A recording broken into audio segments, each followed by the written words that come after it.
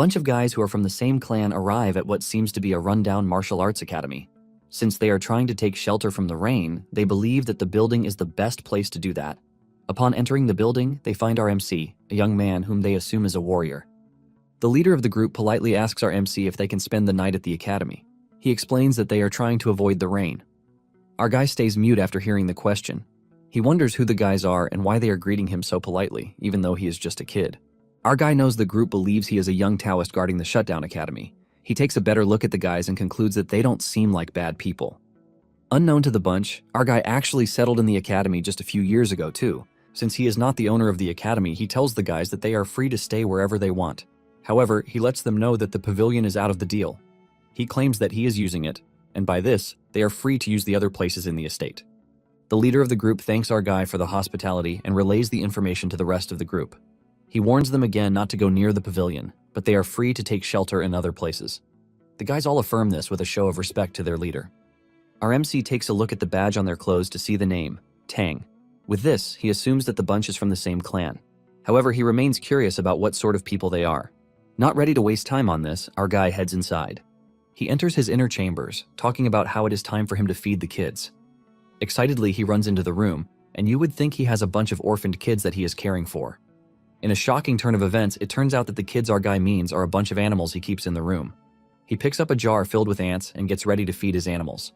He opens the first container to reveal a spider staring him dead in the face. The spider is called the black earth tiger, and it is native to Hainan in China. The black earth tiger spider is a large species that grows up to 20 centimeters, and its unique stripes are like those of a tiger. With a big smile on his face, our MC drops an insect in the spider's container. He is glad to have the animals by his side, claiming that he would just be an empty person without them. The spider happily gulps up the ant, leaving our MC satisfied. He is impressed with the spider's growth because it was once the size of a fingernail, but it has already shed its shell twice and grown bigger. After he is done feeding the spider, he proceeds to the next pet. He opens the closet to reveal a gecko called the Bawangling cave gecko. This is also a native species, and it is distinguished by the stripes on its body and tail. Our MC claims it was hard to get the gecko because he had no money in his previous life, foreshadowing the fact that this is not his first life. He is glad that anytime he goes out now, he can easily get the geckos everywhere. Our guy claims that he is happy watching the animals grow. Just as he places the bug in the gecko's mouth, it bites him. He screams in pain, and this reminds him of his past life. Before he came into this present body, our MC was a streamer. He had a whopping 1 million subscribers, and he claims to be a professional biologist who goes by the name Spicy Fabre. Spicy's main content was all about poisonous insects and poisonous animals. However, he ran into a problem. He held a live broadcast to celebrate reaching 1 million subscribers. The context of the stream is to showcase the 10 most dangerous vipers in the world. During the stream, his chat keeps asking him to show them the black mamba snake. They start calling him names that he has deceived them. Of all the venomous snakes that Spicy has in his collection, the black mamba is the most dangerous. Even his trip to Africa to find it was not easy. Realizing that his viewers will not back down from the request, he pauses the stream to look for the black mamba. His viewers promise to stay there until he comes back. Spicy starts looking around the house, trying to find the mamba. While he is searching for the snake, some of his viewers are already speculating that he might get beaten. Spicy wonders where the snake is hiding, and as he continues searching for it, he has no idea that it was curled up on top of the fridge. Just as he reaches for the top of the fridge, the snake wastes no time biting his hand. His chat hears him scream in pain and immediately figures out that he was bitten. Due to the nature of the snake and its venom, Spicy fell to the ground and died. Now, back to his present life, he is still in the middle of feeding the animals when he hears a knock on the door. Spicy walks to the door to see the leader of the group waiting for him. The man appreciates Spicy for taking them in. He then asks Spicy if he would like to have dinner with them. He reveals that they caught a deer. Spicy hears this and immediately his face lights up in excitement. He has been feeding on lizards and snakes since he arrived at the academy. He wastes no time accepting the offer, telling the man that he will be grateful if they can share the deer meat with him. The leader then leads Spicy to where the deer is being roasted. Seeing the deer on fire, Spicy's mouth starts to salivate in anticipation. The leader sees how excited Spicy is, and he smiles. The leader tells Spicy that the meat needs a bit more time to cook, but before the meat is done, he would like to ask him a few questions. The leader asks Spicy if he lives alone in the Hainan mountain range. He also asks him what his age is. Not knowing his exact age, Spicy says he is about 14 or 15 years old. The leader is surprised that Spicy doesn't know his own age. Spicy quickly lies that he accidentally hit his head when he was little, which is why he doesn't remember most things. About him leaving alone, Spicy says yes. He claims he doesn't have any talent, which is why he just stays in the mountains, catching snakes and selling their skins to make a living for himself. The leader is surprised that Spicy is doing something as dangerous as catching snakes. Spicy tells the leader that he is used to it, so he doesn't scare him anymore. Moments later, the group's elder brings the cooked meat for Spicy. As expected, he lights up in joy. The old man notices this and realizes that Spicy must have been so hungry. It's been a long time since Spicy had meat, and he wastes no time biting down on the big chunk of meat in his hand. With a mouthful of meat, Spicy feels like the happiest man in the world. The two men are impressed that Spicy is eating really well. The two then tell him that they are looking for something. They ask Spicy if he has seen anything strange in the area. Spicy is confused about the question, and the leader finds a way to break it down. The elder tells the leader that Spicy has been nice to them, so he at least deserves to know. In addition to this, the elder says Spicy might not know what they are talking about, so there is no chance he is going to get into trouble.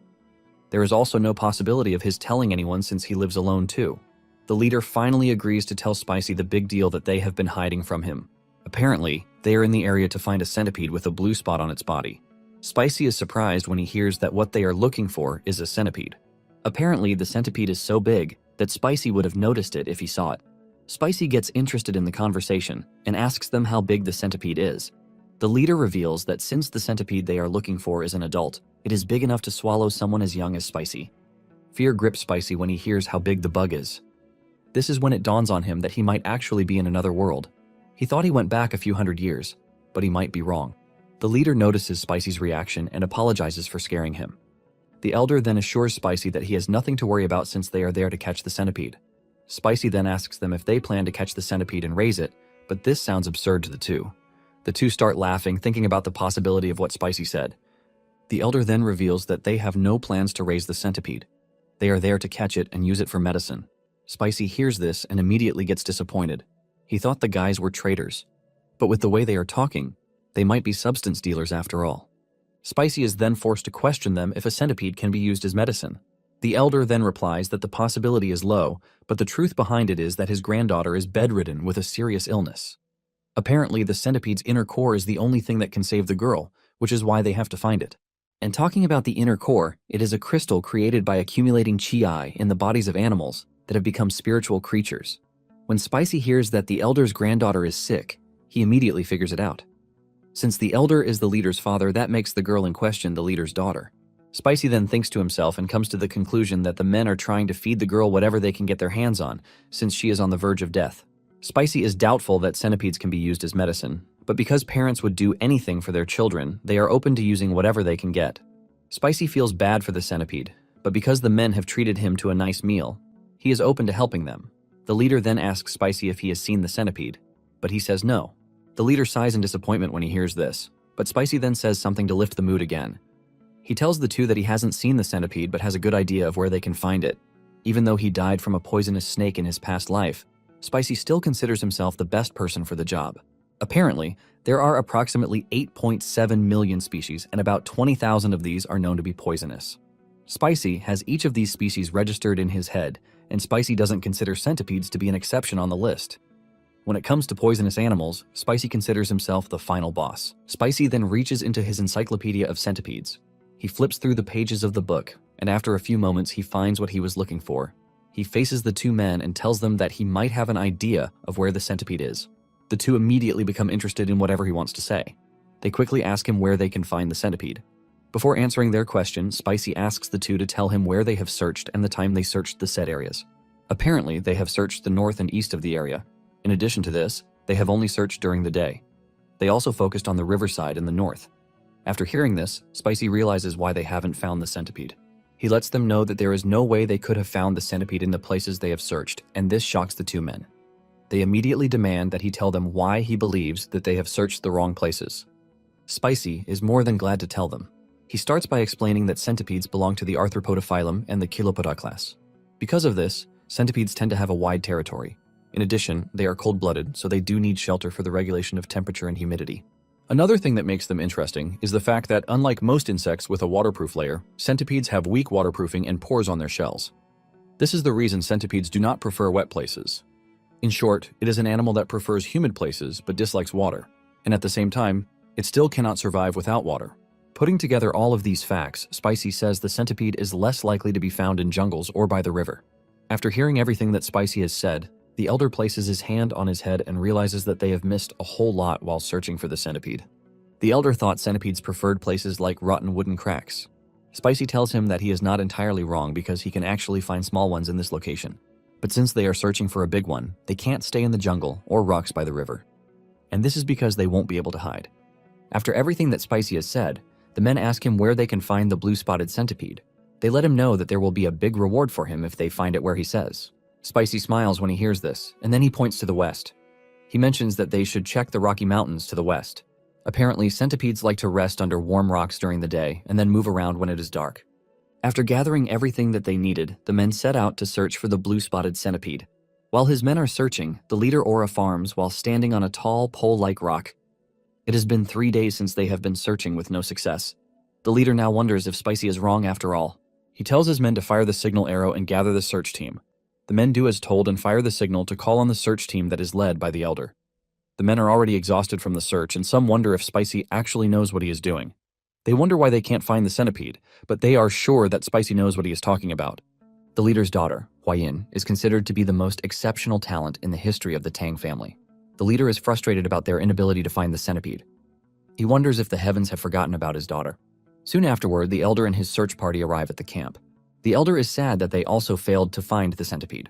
Since Huayin might die soon, the elder hopes that they will be able to find the centipede in 10 days. The leader then suggests that they explore the south the following day. They haven't found anything in the areas they have searched, which is why he suggests they move south. Just then, something hits the elder. He realizes that he has missed an important detail during the search. He tells his son that they are in the right place. The leader then asks his father if he sensed something. However, he says no. Instead, he says he hasn't felt a single presence. The elder continues by saying he is confident that the centipede is around them. He asks his son if they have found anything in the past 3 days, and he says no. They haven't even found something as small as animal droppings in the area. This is when it dawns on the leader that they haven't found any traces because of a territorial marking. The elder reinforces this by saying it doesn't make sense that there is no single trace of animals on the huge mountain. The only explanation for this is that there is a territorial animal in the area. In fear of this territorial animal, all other animals have fled the area. It's either that the animals have fled or that they have all become food for the blue-spotted centipede.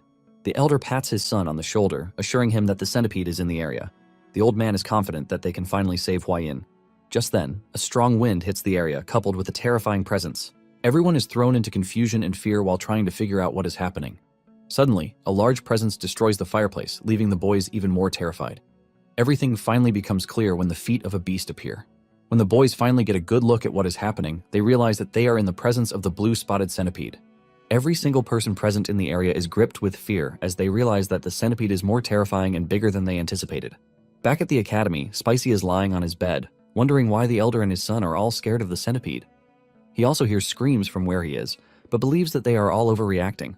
Spicy thinks so well about it and comes to the conclusion that he would like to see the centipede for himself. After a serious battle with the centipede, the men are able to defeat it, but not without injuries. After defeating the centipede, they collect the centipede's inner core that they came for. The elder is glad that they finally have what it takes to save Huayin. The men are so full of joy that tears start dripping down their cheeks. The leader then tells his father to go to their estate called Sichuan with the uninjured warriors. The old man is shocked to hear this, and the leader reveals that there is something that he needs to do first. He says it's important that grudges are engraved in blood while favors are engraved on stone. This is when it dawns on the old man that they are owing someone a big favor. The old man is disappointed in himself, but this only happened because he was too excited about saving his granddaughter and totally forgot about who helped them. The old man agrees that it would be nice to invite Spicy as their guest. On the other hand, the leader has already ordered the injured men to go to the village and receive treatment. While his men are receiving treatment, the leader plans to visit Spicy. The next day, Spicy is seen with 3 young, blue-spotted centipedes hanging around his body. Spicy is impressed with his achievement because in a night he became the father of 3 blue-spotted centipedes.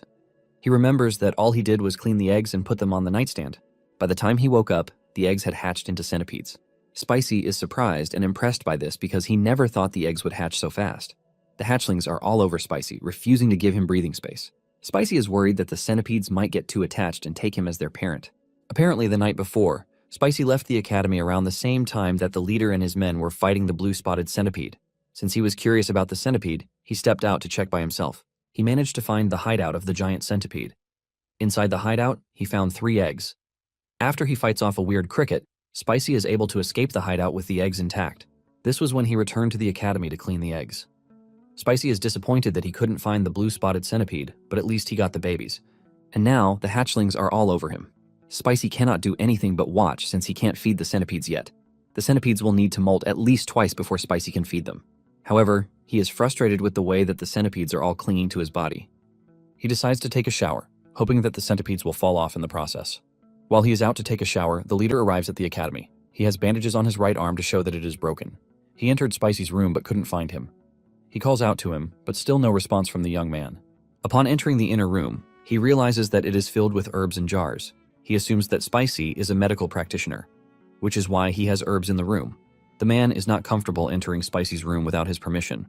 But just as he is about to leave the room, he hears a rustling sound behind him. He decides to check it out, and when he opens one of the jars, he finds the spider. He is shocked to see this, but proceeds to open another container. He finds the gecko in this, but he still opens another just to confirm his suspicions. He opens several other containers where he finds beetles, eggs to be hatched, and even snakes. The man is shocked to see all of these, and he starts to wonder if Spicy is raising the poisonous animals and their offspring. This is something amazing for the man. The Tang clan is known to be familiar with poisons and poisonous creatures, but even they can only manage to extract poison. With their knowledge, they have not been able to increase eggs like the way Spicy has. This is when it dawns on the man that Spicy might actually be the greatest he has found on his journey to cure his daughter. Just then, Spicy returns from the shower. He notices that the man's arm is broken and he asks him about it. However, the leader tells Spicy that he shouldn't worry because he is fine. The leader mentions that he has something important that he needs to tell Spicy. Suddenly, the leader feels a strange presence in the area. Out of nowhere, a scary man with a dark aura appears in front of the academy. The man with red hair looks like a demon, and he has an evil smile. The leader realizes that there is a big problem, and he immediately urges Spicy to run away. However, the demon man is so fast that he reaches them before they can blink. The leader is at a disadvantage because of his broken arm, and all he can do is parry the demon man's attack. Even though he blocked the attack, he still feels the effect of the hit. The demon then releases an energy blast from his hand that destroys a portion of the area. The leader is injured from the attacks, and he coughs up blood. He admits that the demon is strong enough to be on the same level as his father. He tries to warn Spicy again, but it is already late. The demon grabs Spicy and chokes him like he is a bug. The demon man then reveals that he heard about the Tang clan coming to the area, which is he has come to say hello. However, he is disappointed that the leader is not in his optimal state. The leader is shocked to see that the demon man knows much about them. Confused about what is happening, the leader tells the demon that he has no idea who he is. He is also confused that the demon is targeting him and Spicy. The demon is disappointed that the leader cannot recognize him just by looking at his face. He then reveals that he is the blood hand Rakshasa, Tak Unyang. He further adds that it was the elder who made him look the way he is. The leader is shocked to hear this because he was told that Tak Unyang fell off a cliff after getting hit in the head with a poison palm. He is more surprised that Tak is still alive. He then urges him to let Spicy go since he has nothing to do with what happened. He even offers to give him his life, but the demon man is not willing. He is determined to kill anyone who has ever come close to the Tang clan.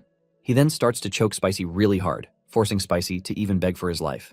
Just then, the 3 young centipedes leave Spicy's body and attack the demon man by biting him with their little mouth. The demon man cannot believe that Spicy is using centipedes to attack him.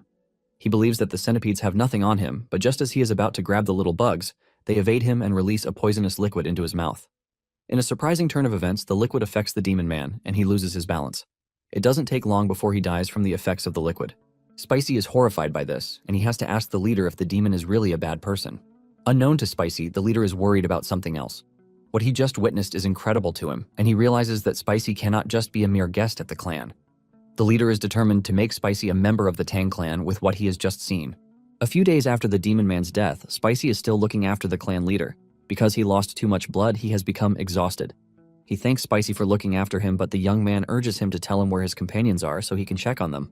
Just then, Spicy realizes that he can't leave the leader all by himself, and at the same time, he can't call a doctor. The leader notices that Spicy is worried, and he urges him not to be. He assures Spicy that he will be fine after a few days of rest. Spicy is surprised that the leader is so calm even after losing too much blood. Spicy mentions that the leader is in critical condition, but the man remains adamant that he is fine.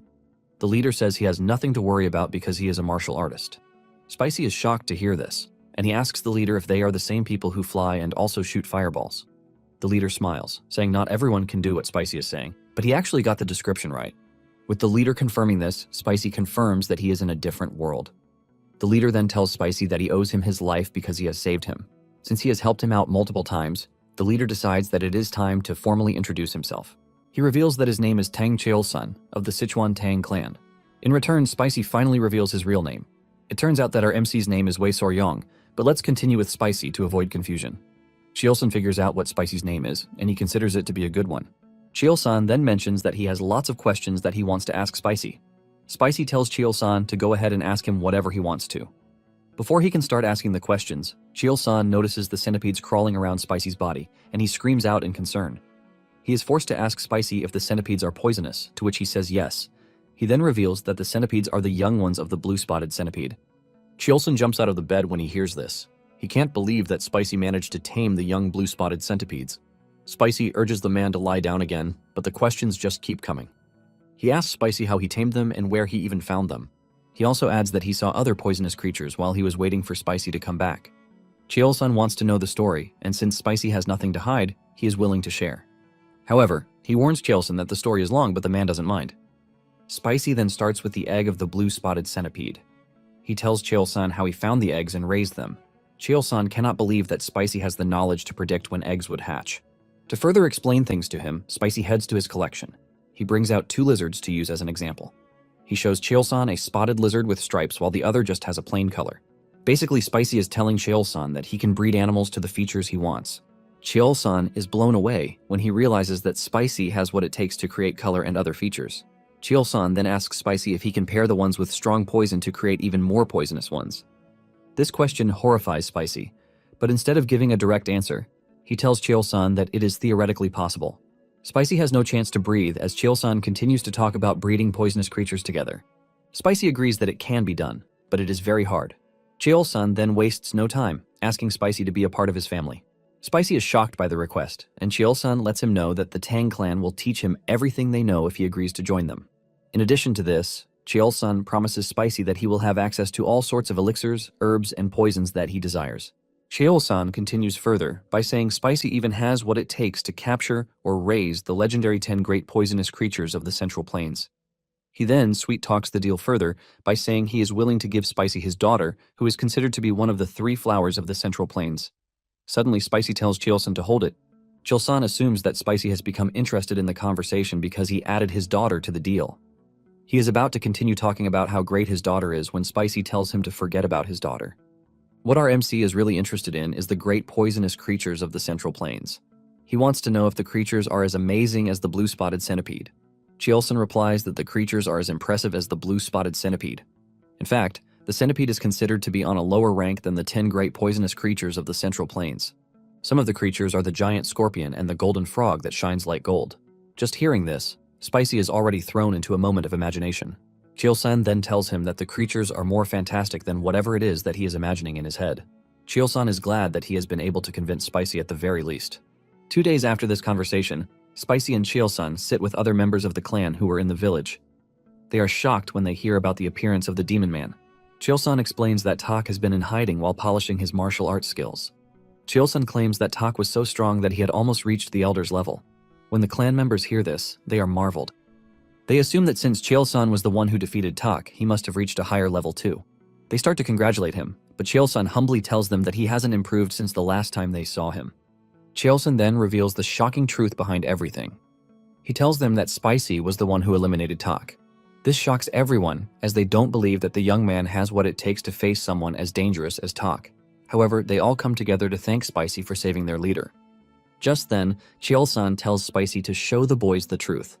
Spicy agrees, and he opens his cloth to reveal the 3 young blue-spotted centipedes. The boys cannot believe that the centipedes were the ones that killed Tak. They wonder just how talented Spicy must be for him to be able to tame the poisonous centipedes.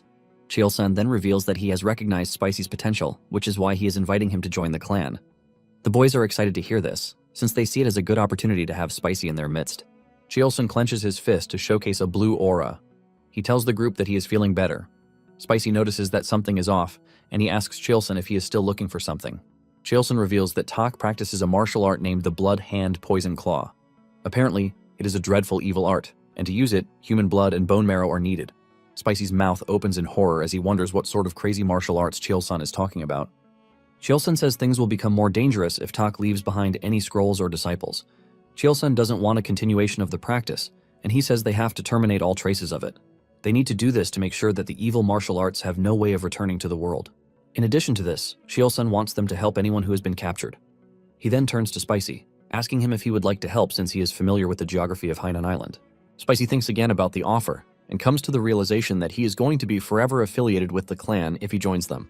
Spicy then informs Chilsun that he is willing to help, but Chilsun needs to get better first. Chilsun is glad to hear this as he excitedly tells Spicy that he has made the right decision. Spicy is always ready to help as long as it is about saving lives. In reality, Spicy aims to use this to know more about the Tang clan. He wants to know what he is getting himself into, but before he fully commits, he needs to know if the clan is worth it. 3 days later, Chilsun has recovered, and it is finally time for the group to begin their mission. Their first stop is at a village near the abandoned martial arts academy. They are trying to find the base of the Blood Hand Tak. They ask the villagers if there is any report of missing people. The village chief reveals that 1 or 2 people usually go missing in the jungle every year, but it is not something too crazy. Chilsun thinks over this, but doesn't see anything suspicious, and he thanks the village chief for his cooperation. The village chief is also happy to help as long as it is the famous leader of the Tang clan who needs him. With this, Chilsun and the group leave the village with no lead. The group continues their journey, and on the way, they try to figure out if there is anything that connects Tak to the area. Chilsun assumed that Tak's base would be in the area since he was able to locate them really quickly. Spicy also considers the entire thing a bit strange because there are no traces in the area. Spicy is not about to give up, and he starts to dig deep into his confrontation with Tak. Just then, he remembers something that might be a clue, and he calls Chilsun's attention to it. He reminds Chilsun that Tak said something about hearing of the presence of the Tang clan in the area. Spicy deduces that since Tak claimed that he heard, it means someone must have told him. To make it simple, Spicy suggests that they should check all the places that the clan passed through while coming into Hainan. In addition to this, he wants them to draw a portrait of Tak and show it to people to ask them if they have seen him. After hearing everything that Spicy suggests, Chilsun realizes that the young man is truly incredible. It dawns on Chilsun that Tak must have heard the information about their presence from someone. With this, Chilsun believes that things have gotten easier. Without wasting any more time, the group swifts into action. Shortly after, the group arrives at a village. The village is said to be suffering from a strange disease. Chilsun figures out that the village is home to the Hlai people. Chilsun tells his men that there is nothing to fear since Spicy has assured them that the Hlai people will not be hostile toward them. As they approach the village, they can see how weak and lifeless the villagers look. The village is so grim that there is no single ray of hope coming from the village. The group is met by the village chief, who is accompanied by 2 other guys and his granddaughter. Chilsun politely introduces himself to the old man and tells him the reason why he is at the village. While he is discussing with the village chief, Spicy looks around to see how lifeless the village is. He notices that even the child beside the village chief is very weak. Spicy is shocked at the number of sick people in the village and he starts to wonder what is wrong with them. He assumes that the villagers must have taken some sort of medicine. After hearing everything that Chilsun has to say, the village chief lets him know that there is no missing person in the village. In addition to this, the old man claims that there is nothing special happening in the village. With a stern face, the old man stares at the group and urges them to leave. The village chief further adds that there is nothing inside the village that should interest Chilsun and his men. The man then tells the group yet again that they should leave. Chilsun is shocked to see the old man reacting in such a way. He is forced to call Spicy's attention to it because he is the one who assured them that the Hlai people would be friendly toward them. Even Spicy is shocked at the sudden turn of events. Suddenly, the chief's granddaughter, Mi-jin, collapses. The chief rushes over to pick up his granddaughter. In pain, he begs that Mi-jin stay alive because she is the only relative he has left in the world. Being the nice person that he is, Chilsun tells the old man that he is knowledgeable when it comes to the medical arts. He lets the old man know that he can help his granddaughter if he wants. The chief realizes that Chilsun is talking about the medical arts of the Central Plains, and he immediately becomes interested. Chilsun mentions that he might not be a physician, but he still has some knowledge about medicine, and he asks to take a look at the unconscious girl. The old man is not ready to lose the only person left to him, and he immediately agrees. The chief confesses that a plague has been spreading around the village for quite some time now. He adds that children are dying, and healthy people are suffering too. After hearing this, Chilsun pats the chief on the shoulder and urges him to give him a chance to check the girl. The village chief thanks Chilsun for offering and orders that the girl be taken inside. He also tells his people to guide Chilsun and his party to where they are supposed to go. With no time to waste, everybody starts rushing to get the girl inside. Spicy then asks one of the clan members about Chilsun. He wants to know if Chilsun knows medical arts, and the guy lets Spicy know Chilsun is proficient in medical arts. Since the clan deals with poisons, it is apparent that they have medical knowledge. In addition to this, anyone who learns martial arts needs to begin by knowing their own body so they can learn a thing or two about the medical arts. Spicy is impressed by this. He has always thought the clan was full of assassins, but hearing this just changed everything. Spicy is already thinking of learning the medical arts once he joins the clan. He is now interested in learning the medical arts instead of the terrifying poison arts. Just then, the clan member told him that there are situations where they catch wicked men and inject them with poison just to see how they are going to react to it. Spicy is immediately horrified to hear this, and he realizes that the clan also conducts human experiments. He wastes no time before going back to his earlier deduction that the clan members are just a bunch of scary people. Moments later, Chil-san has managed to stabilize the girl. He tells the chief that he has transferred some of his chi into the girl to help her. In appreciation, the old man bows his head to thank Chil-san. He then begs Chil-san to make sure that his granddaughter is saved. Chil-san then reveals that there is something wrong with the girl's pulse. He asks if the girl has had a weak heart since she was born. The village chief mentions that it has already been half a year since the girl started feeling sick. At the same time, other people started getting sick too. The villagers then called it the mysterious disease, and to prevent Chil-san and his men from contracting it, he told them to go back earlier. Spicy realizes that the old man was trying to help after all. Chil-san then tells the old man that he is going to give him good medicine for the heart. He also asks that the villagers be gathered. Chil-san also wants to give the villagers part of the medicine. The chief starts tearing up while thanking Chil-san for his help. After they are done tending to the villagers, one of Chil-san's people, Gupai, asks him what symptoms the sick people have. Chil-san reveals that the symptoms vary from lethargy and swelling in the eyes. In addition to this, there is a light fever and irregular pulses. Chil-san then mentions that those with severe symptoms all had problems with their hearts. Chil-san then asks after Spicy. He learns that Spicy has slept because he is tired from working too hard. Chil-san is impressed that Spicy is able to keep up with them even though he doesn't know martial arts. Chil-san then decides to go check on Spicy in his room. Chil-san arrives at Spicy's room to find him sleeping just like Gupai said. Just then, Chil-san walks towards Spicy and does something surprising. He slaps Spicy really hard on the cheek, forcing Spicy to wake up. Spicy jumps to the wall while staring at Chil-san and wondering what might be wrong with the man. Spicy screams at Chil-san, asking him why he hit, and also adding the fact that it hurt him. Chil-san quickly apologized while letting Spicy know that he had hit him because there was a bug on his face. Chil-san explains that he came to check on Spicy, and this is when he noticed the bug sitting on his cheek. Since there are lots of venomous insects in the area, Chil-san believes that it would be bad if he left the bug there. In reaction to this, Chil-san claims that his hand went up on its own. Chil-san then shows Spicy the bug that he is talking about. An expression of shock covers Spicy's face when he sees the bug in Chil-san's hand. Something then occurs to Spicy. He asks Chil-san about the patients and their symptoms. He wants to know if they all have heart arrhythmia, and he says yes. Immediately, Spicy figures out that the bug is the cause of the disease ravaging the village. Chil-san is shocked to hear this, and Spicy reveals that the bug is called the kissing bug. It is a species of the Reduviidae family. The bug got its name because it sucks blood from the eye or lip area.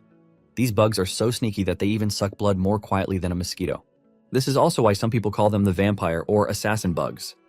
Spicy explains that the bugs themselves aren't venomous, but their stomachs are full of harmful parasites. Once a person gets bitten, the person can easily get infected through the bug's excrement. Spicy then further explains to Chil-san, Gupai, and the village chief. He tells them that the bug causes trypanosomiasis, which is also known as Chagas disease. The bugs are ranked 7th on the list of most dangerous animals that kill humans. Spicy then asks about the dogs in the village. He wants to know if the dogs show similar symptoms, just like the humans, and the chief says yes. The chief wants to know if this is caused by the bug too, and Spicy confirms it. The old man becomes more curious, and then he asks Spicy if he can save his granddaughter.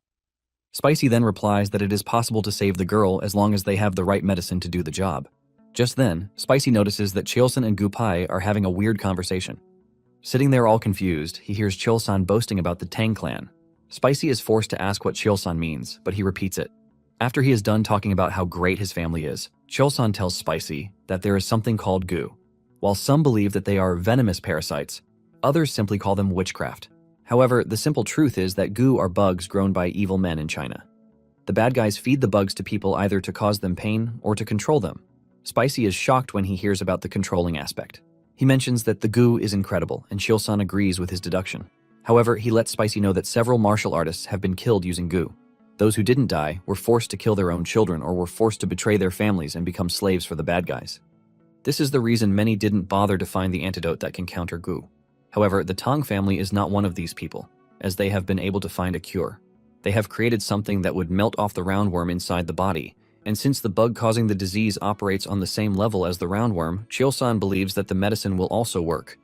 The name of the medicine is the Curse Melting Orb, and even a little bit of it is enough to work miracles. Spicy is impressed when he sees the medicine, and he is also surprised at the name given to the medicine. He thinks the name is cool for an anti-parasitic drug. With this, Chilson tells the village chief that he has nothing to worry about because now they can save his granddaughter. Without wasting time, the medicine is given to the villagers. In the end, the villagers began to recover, starting with the chief's granddaughter. The old man hugs his granddaughter dearly while crying his eyes out. After everything, the villagers properly welcome the group to the village by arranging a banquet for them. Finally, the bright and cheerful expressions of the villagers return to them. Spicy is glad that the rumors about their optimistic personalities are not wrong. At the table, Chilson still refuses to take credit for curing the villagers. He says Spicy is the real hero because he was the one who found the root of the problem. Everyone turns their attention to Spicy, thanking him for his help. They are so happy that they even call him the village's savior. Spicy is impressed with the fact that Chilson refused to take any credit for helping the villagers. In fact, he looked satisfied as he saw everyone thanking and complimenting Spicy. Spicy admits that with everything, he is a bit touched. Spicy enjoys a moment of his heroism when he is thrown into the air by the villagers. After this, Spicy returns to the table to eat. This is when the chief tells Chilson that he has gotten a lead on what he told him earlier. Since Chilson is looking for villages where people have gone missing, the chief decided to look into it too. He revealed that he had heard a strange story. The chief explains that one of the women in the village usually comes from another village. Apparently, some years back, her hometown suffered a tragedy where a few people disappeared from the village. This immediately catches Chilson's attention. He asks for the village's location, and the old man tells him that it's a small village to the west. Not long after this, Chilson and his men leave to find the said village. They soon arrive at what seems like a ruin. The smell of corpses fills the air, and once they get a good look at their surroundings, the party is horrified by what they see. There are lots of corpses on the ground, and Gupai tries to block Spicy from seeing the state of the area, but Spicy protests that he already sees it. Suddenly, they spot a weird bird eating the remains of a snake. One of the party members can no longer hold back his anger. He picks up a stone and throws it at the bird. Chilson tries to stop him, but the deed has already been done. The stone hits the bird, and everything changes. Something sinister starts to form around the bird, and a whitish flame can also be seen around it. Chilson takes a good look at what is happening as he starts to figure out that something is entirely off. Just then, the bird lets off a powerful wind from its body, and all the corpses around start to melt. Immediately, Chilson sees this. He grabs Spicky and he tells everyone to make a run for it. With fear written all over his face, Chilson tells the party that the beast they are looking at is a Janio. The Janioa literally means poison feather bird, which is a name given to it in many Chinese myths. The party manages to escape the wrath of the poison bird, and once they are in a safe place, Chilson starts telling them about the bird. He explains that the wingspan of the bird is 5 feet wide when it spreads. Its beak is sharp and bronze-colored. The body is covered in beautiful purple feathers, and when it unleashes its fury and spreads its wings, everything around turns black and dies, which in turn becomes poison. Chilson continues with the eulogy and description of the bird. Sitting on the bird's head is a golden crown, which depicts the true presence of royalty. With all of these characters is why the bird is called a Zhen or a Zhenyao. After hearing everything about the bird, Spicy figures out that there is more to it. He asks Chilson if the bird is one of the great venomous creatures, and he says yes. He then proceeds to say the bird occupies the very top of the 10 great venomous creatures. The bird also got its name from being called the king of all venom. Spicy is more interested when he realizes that he just had an encounter with the king of the 10 great venomous creatures. Chilson says the bird is so dangerous and potent that even venomous insects and snakes on Earth seem adorable in comparison to it. To Spicy, he is already picturing a bird capable of delivering biochemical weapons. Chilson then explains that the Gen must have come to the area because of the venomous snakes. Apparently, the Gen only eats the heads of venomous snakes, which is what it was doing before one of the party members threw a stone at it. Chilson is then asked if the bird is common, but he says no. He explains that someone might live their entire life and not run into a Gen all through. The bird is so rare that some only get to catch a glimpse of it in 100 years. Spicy's head is all blown away as he hears all of these. Chilson then asks Spicy why he is asking about the bird. As expected, Spicy says something really dangerous. He asks if the bird can be caught. Even the rest of the party is left in shock when Spicy asks the crazy question. Chilson already knows that Spicy is interested in catching the bird. Spicy then reveals his fear about how dangerous the bird is. Since Spicy is interested in the 10 great creatures, Chilson tells him that there is a way out. Spicy's attention peaks when he hears that there is a way to help him. Chilson then explains that Spicy will become immune to all poisons if he manages to master the Tang clan's poison techniques. In fact, Spicy will have what it takes to withstand Gen's venom. Chilson reminds Spicy that the Tang clan is the only one that can help him. Cheolsun then uses the opportunity to blackmail Spicy, telling him that he can't teach him the technique because he is not a member of the clan yet. Cheolsun claims that he is willing to help him, but he can't break the rules since he is the leader of the house. Without thinking twice, Spicy asks Cheolsun if he will be able to learn the required techniques if he joins the clan. He also asks if he will be able to withstand the Gen's venom if he learns the techniques. Desperate to make Spicy join the clan, the leader says yes. His party members, who are watching, even know that he is only sweet-talking the boy to join the clan. Cheolsun then urges Spicy to quickly make his decision so he can teach him. Spicy wants to hesitate, but he just can't pass on the opportunity to learn the Tang clan's technique. Spicy accepts being one of the clan members, and the leader lets him know right there that he is now part of the family, and this means forever. After this, the party continues with their investigation, and in no time they find Tak's base. Everything in the area is destroyed, but one of the guys finds a notebook in the cave.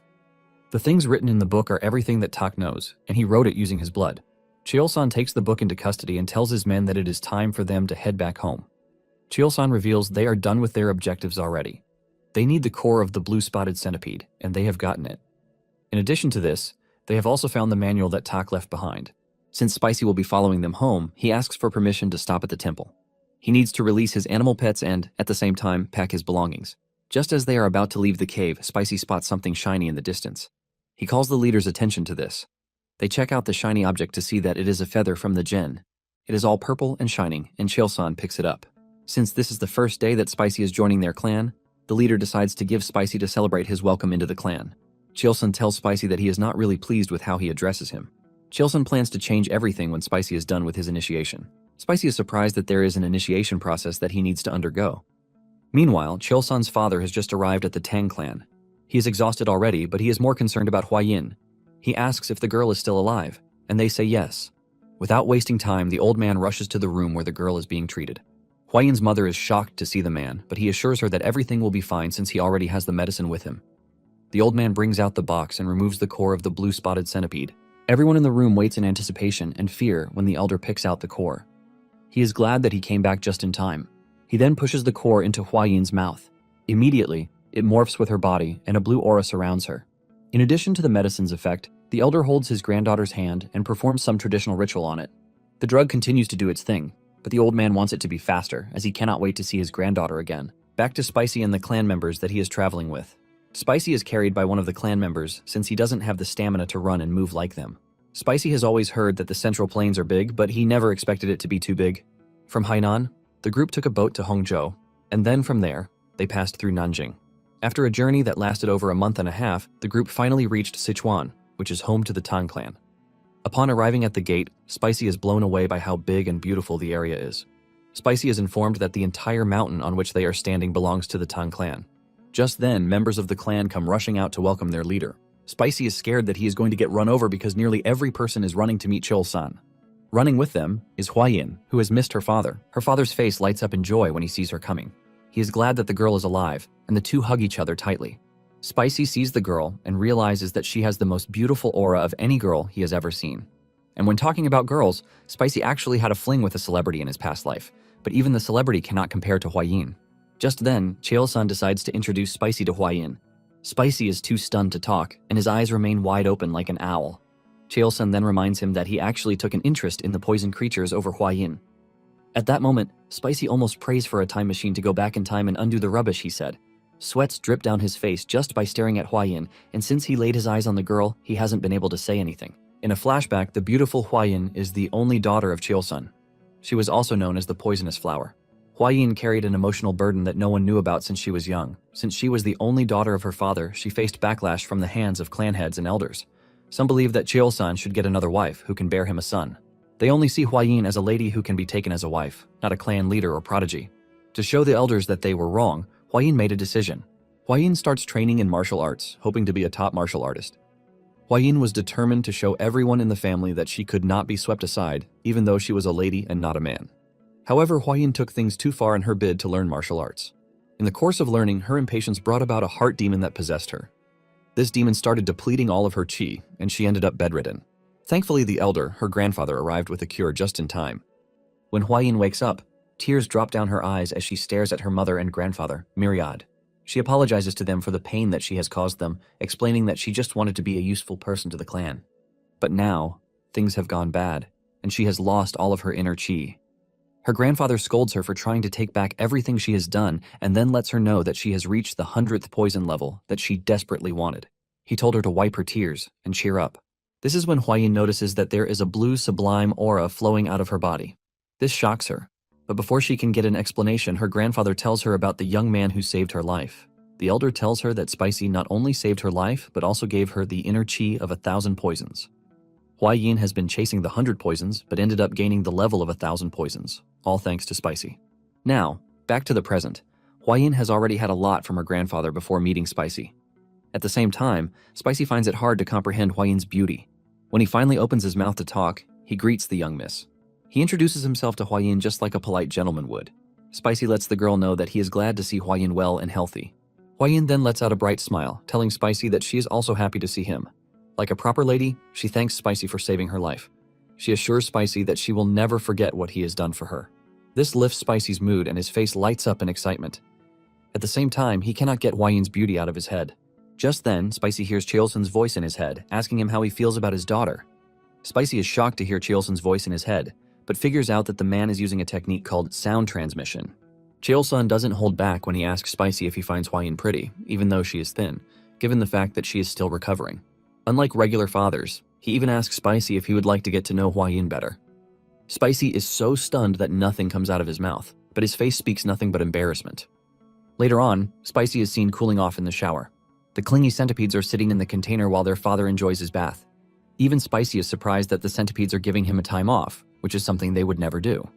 Apparently, Spicy told them that the pool water is hot, which will be bad for them, and surprisingly, the centipedes chose to stay out of the water, which is why Spicy is getting some alone time to himself. Spicy now sees the centipedes as mysterious creatures who somehow understand him.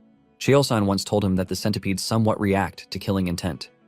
Spicy sits in the pool, and he continues having fun with the centipedes like they can talk back to him. He even laughs at how the centipedes are moving, and this shows just how connected he is to them already. He then remembers Gupai telling him that the centipedes were spiritual creatures. Spicy doesn't know what spiritual creatures mean, but he plans to ask Gu later. Just then, he remembers the embarrassing moment with Cheolsun when he asked him how he felt about his daughter. Meanwhile, Cheolsun is having a meeting with his family. He tells them of his plans to give Spicy one of the important rooms in the estate, which is the East Wing room. His father is surprised to hear Cheolsun heap praise upon Spicy, and he needs to ask if Cheolsun really believes that Spicy is talented. Cheolsun explains to his father that he actually thought he met Spicy by chance, but with the way things are, Cheolsun believes that Spicy is a lucky addition to his life. Cheolsun explains that Spicy is not only talented when it comes to poisonous and venomous creatures, but he also tops it all off by unaliving Tak Onyang. It is even more surprising that Spicy has encountered legendary spiritual creatures like the poison-feathered bird. Cheolsun continues saying the incredible things that Spicy has done, and he adds that the young man even hatched the blue-spotted eggs by himself. This leaves an expression of shock on Huayin's and her mother's faces. With everything he has heard, Cheolsun's father admits that Cheolsun has truly found a treasure. Cheolsun then turns to his daughter and requests something big from her. He tells Huayin that he would like her to take Spicy as his son-in-law. This takes a moment to click in Huayin's head, but when it does, she realizes that her father is asking her to marry Spicy. Huayin immediately goes into a deep thought. She has always been the one who wants to help the clan, and now that she has gained 1,000 poisons power, her dreams seem to be in her grasp. After giving it a thought, Huayin angrily stands up, reminding her father that she is also a member of the clan. She slams her hand on the table while telling her father that she just cannot accept Spicy when he hasn't done anything to show that he deserves her. Huayin leaves the meeting with the intention of knowing what Spicy really thinks of her. Cheolsun is immediately concerned for Spicy because even though Huayin looks nice, she is not to be messed with. On her way to where Spicy is, Huayin knows that the elders will never acknowledge her if she never gets to show them what she has accomplished in the martial arts world. Huayin is determined to know the kind of person Spicy is, from his personality down to his qualifications. Spicy is done bathing and talking to the centipedes when Huayin shows up out of nowhere, startling the guy. Huayin tells Spicy that she is in a hurry and tells him why she is there. She demands that Spicy give her his hand. In shock, Spicy says yes. Just as he is about to stretch his hand toward Huayin, something clicks in his head and he immediately withdraws his hand. He believes that Huayin is asking for his hand in marriage. He asks Huayin why she is in a hurry for this when it would be better if they get to know each other more. Huayin is confused about what Spicy is saying until it dawns on her that Spicy has completely misunderstood her. In an embarrassing moment, Huayin screams out, telling Spicy that he is getting her intentions wrong. Spicy just keeps a funny face, believing that the girl is just being shy. Huayin then explains that she is not trying to do anything weird or serious. She only wanted to check Spicy's pulse. She understands that Spicy must have misunderstood the situation since she asked out so suddenly. Spicy is shocked when he finally realizes that the girl means something else. Huayin then apologizes for appearing out of nowhere and the fact that she acted rudely. Without hesitation, Huayin tells Spicy that he is still young and not knowledgeable about certain things yet. Because of this, Huayin is ready to explain things to him. Spicy can only look in horror as he realizes that Huayin doesn't think highly of him. Huayin then explains her situation to him. Because she was the only direct descendant, she constantly faced the wicked schemes of the branch families. The elders even plan to bring a capable son-in-law into the family to make sure that the family line continues. Due to all of these troubles, Huayin tells Spicy that she would like to confirm something with him. Huayin assures Spicy that she has no intentions of treating him poorly, even if things don't work out between them. After all, Spicy is her benefactor. She assures Spicy that he will be treated like a guest, or even more, a sworn sibling. Spicy already knows what she is driving at, and he stretches his hand to the girl, telling her to confirm whatever it is that she wants to. Huayin is surprised to see Spicy agreeing to this, but she immediately proceeds with what is on her mind. Huayin holds Spicy's wrist and places her finger on the wrist to feel the internal energy coming from Spicy's body. A soft blue emanates from her body as she carries out the ritual. Since the martial art of the Tang clan is not something that just anyone can learn, some people can accept toxins into their bodies and master the techniques, while others cannot. Because of this factor, the Tang clan's poison technique requires one to gradually adapt to the poisons as their internal energy grows. There are 5 levels of poisons, which are the 5-level poisons, the 10 poisons level, the 100 poisons level, the 1,000 poisons level, and finally, the 10,000 poisons level. One can only achieve true mastery by accepting all the levels. After Huayin is done checking Spicy's eligibility, she tells him that he has what it takes to learn the poison techniques. However, he can only learn the 10 poisons. Apparently, Spicy's body is weak and can only go as far as the 10 poisons level. Huayin admits that having a 10 poison body is impressive, given the fact that Spicy was not even born into the Tang clan. Huayin then tells Spicy that by his body level, he can only be rated as a first-level martial artist and nothing more. After telling Spicy all of these, Huayin stands up to leave. After she is gone, Spicy is left to ponder how weak his body is. He is not happy with this, because with this type of body, he won't be able to catch the gen bird that he desperately wants. Later on, Huayin realizes that her body keeps emitting a really weird or foul scent. This has been happening since she took the inner core of the blue-spotted centipede.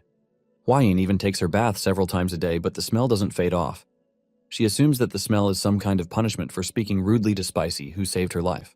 On the other hand, Spicy is enjoying a resounding sleep when he falls into an interesting dream. He suddenly sees Huayin in front of him. The girl kneels down in front of him, and with tears in her eyes, she thanks Spicy for his help. Spicy is shocked to see this, and he just stands there trying to understand what is happening. Just then, the girl tells Spicy that she only borrowed Huayin's appearance. In a surprising turn of events, the girl kneeling in front of Spicy is not Huayin, but the late blue-spotted centipede. Spicy is shocked when he hears this, as he cannot properly process what he is seeing and hearing. There are also 3 young girls with the centipede, revealing that they are 3 centipede babies that Spicy saved. Spicy asks the centipede how she is able to appear in his dream. The centipede explains that she was killed without mercy, leaving her kids motherless. Because of this, her grudge reached the heavens, and her spirit lingered inside the inner core. The centipede is then able to curse Huayin, who has ingested her core. However, a chance to resolve the grudge she has against Huayin and those who terminated her arose. This is how she is then able to appear in Spicy's dream. This all made possible because Spicy made the kind gesture of saving the centipede's babies. Spicy finally realizes what is happening, but at the same time, he is guilty. This is because he was the one who gave away the centipede's location. Even though it wasn't intentional, he ended up being involved in the death of the blue-spotted centipede. Just then, the centipede tells Spicy that she has one request to make of him. Spicy tells the centipede to go ahead, as he is willing to fulfill any request that she has. The centipede wants Spicy to take care of her children until they are fully grown. Spicy is shocked to hear this because, from what he knows, centipedes are supposed to become independent after molting twice from their mother's body. The blue-spotted admits that this is true for regular centipedes but not for higher creatures like her and her kids. It turns out that until the offspring of her species shed their shells twice, they remain dependent on the chi flowing from their mother's inner core. After this, they are now free to start feeding on the true chi of other beings. This is when something important dawns on Spicy. Since Huayin consumed the centipede's inner core, this means the centipede's babies will have to stay close to her. The blue-spotted centipede confirms this while also reminding Spicy that she cursed Huayin. She explains that because of her inner core, Huayin's body will emit a foul odor. The blue-spotted centipede wanted to make sure that no man would ever approach Huayin, preventing her from bearing children of her own. Spicy is shocked when he hears this confession from the blue-spotted centipede. However, the blue-spotted centipede has a proposition to lift the curse. She wants her kids to continue absorbing chi from her inner core, which is now sitting inside Huayin. She also adds that Spicy can use this to his advantage by winning Hua-Yin's heart with it. Hua-Yin thinks it over for a minute and then laughs it off. He tells the centipede that something about that doesn't sit right with him. He says he has no interest in taking advantage of Miss Hua-Yin's difficult situation. The blue-spotted centipede is impressed by this, and she admits that Spicy is a true and honorable person. However, she is worried about how Spicy wants to take care of the situation, since it is quite evident that Hua-Yin is looking for a strong man.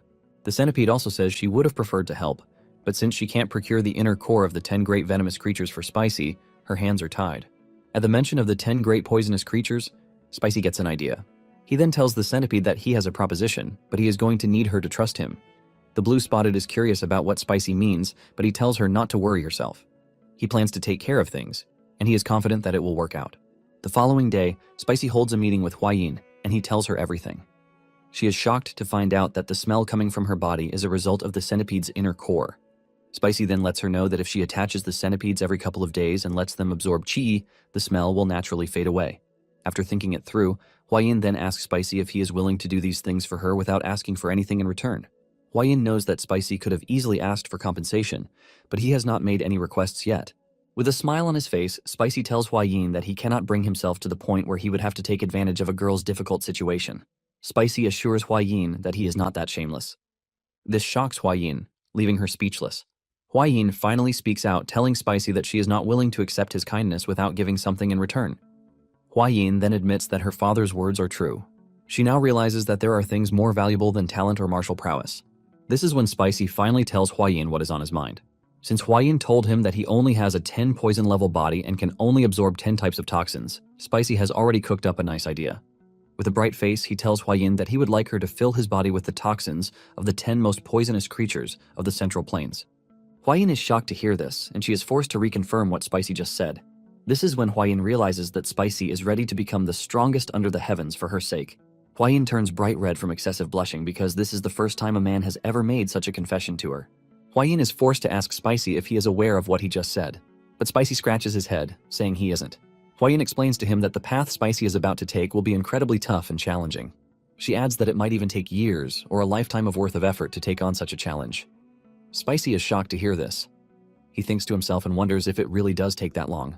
Hua-Yin still cannot believe everything, and in turn she keeps blushing. Hua-Yin then tells Spicy that since he is 15 years old, he will be primed for marriage in 3 years. Hua-Yin says if Spicy manages to succeed in dealing with even one of the 10 great poisonous creatures by then, she will be convinced. She adds that there will be a possibility for them to marry if Spicy is able to succeed in doing this. Hua-Yin can no longer hide her feelings, and she stands up to leave. Just as she is about to run off, Spicy calls her back. With a red face, Hua-Yin turns back, asking Spicy if he still has something that he wants to say. Spicy then suggests that Hua-Yin get treated before leaving. Hua-Yin initially freezes in excitement, but later picks up the courage to walk back to where she was sitting. Spicy assures Hua-Yin that the centipedes do not bite. Spicy gently handles the centipede babies while telling them to go to their mother instead of their father. Hearing Spicy use the mom and dad illustration further adds to Hua-Yin's excitement. However, Spicy tries to explain that he doesn't mean it the way Hua-Yin does. He only said that because the little centipedes are babies. Meanwhile, Cheol-san, his wife, and his grandfather are having a meeting concerning Hua-Yin and Spicy.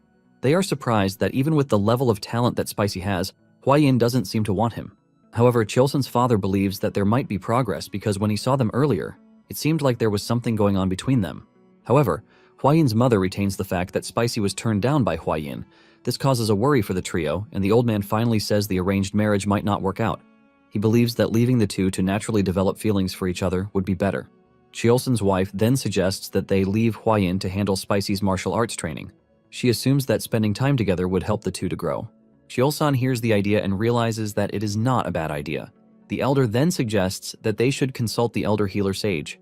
He wants the healer sage to bestow upon Spicy the grace of the purifying elixir of marrow and essence. Since Spicy's aptitude is low, the elder knows that it can always be raised. However, Cheol-san doesn't think there is a way forward with this. He reminds his father that this didn't work for Hua-Yin, who is even talented, which means Spicy has no chance. The old man acknowledges what his son says and agrees to it. Just then, Hua-Yin arrives at the door.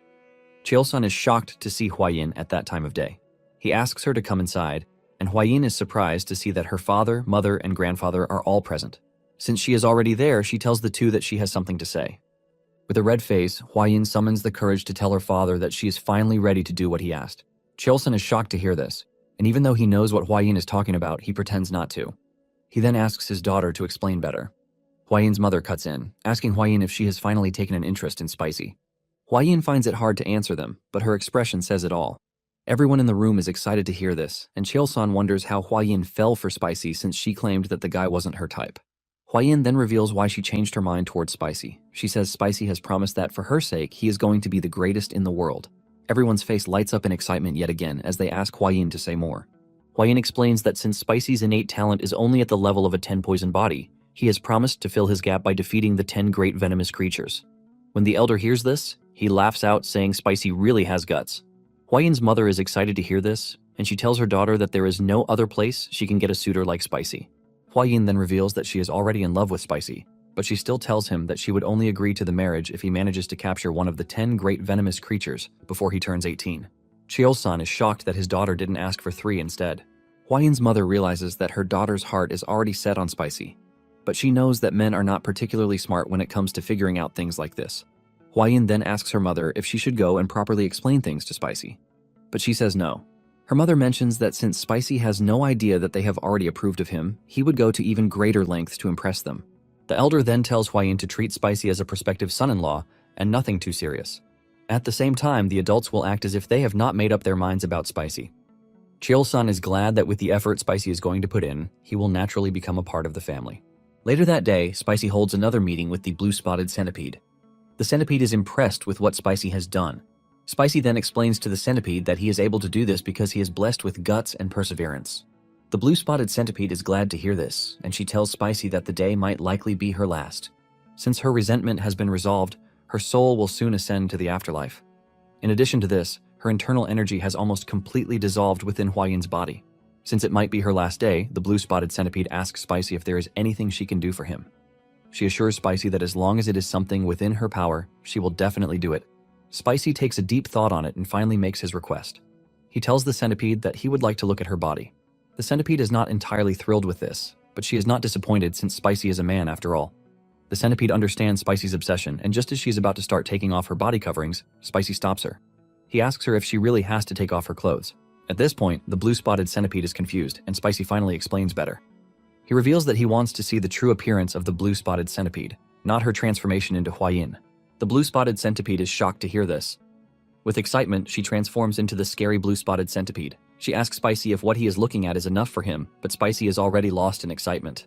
His face lights up like a baby who has just seen his mother. This is the first time Spicy will see what the blue-spotted centipede looks like, and he is impressed at how amazing the creature is. He exclaims at how huge the centipede is and asks if he can touch it. Before she can even answer, Spicy is already touching her body. Spicy is blown away by the centipede's body build, and he starts bombarding her with questions. Even the scary centipede has now turned into a cute centipede in Spicy's presence. Spicy continues to ask questions like how strong the centipede's venom is, and if she sees using her eyes or her antennae. Spicy then requests to touch the centipede's fangs, even though it is dangerous. Since she already promised to do whatever Spicy wants, she has no choice but to allow Spicy to touch her fangs. Spicy blushes as he touches the centipede's fangs, and the blue-spotted centipede wonders if her children will be fine because Spicy's touch is pretty incredible. Later on, Cheol-san calls Spicy to a meeting with the family. He lets Spicy know that he already knows everything since his daughter has informed him.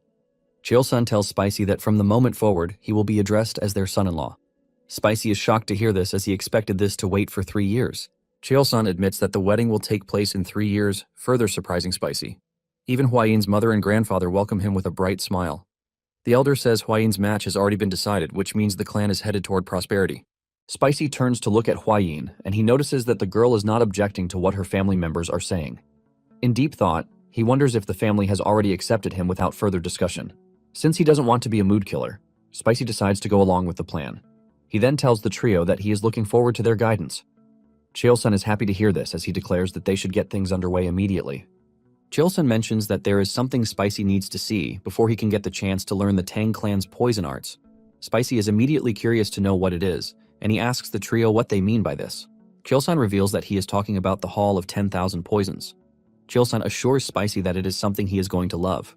Without wasting time, the bunch gets up and starts heading to the said hall.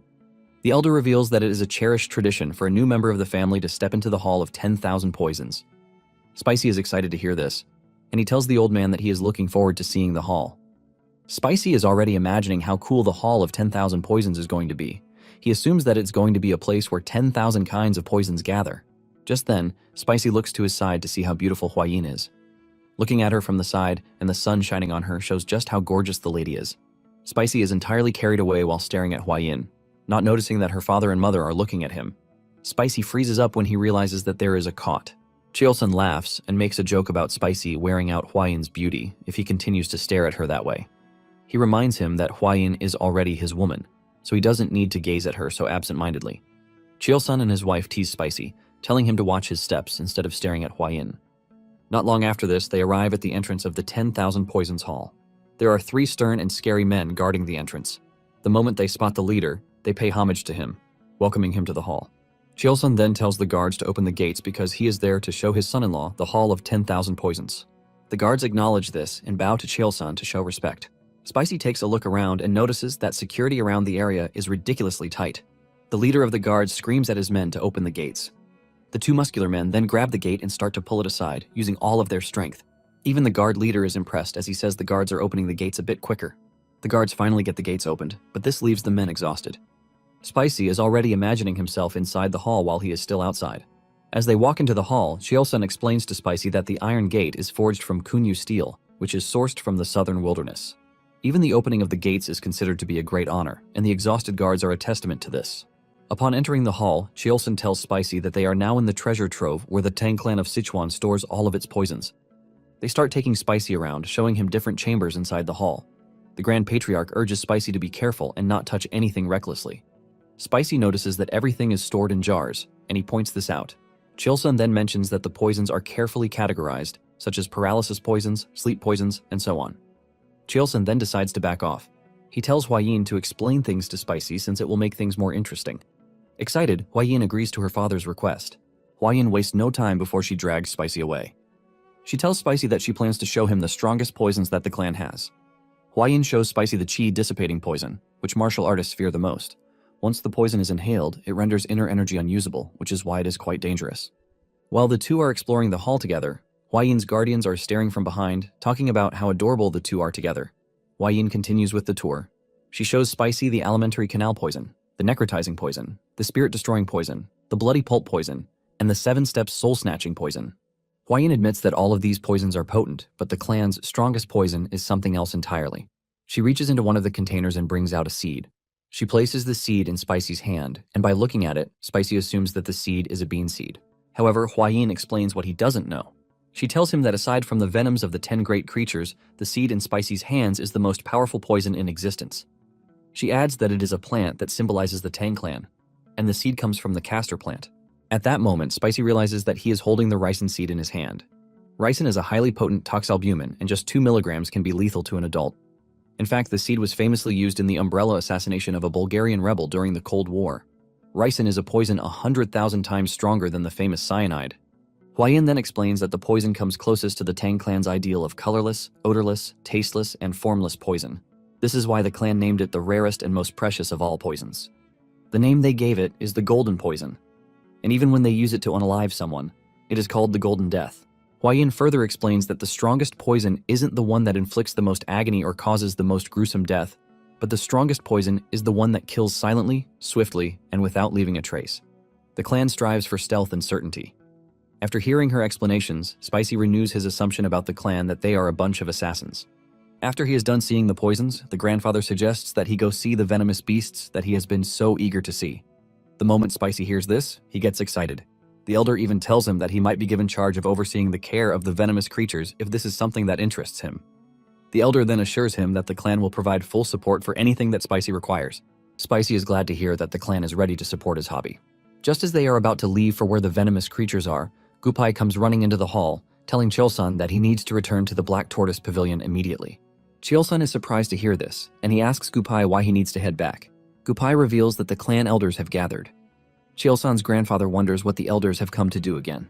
When Spicy hears them talking about the clan elders, he realizes that the elders are probably the branch family members that Huayin previously told him about. Gupai then proceeds to say there are 2 issues. The first one is that the medicine that the clan sent to the Sichuan city lord didn't have the desired effect, and he sent back a letter full of complaints. As for the other issue, the elders are complaining about the Hall of 10,000 Poisons and Spicy. The Grand Patriarch is surprised that the rumors are already circulating. To prevent further issues, the group has no choice but to head back to the pavilion. At the Black Tortoise Pavilion, the elders are already waiting for the patriarch to return. Upon returning, the elders waste no time before they start to voice out their displeasure. They ask Cheolsan why he would make a critical decision on his own. They don't appreciate the fact that Cheolsan chose an orphan of unknown origins to be paired with their beloved Hua-Yin. Cheolsan hears this and gets really mad. He clenches his fist in anger while telling the elders that they are insulting his son-in-law. Even Spicy is surprised to see that the man really does care about him. With a faint green aura swirling around him because he is mad, Cheolsan tells the elders that he is the one who made the decision, and he doesn't think any of them should have a problem with it. The elders quickly turn to the Grand Patriarch, begging him to talk some sense into Cheolsan. They believe that entrusting the management of the Hall of 10,000 Poisons to an outsider with unproven abilities is totally out of it. The argument continues, and Hua-Yin notices that Spicy is already getting uncomfortable. She apologizes for the trouble, but Spicy doesn't take offense.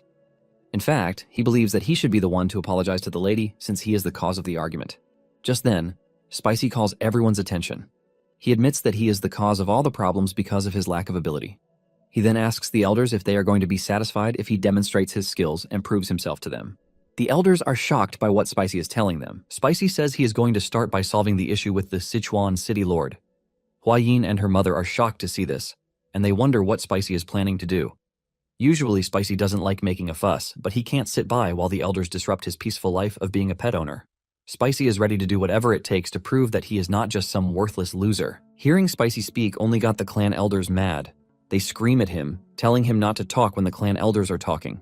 They also add that Spicy has no idea what the Sichuan city lord is suffering from. They even turn to Cheolsan, telling him that Spicy is nothing but an insolent kid. Hua-Yin and her mother cannot believe that the clan elders are making a fool of themselves. The clan elders continue by saying they have always tried to avoid situations like this, which is why they choose their candidates from a respectable martial clan. As the elders continue talking, Spicy thinks to himself. He compares what the elders are saying or doing to what he suffered in his past life. Since Spicy was a streamer, he got lots of comments during his live streams. He had more than 1 million subscribers in total, with an average of over 3,000 viewers whenever he was streaming. Spicy understands the fact that the elders have not recognized him as their son-in-law, which basically makes him a guest. Compared to his past life, where he had a huge fan base, he was always facing trolls. There are people who just want to cause chaos without any real reason. Spicy then stands tall in front of the elders, telling them that he saved Hua-Yin and also defeated Tak, and by this saved Cheolsan's life. He then asks the elders if it is a part of their tradition to insult a guest or someone who has helped the clan right to his face. Since what Spicy has faced in his past life is much more terrible than this, he considers the elders' words to be a joke. After hearing Spicy challenge them this way, the elders backed off a bit. They agree to the fact that they spoke hastily and out of desperation. Spicy is glad to have gotten them right where he wants, and even Grandfather is shocked at how Spicy handled the entire thing. The elders then ask about Tak. They don't believe that he defeated Tak, but Cheolsan steps in, telling them that Spicy is not lying. In fact, he shows them the Blood Hand Poison Art secret manual, which belongs to Tak. The elders are blown away when they check the book and find out that it is authentic. Enjoying the situation, Cheolsan tells Spicy to show the elders the centipedes. Spicy does as told and showcases the yellow spotted centipedes, which are the offspring of the blue spotted centipede. Cheolsan tells the elders that Spicy is raising the centipedes, and he adds the fact that the centipedes took out Tak Unyang. The elders scream out in fear when they hear that Spicy managed to control a blue spotted centipede. The situation develops a complete turnaround with the elders in shock, while Spicy, Cheolsan, and Gupai laugh at them. Spicy further scares the elders with the centipedes, letting them know that they will all end up like Tak Unyang if they are bitten. The clan elders quickly change their tone, claiming that they never said they wouldn't acknowledge Spicy. Grandfather then suggests that they put aside the issue of the son-in-law in the meantime. He asks the elders why they don't want Spicy to enter the Hall of 10,000 Poisons. The elders then simply reply that Spicy is not yet a member of the family, and in addition to this, they believe that Spicy is still too young to handle the Hall of 10,000 Poisons. Grandfather admits that they are right, and he decides to provide a simple solution to the problem. He asks Spicy if he can demonstrate his ability, and Spicy says yes.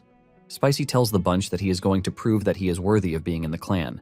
He tells the elders that he is going to solve the issue by going the clan's way, and this is the poison way. Fear gripped the elders as they all believed that Spicy planned to poison the city lord, but Spicy says it is the opposite. He plans to send medicine to the city lord, and because the clan deals with poison, he wants to follow the way of the clan. The next day, Grandfather takes Spicy under his wings with the intention of teaching him the Tang clan's martial art, the 5 Venoms returning technique. Spicy is excited by this, and he asks if he is going to undergo physical training as well. Grandfather replies that his body naturally adapts to the techniques when he is learning martial arts. Since the clan prioritizes practicality, Spicy will have to learn skills that can be applied in real-life situations. Grandfather then puts on the table a variety of weapons. He tells Spicy that they are going to start with throwable concealed weapons like needles, coins, darts, powder, and throwing knives. He mentions that there are many other unconventional concealed weapons, but most can be categorized into 5 types. Grandfather then asks Spicy if he knows the easiest to handle out of all the weapons on the table. Spicy replies that the dagger or the throwing knife, and the old man says he is correct. When asked about the most difficult to handle, Spicy replies that the powder is difficult because one would need to spread it effectively. However, Grandfather tells him that he is wrong. He says the most difficult weapon is the needle. Spicy is shocked to hear this, and he asks if the needle is the most difficult because it is small and thin, which makes it hard to throw.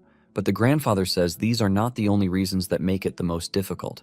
Grandfather says the needle is the most difficult since you need to remember the exact position where you threw it.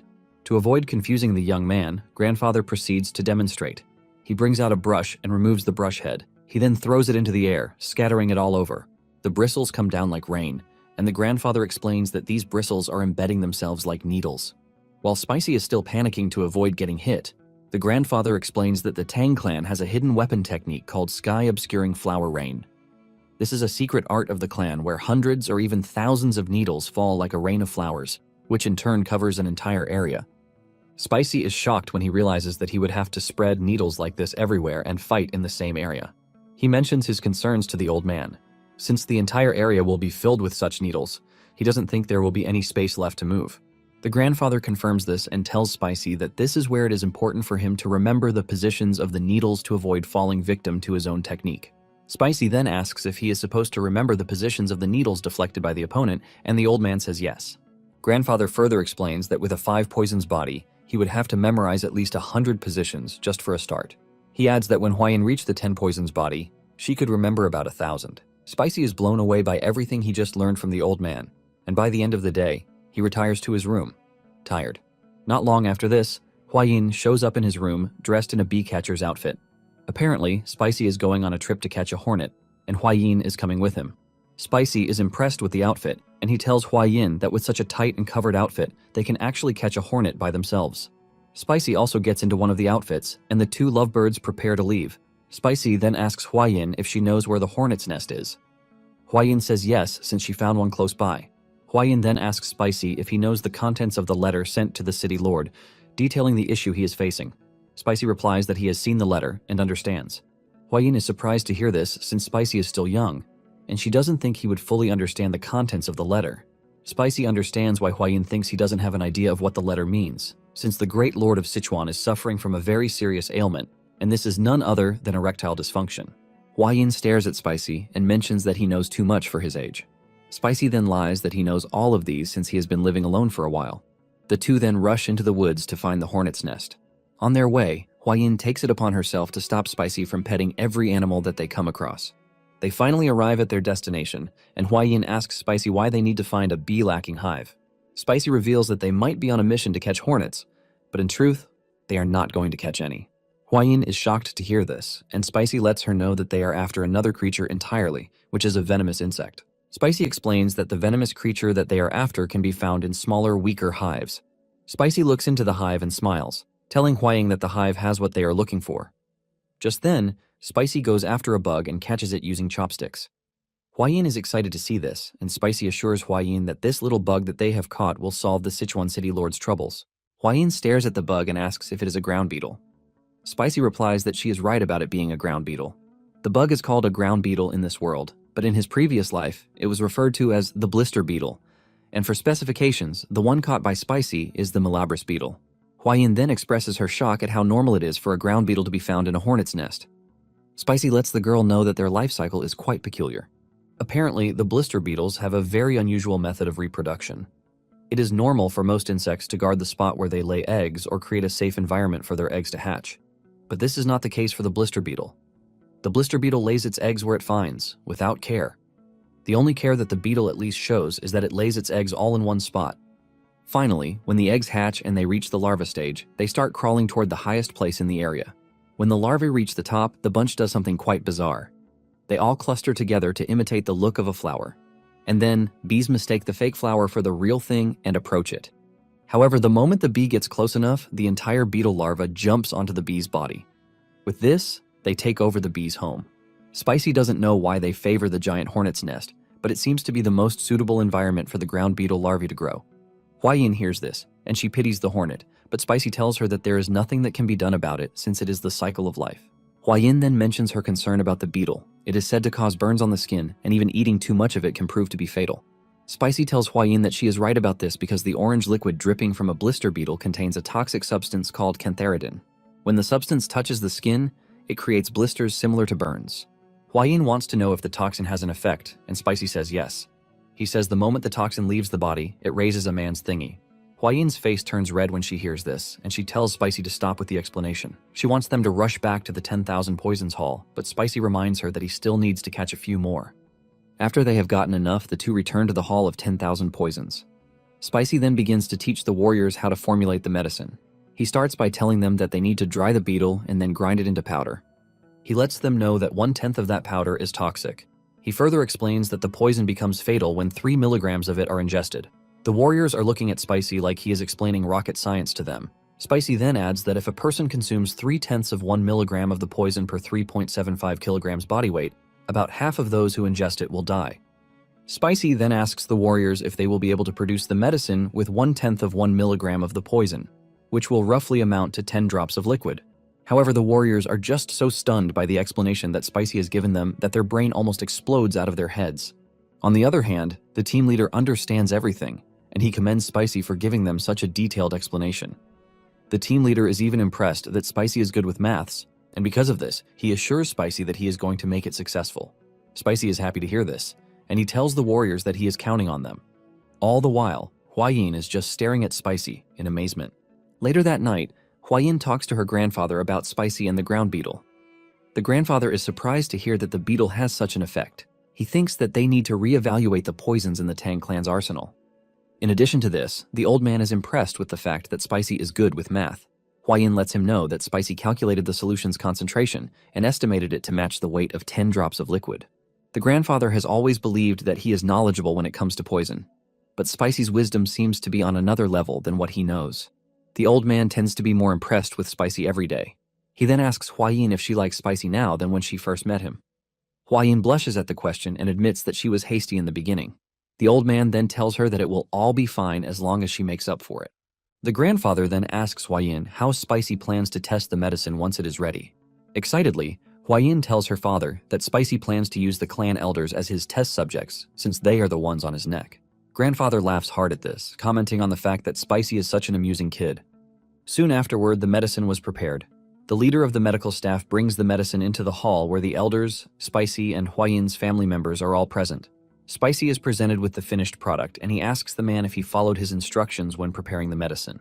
The man says yes and adds the fact that he even blended licorice powder and honey to make it sweeter and easier to consume.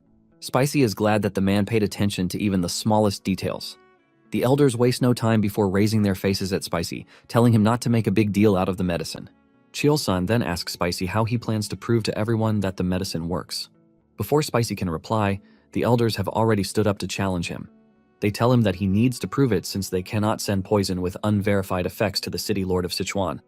The elders believe that it is going to be a major disaster if anything goes wrong. Spicy then plays this to his advantage. He places the medicine in front of the elders and urges them to test the medicine. This shocks the elders as they start asking questions about the constituents of the medicine. When Spicy realizes that the elders are holding back, he reminds Grandfather about what he once told him. Apparently, Grandfather once told him that those who have mastered the martial arts of the Tang clan are never afraid of poison. The grandfather affirms this, and Spicy turns to the elders to ask if they are scared. The elders hear this, and, to avoid getting disgraced by Spicy, they start to boast. They boast that they have nothing to fear when it comes to such an insignificant poison. The elders then tell Spicy that he's going to face some consequences if they swallow the medicine and it doesn't work. With this, the elders consume the medicine, and, without waiting for even a minute, they start making fun of Spicy, telling him that nothing is happening. Suddenly, the medicine kicks in, and it starts to feel like a high voltage of electricity is coursing through their body. The friendly snake under their trousers also raises its head and becomes really hard. That very day, the principles of the clan were altered and the medicine was sent to the city lord of Sichuan. The city lord took it and sent a reply that its effects were excellent. All the elders leave the hall, raising their clothes to hide the hard snake under there. Grandfather then tells Spicy that the elders are a bunch of people who have nothing left except their pride, which is why Spicy was able to play them to his advantage. He adds that their actions come from a place of concern for the clan, and he urges Spicy not to hate them. The two are in the middle of this conversation when Hwayin rushes over. With worry all over her face, she tells Spicy that something terrible has happened. When asked what the problem is, Hwayin says their children are acting strangely. The moment Grandfather hears this, the atmosphere changes and he grabs Spicy by the collar. With a scary voice and terrifying aura, he asks Spicy why he has kids. Grandfather wants to know why Spicy has not had his wedding, but yet he has kids. Hwayin quickly cuts in, telling her grandfather that she is not talking about human children. She is talking about the spotted centipedes that Spicy is raising. Grandfather hears this and immediately lets Spicy go. On the other hand, Spicy is freaking out. Spicy remembers that he has been leaving the centipedes with Hwayin because he has been undergoing physical training sessions lately. Because of how busy he has completely forgotten about the centipedes. He is worried that something is wrong with the centipedes and he immediately demands to see them. Hwayin tells him that the centipedes are not with her. Some moments later, the trio gets to where the centipedes are. The centipedes are motionless and they look very pale. Hwayin lets Spicy know that the centipedes just dropped off her body like a thud. She says the centipedes were looking fine in the morning, but now she is worried that they might be sick. The centipedes look pale, and their shells seem a bit odd. Just then, Spicy smiles, and he tells Hwayin that she has nothing to worry about. She explains that the phenomenon happening to the centipedes is called shedding. Spicy says creatures like centipedes that have hard shells shed them when they grow bigger. And with what Spicy is looking at, he believes that the centipedes are about to shed.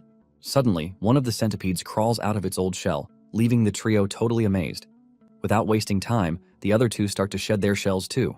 Once the centipedes are done shedding, they look clean and twice as big as before. Hwayin then asks Spicy if the centipedes have names. This question hits Spicy hard, and he reveals that the centipedes do not. Thinking of quick names, Spicy wants to name them number 1, number 2, and number 3. However, Hwayin argues with him on this. She tells him that spotted centipedes are said to turn into dragons after living for 1,000 years. Because of this, Hwayin believes that the centipedes need special and dragon-worthy names. Spicy laughs when he hears this. He tells Hwayin that there is no way a spotted centipede is going to turn into a dragon, even if it is after 1,000 years. Grandfather then mentions that a 1,000-year-old spotted centipede is called a heavenly dragon. Just as the old man says this, Spicy immediately figures out where Hwayin got her misinformation from. Spicy then calms down to think of names for the centipedes, and he manages to come up with something nice. He mentions that the centipedes should be called Nova, Myra, and Grace. He explains that the first one, which is Nova, symbolizes the beginning.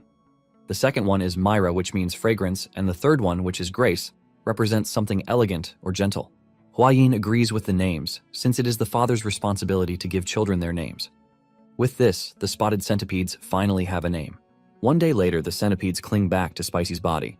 Spicy admits that the centipedes are much bigger now, which makes them heavier. They used to be about the size of a thick sausage, but after shedding, they have grown as large as a forearm. In addition, the centipedes now coil around Spicy's arms and waist. Spicy is caring for the centipedes when two suspicious guys walk past him. One of them wears what appears to be a white robe, while the other has a big mole on his face.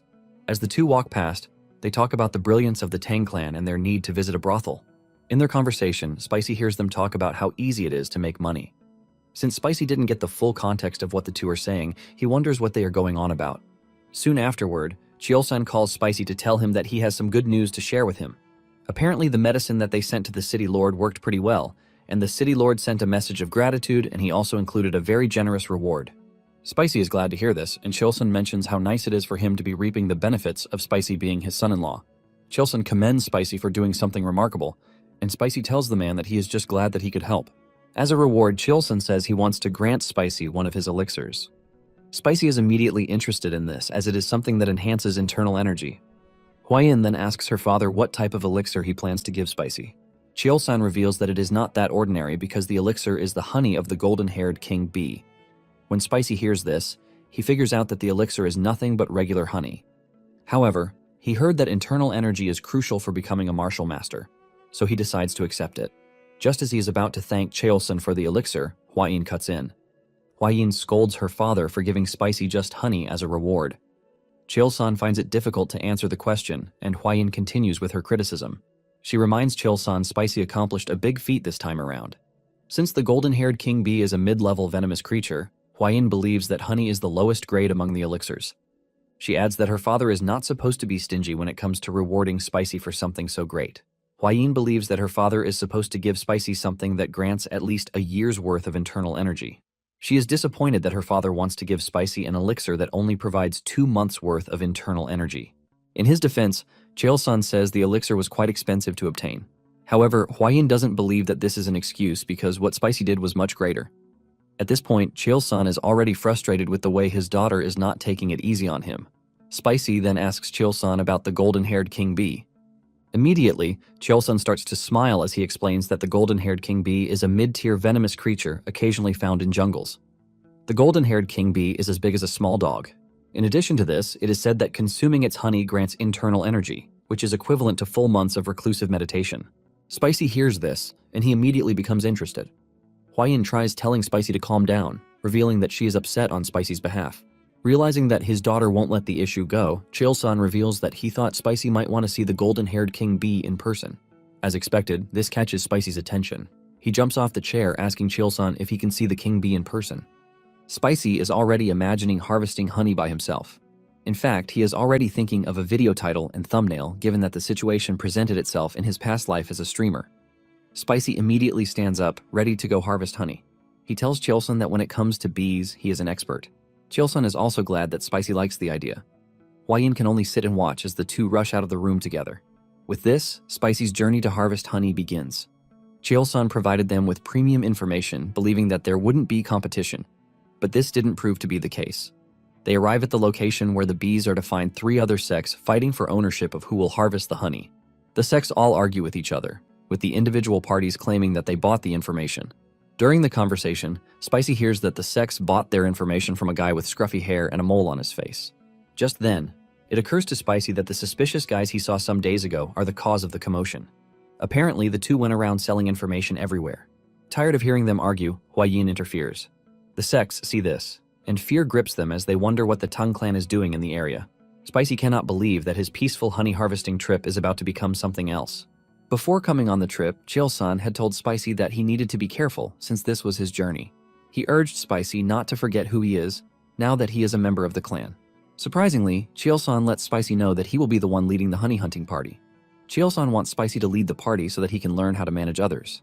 Spicy is shocked to hear this, and he tries pointing to Hwayin, but Cheol-sun reminds Spicy that Hwayin is his partner. Since Hwayin is his partner, he holds the same authority that Hwayin holds in the clan. Even though Spicy is nervous, Hwayin assures him that he will do great things and the fact she is also there to help him on the way. Spicy excitedly says he will do his best, but getting to the honey gathering location, he is facing something else. Since this is his first time, Spicy has no idea what to do. He turns to the unit leader, Wolgang, asking him if they should share information with the other sects. However, Wolgang is already pissed that someone even shared their information in the first place. Hwayin also adds that whoever shared the information must be really brave and stupid. This gets her angry, and a green aura swirls around her body to show that she is not messing around. With this, the arguing sects recognize her as the poisonous flower of the 3 flowers of Muram. The sects realize that they are going to be in big trouble if they continue to push their luck. The Central Wind sect is the first to withdraw, revealing that they have no intentions of interfering with the Sichuan Tang clan's business. The Noble Origin sect also withdraws from the scene. Lastly, the White Jade Ghost Slayer sect pulls out but promises to skin the rat who sold them information if they ever catch him. Without further delay, the sects make a run for it. Spicy then realizes how dangerous the Tang clan is and why no one wants to mess with them. Spicy asks Wolgang if the situation has been resolved, but Wolgang is not sure. He suspects that the sects wouldn't back off so easily, and it seems his intuition is right since the sects are still hiding in the area. Wolgang then suggests that the party set up camp and take shifts keeping watch. Since the sects might be hiding and waiting for the right moment, Wolgang tells Gupai to go find where the sects are hiding. Spicy looks worried and Hwayin notices this, so she tells him that everything will be fine. Later, Spicy, Hwayin, and Wolgang locate the hive of the golden-haired king bees. Excitement is written all over Spicy's face as he watches the bees fly in and out of the hive. Hwayin also mentions that the bees are quite big since this is her first time seeing one. The trio starts talking about how cute and fluffy the bees are. Just then, Spicy mentions that the bees' colony seems small, and he wonders if the bees are just a few hundred. He then remembers their size and realizes that this might be while there are not many bees in the colony. Wolgang and Hwayin are confused about what Spicy is saying. Spicy then explains that a small hive usually has about 5,000 to 7,000 bees, but this brings another question from the two. The two are surprised that Spicy can figure out how many bees are in the colony without entering the hive. Spicy then reveals that he can estimate the number of bees in the hive by observing how many bees go in and out of the entrance. Just then, Gupai returns, and he tells Wolgang that he has located the unorthodox sect's hideout. Gupai reveals that the sects have set up camp on the opposite side, and this is what Wolgang suspected from the start. Gupai says the thugs are not doing anything worth noting, but he is sure that if something happens, they will definitely make a move. Wolgang then suggests that they wait till nightfall to harvest the honey using the Tang clan's method. Spicy is curious about this and he asks Wolgang about it. Wolgang explains that if they burn migwort leaves, the smoke will calm the bees, and during that time they will get the chance to harvest honey. Spicy agrees that the method is quite an interesting one, but Gupai spoils the mood when he tells them that the wind is blowing toward them. Just then, something crazy hits Spicy. Since the wind is blowing toward them, he believes that it would mask their scent. Huayin agrees to this, and this is when Spicy says something crazy. He reveals his desire to take the chance to go for a quick visit to the hive. Huayin tries to tell him that the golden-haired king bee is a mid-level venomous creature, which makes it dangerous, but Spicy's mind is made up. Spicy stands up and tries running toward the hive, but Huayin drags him. As the two struggle with each other, they push over a small rock that ends up rolling into the cave. Immediately, the two realize that they have messed up. Fear grips them, and just as expected, the bees come out of the hive in attack mode. Thankfully, the two manage to escape the situation, but afterward, they get scolded. Later on, Spicy sits alone to think about the situation. He thinks about lighting a fire against the wind, but realizes that they will be caught between the unorthodox sects and the bees. Spicy finally admits that the golden-haired king bee is a bit different from the bees he knows. The golden-haired bees are so dangerous that they can detect ground vibrations over 30 meters away. Spicy is still in the middle of his thoughts when Huayin shows up. She tells Spicy that the centipedes have finished their meal, but they are trying to wander, which is why she brought them to Spicy. Spicy thanks Huayin, and in no time the centipedes cling to their father's body. Huayin and Spicy then sit close to each other, and Huayin asks him if there is any progress yet. Spicy mentions that he needs to observe a bit more. Huayin then apologizes to Spicy for putting too much pressure on him. She urges him to take his time and think it through. However, Spicy doesn't feel pressured at all. Just then, Huayin sees two monkeys close to the old tree that the bees use as their hive. She calls Spicy's attention to it, and it seems the monkeys are trying to fight. The two are worried about this, but suddenly Spicy perceives a sweet smell. Suddenly, it hits Spicy that the scent he is perceiving can be attributed to pheromones. With fear written all over him, Spicy tells Huayin that they need to run away from the scene because the bees are about to swarm. Huayin doesn't fully understand the situation, but doesn't argue with Spicy. She grabs Spicy, and in just a leap, Huayin puts a good distance between them and the hive. Upon reaching a safe distance, they look back to see something scary and horrific. The bees have attacked the two monkeys fighting near their hive and unalived the monkeys. All that is left are the swollen bodies of the monkeys. Huayin is glad that they managed to leave just in time. She then turns to Spicy, asking him how he knew that the golden-haired king bees were about to attack. Spicy explains that the scent gave it up. Huayin then remembers the sweet scent that Spicy mentioned before they ran. Surprisingly, Huayin knows what type of scent is, and this leaves Spicy shocked. He asks Huayin if she recognizes the scent from earlier, and Huayin says no. Apparently, the magnolia flower has the exact same scent as what they smelled earlier. As expected, Spicy thinks about something crazy. He grabs Huayin, telling her that he has found a way to wipe out the unorthodox sects who are after his precious honeybees. To make things worse, Spicy says this with his usual wicked expression. Meanwhile, the unorthodox are seen drinking and having fun. They mention the fact that the Tang clan is not doing anything. Since the clan has not done anything worth noting for days, they believe that they will soon make a move. One of them then asks if beehives can really fetch them. His subordinates mock him, asking him if he has been living under a rock. He reveals that candles made from beeswax of the golden-haired king bee are treasures used exclusively by the imperial family. He is certain that the Tang clan will only take the honey leaf. With this, the remaining beehives will be left for them to take. However, the sects don't mind if the Tang clan's bee unit is wiped out. Surprisingly, the thugs have their eyes on Huayin. They know how dangerous she is and they plan to keep an eye on her. In addition to this, they want to make sure that Huayin doesn't die because their delusional mind makes them believe that they can have something with her. They are already imagining one of them becoming a son-in-law in the Tang clan. Suddenly, the sweet smell hit the group, and while they were trying to figure out what the smell was, they heard a buzzing sound closing down on them. Before they realize what is happening, hundreds of golden-haired king bees descend on them. The thugs make a run for it, but their speed is no match for the bees. They all get caught, and the only thing that can be heard in the distance is their call for help. By the time the bees are done, all that is left is their swollen bodies. Surrounding the area where the thugs are attacked are crushed flowers. Huayin is shocked to see that Spicy's plan worked. All of the bees are moving in the same direction, and Huayin is forced to ask Spicy what he did. Huayin least expected the bees to be furious over the scent of flowers. Spicy then reveals that the bees are furious because he told them to attack on a full scale. This confuses Huayin further because all Spicy did was crush some flowers and fruits and then sprinkle the juice around. Spicy explains that it was the scent that triggered an attack order. Spicy mentions that pheromone is a chemical signal used by animals of the same species to communicate, especially social insects like ants and wasps. Bees heavily rely on pheromones, and the one Spicy utilized is the exact scent bees release when they launch a full-scale attack. The particular pheromone is called isoamyl acetate.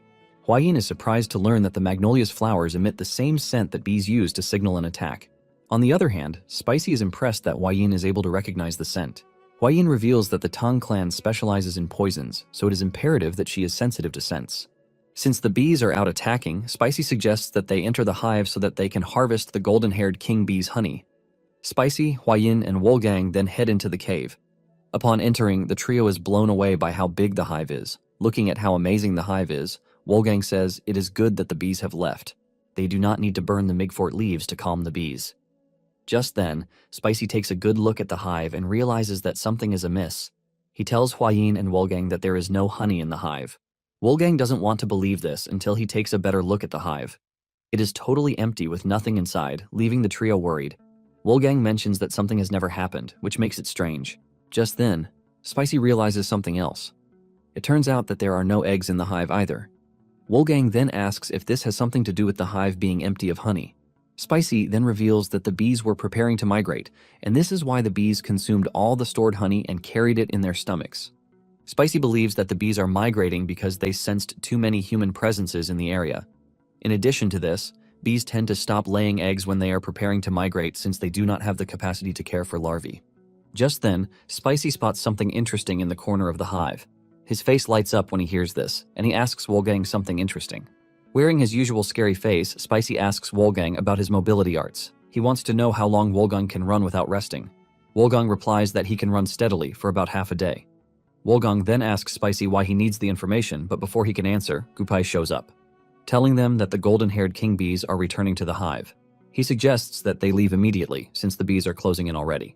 Spicy then reaches into the corner of the hive where he was staring, and he pulls something from there. Huayin immediately grabs him, and they all run out of the hive. Tucked inside Spicy's clothes is something yellow of unknown origin. When they finally make it to camp, Huayin spots the yellow thing in Spicy's clothes, and she asks him what he is carrying.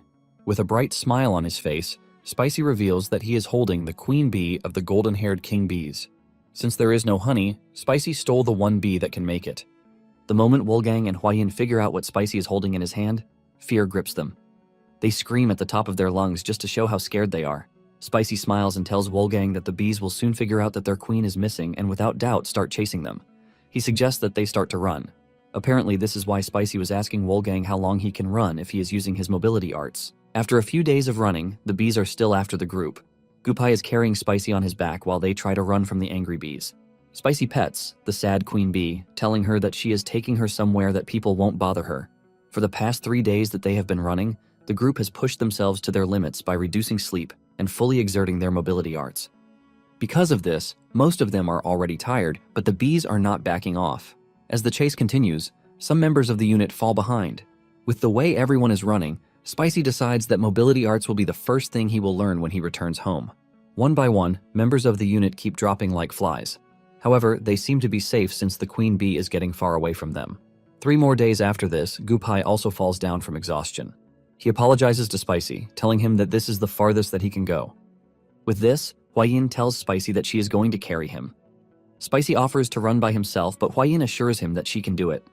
Spicy is worried because even Huayin looks totally exhausted. Huayin assures Spicy that she can do it since the members of the Tang clan do not give up. Some days later, Huayin and Spicy make it to the gate of the estate. Huayin is completely exhausted from running, and Spicy is the one trying to hold her up. The guards immediately raise the alarm for the arrival of the two, and the family members come out to meet them. Chilson rushes to his exhausted daughter and he angrily asks Spicy what is going on. Spicy tells Chilson to calm down because Huayin is simply exhausted after using her mobility arts for 10 days without a break. Spicy then adds that they have no time to waste as they need to hurry to the training grounds. Grandfather is confused to hear this. as he doesn't know why they need to go to the training grounds. Spicy then unveils the queen bee of the golden-haired bees that is in his clothes. He tells them that other bees will swarm them soon, and this is why they need to head to the ancient tree in the training grounds. Grandfather laughs when he hears this, as he realizes that Spicy has gone and outdone himself again. Even Chael-san is surprised to see this. He mentions that he only asked Spicy to fetch honey, but somehow he is back with the queen bee of the golden-haired bees. To avoid wasting time, Grandfather grabs Spicy and they leap toward the training grounds. Spicy looks back and realizes that the bees are closing in already. Even Grandfather cannot believe that such a huge number of bees have been chasing them. Grandfather then increases speed, and in no time they reach the training grounds.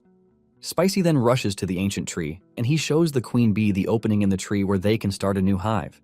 Spicy smiles at the queen bee while trying to figure out if she likes it. The queen bee flies inside to check it and comes back smiling, letting Spicy know that she is down to live there. Grandfather then suggests that they leave since the bees are almost there. Spicy and Grandfather step away, and immediately the bees start rushing into the tree to check on their queen. With this, Spicy considers his mission to capture the golden-haired queen bee a success. Later on, they gave sugar water to the golden-haired king bees that had been exhausted from chasing down Spicy and his team.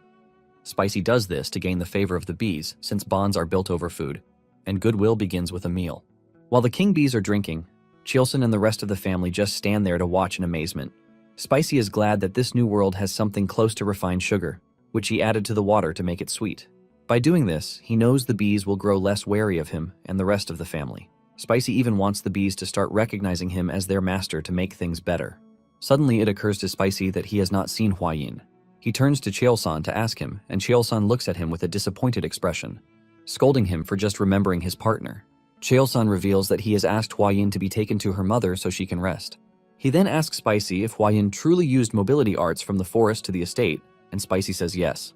Shaken in fear, Spicy asks his father-in-law to forgive him while telling him that they only managed 4 hours of sleep a day. The rest of the day was spent running from the persistent bees. Grandfather then asks Spicy where the rest of the unit is. Spicy replies that they have all collapsed on the way. Later on, it is revealed that the members of the unit returned safely to their families. Spicy visits Hua-Yin in her room when she wakes up, and the two start talking about the bees. Spicy reveals that the bees are currently gathering nectar from the poisonous flowers of Tangclan Mountain. Suddenly, Gupai comes running into the room, calling Spicy's name. He tells Spicy that he needs to come outside immediately. Gupai tells Spicy that something seems to be wrong with the golden-haired king bees. Gupai assumes that the bees are searching for something. Without wasting time, Spicy steps out of the house to check on the king bees. The moment the king bees spot Spicy, they all fly toward him. Before anyone knows what is happening, the bees lift Spicy off the ground. The bees then fly him to the ancient tree. Spicy remains confused until he realizes that the bees are trying to tell him to enter the hive. Upon entering, Spicy is impressed with what they have done with the place. They have built part of the hive, and they are also working hard to gather honey. Just then, the queen bee approaches Spicy. Spicy allows the queen bee to rest on his hand, believing that the bee wants him to lift her. Spicy then notices that he can't move his body because the king bees are holding on to him. Suddenly, the queen moves closer to Spicy and locks lips with him. In the process, she releases something inside his mouth. Spicy suddenly feels something coming over him. Once the queen has done this, the king bees fly away from Spicy. The queen bee also removes her mouth from Spicy's. This is when Spicy realizes that his first kiss is coming from the queen bee. Just as he is about to start scolding the bee, something takes over his body and he falls to the ground in pain. Unable to move and in pain, he stares at the queen bee, asking her what she fed him. Spicy coughs out liquid from his mouth, and in addition to the strange sensation that has taken over him, his body starts to overheat. He screams in pain and continues to ask the queen what she fed him, but the queen bee just continues to stare at him like an innocent, cute baby. Hua-Yin finally finds Spicy and rushes him to Grandfather. As Spicy slowly loses consciousness, he hears Hua-Yin telling Grandfather that Spicy must have swallowed a really potent elixir. Grandfather hears and steps up to guide Spicy's chi. When Spicy finally wakes up, he sees Hua-Yin beside him, but he doesn't recognize where he is. Hua-Yin then tells him that he is in the medical hall of the Tang clan. Hua-Yin explains that when they saw him being dragged away by the king bees, she and Grandfather rushed over, and when they got there, he had already collapsed, which is why they brought him to the medical hall. She then asks Spicy if he remembers what happened. Spicy buries his head in his palm when he realizes that his first kiss came from the queen bee. Hua-Yin gets worried again, asking if Spicy is fine. She intends to call Grandfather, but Spicy assures her that he is good. He then reveals that the queen bee fed him the same food that she ate, which is what caused him to go unconscious. Hua-Yin asked what it was that the queen bee fed him, and because Spicy doesn't know exactly what to call it, He calls it the King Bee Elixir. Huayin is confused by the name King Bee Elixir, and Spicy explains that the worker bees gather nectar and pollen for their sustenance. It is only worker bees that have dedicated their lives to labor, get to eat nectar and pollen. Huayin then asks Spicy what the queen bee herself eats. Spicy starts another round of explanation with this. He tells her that from the moment the queen bee is born and until it dies, the queen bee feeds exclusively on the king bee elixir made by the worker bees. To put it practically, Spicy believes that the jelly that the queen bee forcefully fed him is the royal jelly. The royal jelly is basically the food that the queen eats throughout her entire life. Spicy then mentions another thing. He says the king bee elixir has a special effect. Since ordinary worker bees live a short life of about a month and a half, the queen bee gets to live up to 60 times longer just by consuming the king bee elixir. Huayin is shocked when she hears this, and she then says something has been quite confusing to them. But now that Spicy has explained things, the mystery is solved. Huayin tells Spicy that the internal cultivation method that he practiced is the 5 poisons returning technique, which is just a novice technique. This is why Spicy couldn't absorb the full power of the elixir. However, given the fact that the golden-haired king bee honey is said to contain 2 months' worth of internal energy, Spicy has just absorbed 60 times that amount. This basically means Spicy now has 10 years' worth of internal energy in him. Huayin congratulates him on this lucky encounter, and Spicy heaves a sigh of fresh breath to reel in everything that he has heard. Huayin then urges Spicy to take a look at the mirror when he is free, because the elixir has impacted him with other effects. Spicy is confused when he hears this, but he is left stunned when he finally decides to look at himself in the mirror. He has gotten more muscular, and his skin is so soft and smooth. Suddenly, Spicy remembers that he was fed by the queen bee, and he might be turning into a woman. This stupid imagination freaks him out. Spicy doesn't forget to check out the snake under his trousers, and he heaves a sigh of relief to find it where it is supposed to be. He remembers Huayin telling him that it was grandfather who guided his chi, and realizes that he needs to thank the old man. Spicy steps out of his quarters, and as he walks down the streets of the estate, he realizes that people are staring at him more than before. He wonders if this is because his internal energy has increased, but when he sees that girls are also stalking him, Spicy runs away. Spicy then heads to the clan's restaurant house. The entire family is present in the room, and Spicy joins them.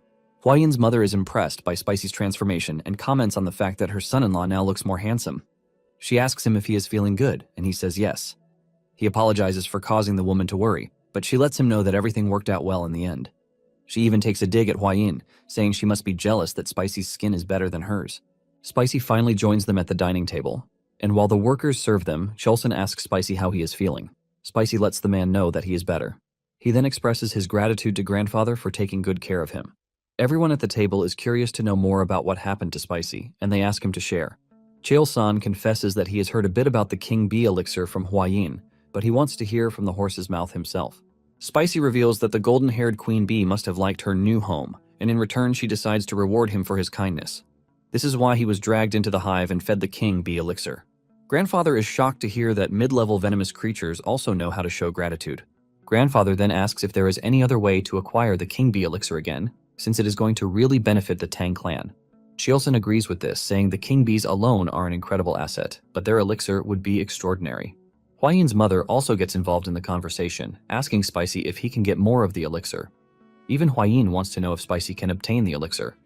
Spicy then takes a minute to think about it. He knows that if he were dealing with regular bees, he could create multiple queen cells, which are chambers for the queen bees, and then trick the worker bees into producing royal jelly. However, he knows this will go horribly wrong if they try to pull the same trick on intelligent creatures like the golden-haired king bees. The bees would turn them into hives if they tried to play smart. Spicy then remembers that royal jelly is baby food produced by the worker bees, but what he was fed came directly from the queen bee herself. He realizes that what he was fed must have been something totally different. Spicy decides to be honest with the family, and he tells them that getting the elixir is quite impossible. This shocks them as they start to question Spicy as to why it is impossible. Spicy replies that even if anyone could eat it, he doesn't think anyone would want to. Cheol-san immediately assumes that Spicy is talking about the taste or smell, but Spicy says it is not about these. He explains that the king bee elixir comes directly from the queen bee's mouth, and the only way to get this is to receive it through direct contact with the queen bee herself. Spicy further adds that the method involves forming bonds by pressing lips together, with the queen bee's tongue entering the recipient's mouth to transfer the elixir. Everyone is shocked to hear that the recipient needs to have a lip-to-lip with the queen bee and even feel her tongue. With this, Cheol-san realizes that the elixir cannot be obtained. Spicy was only able to obtain it because he was favored by the queen bee herself, which is basically impossible for anyone else. Huayin finally understands what Spicy has been saying, and she angrily throws her chopsticks on the table. In rage, she turns to look at Spicy. She cannot believe that Spicy kissed the queen bee. Elsewhere, Alliance leader Ju Junghak is enjoying a cup of local tea in his estate when he receives a visit from his subordinate, General Jigul Hu. Jigul Hu apologizes for coming late, but lets Ju Junghak know that he is there to tell him something quite important. Jigul informs Ju about the letter he received from the Sichuan Tang clan. Jigul places a scroll on the table and tells Ju Junghak that the Tang clan has eliminated Tak Unyang and also retrieved his manual of the bloodhand poison art. Ju Junghak hears this and angrily smashes his hand on the table, wondering how the Tang clan was able to get their hands on something so horrifying. Ju Junghak talks about how Tak Unyang vanished years ago after he was struck by Chilsun's father. He later drifted to Hainan Island and lived there in seclusion. Jigul then tells Ju Junghak the crazy side of the story. He lets him know that Tak Unyang was defeated by a young warrior. Junghak cannot believe his ears when he learns that Tak fell to a young poison master with little experience. Since the tale surrounding the entire thing is interesting, Jigul proceeds to tell Ju Junghak more. Now at the Tang clan's Patriarch Hall, they learn about the fact that the Tang clan information is being sold. This gets the elders really mad, and even Spicy notices this. Huayin lets him know that the elders might be branches of the family, but this affects them as much, which is why they are quite mad. Cheolsun tells the elders that he has requested the Beggars sect to ascertain the identities of these people and is waiting for a reply. Cheolsun also plans to visit the Yingchuan office concerning the issue. When asked how he plans to handle the case, Cheolsun tells the elders that he plans to finish off the offenders in a very cruel manner by using different types of poisons, like soul-annihilating poison, blood-flaming poison, and intestine-disabling poison. Spicy is terrified when he hears about the cocktail of poisons that Cheolsun plans to use. Without wasting time, Cheolsun summons the Poison Annihilation Unit since they need to leave immediately. Shortly afterward, Cheolsun and the Annihilation Unit prepare to leave. Cheolsun tells Spicy to take care of things while he is gone, and Spicy acknowledges the order, telling Cheolsun to be careful on his journey. However, Cheolsun thinks his enemies should be the ones to worry. With this, Cheolsun and his scary unit dressed like ninjas leave the house. Spicy then asks about the men in the Annihilation Unit, saying he has never seen them before. Huayin then replies that the men are a special unit assigned to handle slightly rough work. This means their primary responsibility is to eliminate people, and this is why they are called the Poison Annihilation Unit. Spicy can't believe that Huayin just referred to their task of taking out brutal people as slightly rough. More of an understatement, he thinks. Just then, Spicy hears the elders calling for his attention. The elders mention Spicy's recent lucky encounter, and he assumes that they are talking about the royal jelly from the golden-haired king bees. However, the elders tell him that they want to ask him for a small favor, which is why they have summoned him. He asks them if it concerns the golden-haired king bees, but the elders say no. The elders assure Spicy that they are not so low as to start going after things that are not theirs. Spicy then asks them what they need from him. To prevent any other person from hearing, Spicy is called closer and they whisper in his ear. It turns out that the elders want the ground beetle medicine, and since Spicy is the one who made it, he has authority over it. Spicy finally realizes why the elders are so shy to speak. He agrees to give them the medicine that they want, but lets them know that there is a condition to it. Since he has been having issues adjusting to life in the Tang clan, he wants the elders to assist him in various ways that they can. Without hesitation, the elders assure him that from that moment forward, he has their support, and they also urge him to live comfortably without worry. Spicy is glad to hear this from the elders, and as a reward, he gives them one medicine each. While the elders are rejoicing, Huayin watches them in confusion as she tries to figure out what they are smiling about. Suddenly, Gupai shows up, telling Grandfather that there is a serious problem at hand. Apparently, the city lord is on the verge of death. Everyone is shocked to hear this, and Spicy asks if it is about the ground beetle medicine. Gupai reveals that the problem is with the ground beetle medicine. After experiencing the excellent effects of the medicine, the city lord took a new concubine and began consuming twice more than the recommended amount. Spicy is horrified when he hears this, and Grandfather realizes that he needs to leave to attend to the city lord. Since Spicy is the only man left in the house, Grandfather tells him to protect the women. Spicy acknowledges this without wasting any more minutes. Grandfather rushes down to check on the city lord. Later that night, Spicy and Huayin sit together at the training grounds. Huayin asks him about his training, and Spicy lets her know that he is adapting pretty well. Essentially, he thinks of the 5 venoms technique as a large orb moving within his body, but the 10 poisons dual origin art is more like a twin-cylinder engine. Huayin is assured that Spicy should be resistant to poisons, and in addition to this, he should be able to imbue chi into objects. Spicy has never done this before, and he decides to try it out. He picks a blade, stands in front of a dummy, imbues it with chi, then throws it. With a green aura surrounding him and the blade travels with force and precision. It hits the dummy and tears it apart. While Spicy is rejoicing that he managed to do it, there are some enemy ninjas close by. The blade that was thrown by Spicy almost hit them, and they are terrified, believing that they have been discovered. However, the ninjas come to the conclusion that it was just a coincidence.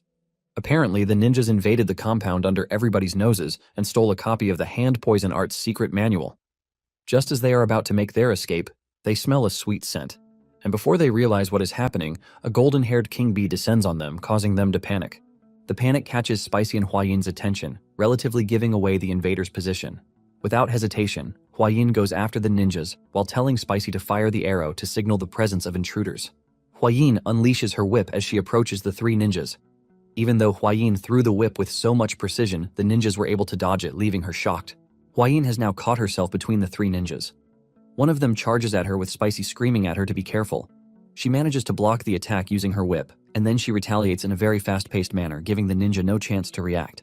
He gets hit in the face by Huayin's whip, and this manages to take him down. With one of the ninjas down, the other two make a run for it. To avoid interrogation, the ninja that was defeated by Huayin bit down on poison and unalived himself. By now, everyone in the estate has woken up to the alert that there are intruders in the compound. Huayin immediately organizes a pursuit team to go after the escaping ninjas. She also tells Spicy to follow her, and this includes Gupai. In no time, the pursuit team is seen running through the woods, trying to catch the ninjas. Gupai tells his team that it is imperative that the ninjas are caught by all means. Spicy is also trying his best to keep up with the pursuit team, and suddenly, he falls into a small hole. Gupai has no choice but to stop to check on the guy. Just as he is being dragged out of the hole, Spicy turns back to see that he has fallen into a den of snakes. Gupai tells him that snakes often gather where yin qi is strong. In addition, Gupai says the snakes are aggressive in the current season, urging Spicy to be careful. Spicy then notices that the snakes are hostile, which is a bit odd since he recognizes the kind of snakes that they are. They are the tiger-striped water snakes, which are also known as the flower snake, and from what he knows, the snakes are not usually hostile. Gupai manages to get Spicy out of the snake hole before he is bitten. Spicy apologizes for slowing them down, and immediately, the chase begins again. The chase lasted for some time before Gupai and his men finally cornered the ninjas at a rocky side. Gupai tells his men to form an encirclement and go after the intruders. The Tang clan then charges toward the intruders, who are now ready to stand their ground. They use short blades, throwing knives, and all sorts of weapons to try and take each other out. One of Gupai's men falls to the attack from the intruders, but the fight is far from over. The fight gets even more intense, and Gupai manages to stick one of the ninjas with his poisoned blade. Gupai lets the ninja know that he is lucky the rain has reduced the potency of the poison on his blade. With this, Gupai and his men have successfully taken out the other intruders, leaving the only one Gupai stuck with his blade. In the back, Spicy is attending to the wounded clan members who can still receive help. Just as Gupai and his men close down on the wounded intruder, they suddenly hear a voice from above the mountainside, talking about how Gupai and his men are nothing but pitiful insects. Gupai is still asking who he is when the man behind the voice reveals himself. He crashes right in front of them, leaving a destroyed surface beaming with a red aura. Everything about the unknown man screams danger, and Gupai recognizes this. He immediately tells his men to fall back because the person standing in front of them is a martial master. The man laughs and then asks his subordinate if he was able to retrieve what they went for. The ninja says yes, but lets boss know that it is not the original copy. Spicy sees the book and recognizes this. He once saw grandfather reading it and talking about how only bad people look at the book. He immediately tells Gupai that the book the intruders have stolen is a copy of the Blood Hand Poison Art's secret manual. Gupai is shocked to hear this, and rage takes over him. On the other hand, the martial master laughs as he takes a look at the book. He admits that the book doesn't contain everything that he is looking for, but it will suffice. Since Gupai and the others want to know who he is, the martial master decides to announce himself and the return of his sect. He then gives his subordinate the free rein to unleash the martial arts of the cult. He also adds that none of the Tang clan members should be left alive. The ninja affirms this and immediately gets down to business. He stretches out his hand and starts to absorb blood from the fallen warriors. This shocks Spicy and the rest of the team, leaving them horrified. However, Gupai seems to recognize the technique. This is when the martial master finally reveals his name and the name of his cult. He is the blood cult elder of the Bloodhawk Dagger Claw, and his name is Guchonak. Suddenly, Guchonak turns his attention to Spicy, and he licks his tongue to show how much he wants to get his hands on Spicy. He claims that it has been far too long since he tasted the untainted blood of the young, but it is finally time now that he has Spicy in his sights. Cheonak then tells his subordinate, Hyolyong, to capture Spicy. Immediately, the two charge toward the Tang clan members. To put themselves in a better position, Gupai tells his unit to unleash the 5 poison annihilation formations. Gupai has already figured out that Chianak is after Spicy, and he urges his team to make sure that they make this impossible. Chianak laughs when he hears this, telling Gupai that he wants to see how he plans to stop him. Chianak launches into the air and comes down with a powerful force that leaves his landing area totally destroyed. Even those at the back, including Spicy, feel the effect of Chianak's landing. Gu tells Spicy to run, but it is too late. Hyolong gets to Spicy using Chianak's attack as a distraction. He holds a knife to Spicy's neck, telling him to stay put because the leader wants his blood. Realizing that his movement is restricted, Spicy orders Grace, Myra, and Nova to bite Hyolong. Immediately, the centipedes kick into action and they bite him. This distracts him just in time for Huayin to show up and push a blade into the guy's head. The centipedes return to Spicy, and he smiles as he sees Huayin and 2 elders charging toward him. Huayin notices that Gupai and his team have implemented the 5 poison annihilation formation, and she immediately deduces that something serious is going on. Gupai then screams to inform her that a blood cult elder has launched an attack on them. Immediately, Huayin hears this. She realizes the severity of the situation and orders everyone to assist Gupai. Since there is reinforcement, the team plans to transform the 5 poison annihilation formation into the 9 poison annihilation formation. Cheonak now has himself surrounded, and he finally realizes that Spicy was the one who defeated Tak Unyang. Cheonak makes fun of the dead Tak Unyang, saying he is overrated since he was bitten to death by centipedes. One of the Tang clan members then tells Cheonak to shut it because he is also going to join Tak Unyang. Cheonak then unleashes a very terrible and scary aura, daring the team to come at him if they can. The fight escalates, but none of the fighters can get a good grip on Cheonak. He beats the Tang clan members around like it is nothing. Spicy attends to the wounded warriors while coming to the horrible realization that they are no match for Cheonak. The clan members are getting exhausted while Cheonak, on the other hand, sucks up blood, then replenishes himself with it. Spicy is still thinking about this when Huayin gets thrown into a tree right behind him. Huayin grunts in pain, causing Spicy to seriously worry about her. He rushes over to her and realizes that she is more injured than he thinks. She coughs up blood while telling Spicy to return to the estate to bring reinforcements to join the fight. Spicy realizes that Huayin is making sense since there is nothing he can do.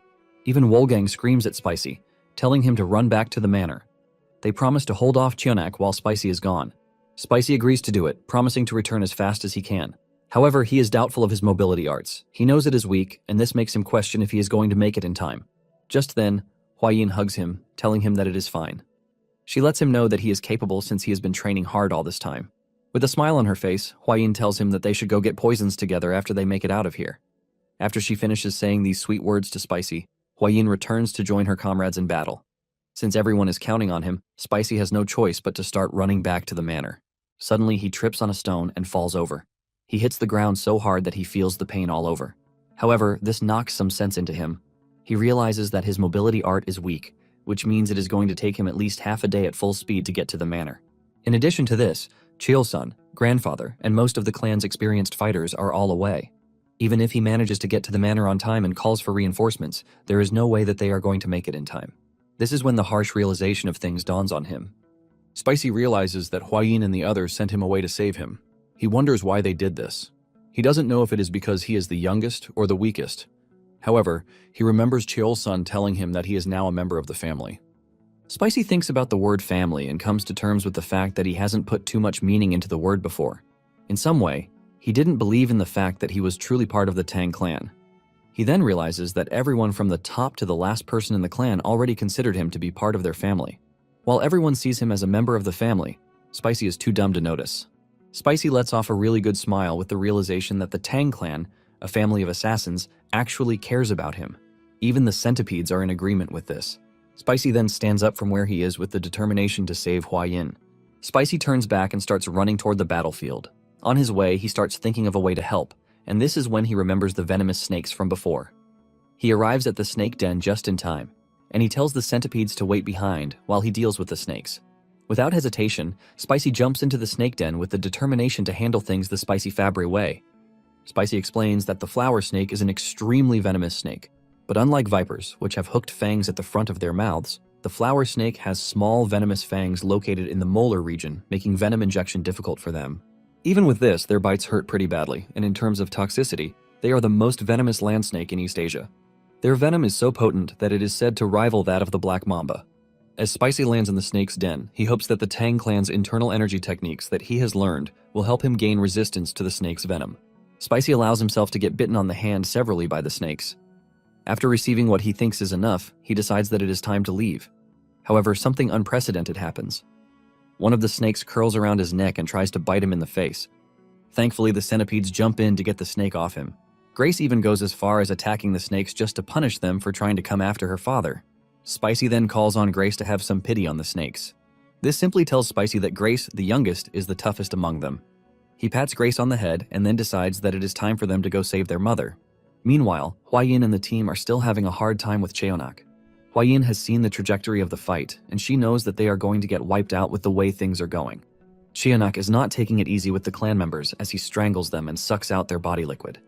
He doesn't even feel any resistance from them as he declares that fighting them is too easy.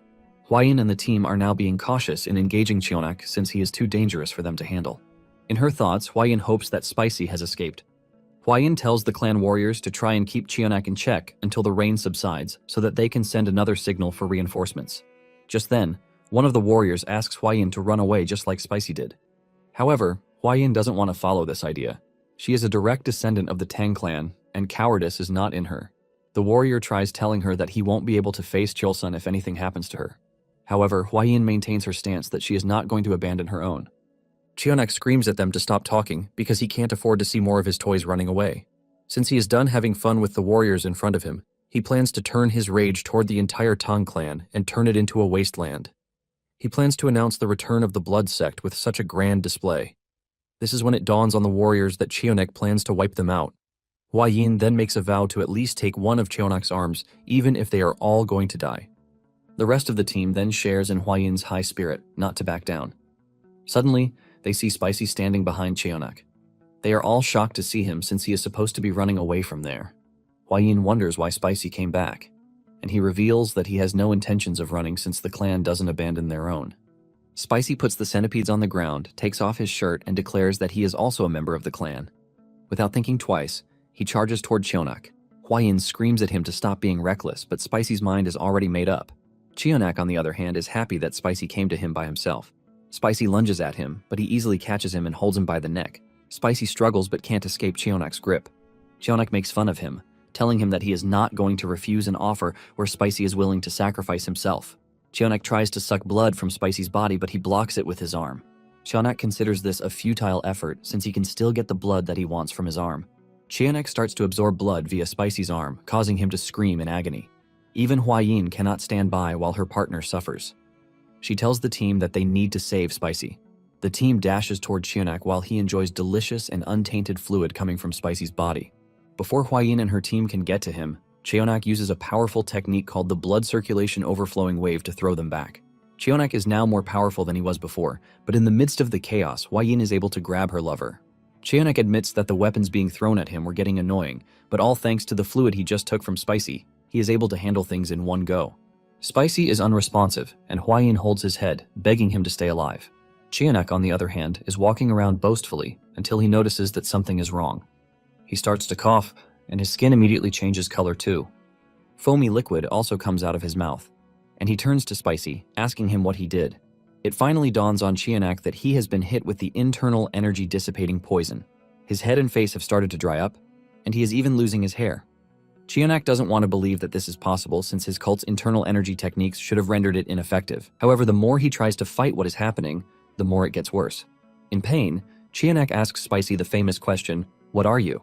Smiling like a villain, Spicy replies, telling Cheonak that he is his natural enemy. Cheonak is confused by what Spicy just said, but he is more worried about what is happening to him. He realizes that since he absorbed Spicy's blood, the blood no longer obeys his will. He cannot believe that he has the world in his grasp, but he is about to lose it. He fights so hard to stay strong, but at last he loses balance and falls to the ground.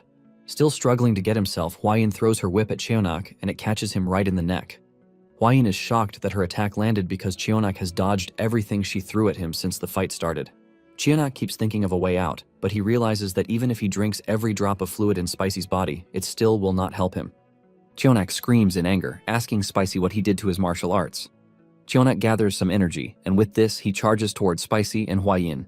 He declares that the blood cult has returned, but Hwayin is tired of hearing him speak, and she pulls her whip with enough force to decapitate the all-powerful Cheonak. With this, Cheonak is defeated, and it is recorded as a victory for the team. Gupai smiles while telling everyone that Hwayin has cut off the enemy's head. Huayin then turns to Spicy to ask him what on earth is wrong with him. In a weak state, Spicy reveals that he had to be bitten by tiger snakes. This shocks Huayin because the tiger snakes are believed not to have venom. However, Spicy is already too weak to start explaining things to Huayin. He passes out right, and the last thing he hears is Huayin calling on someone to get an antidote for the tiger snake's venom. When Spicy finally wakes up, he sees Grandfather and Huayin beside him. Grandfather tells him to be careful because he has been unconscious for a staggering 10 days. Spicy is shocked to hear this, and Huayin explains to him that after she severed Cheonak's head, they had to rush Spicy back to the manor, and thankfully, Grandfather has returned. Huayin says the poisoning was so severe that Spicy would have died if Grandfather hadn't returned early. Fear grips Spicy as he realizes that he almost died from snake bites twice. Grandfather then asks Spicy about the tiger snake, as he really wants to know if it is venomous. Spicy confirms this, telling Grandfather and Huayin that the snake is highly venomous. In fact, it has two kinds of venom. There is one inside its mouth, and the other comes from venom glands at the back of its neck. This shocks Huayin and Grandfather since they didn't know. Spicy explains that people don't know this because the snakes are not aggressive. They even run away if they see humans, and in addition to this, their fangs are small. In a quick revelation, Spicy says it wasn't until the 1980s that it was discovered that tiger snakes are venomous.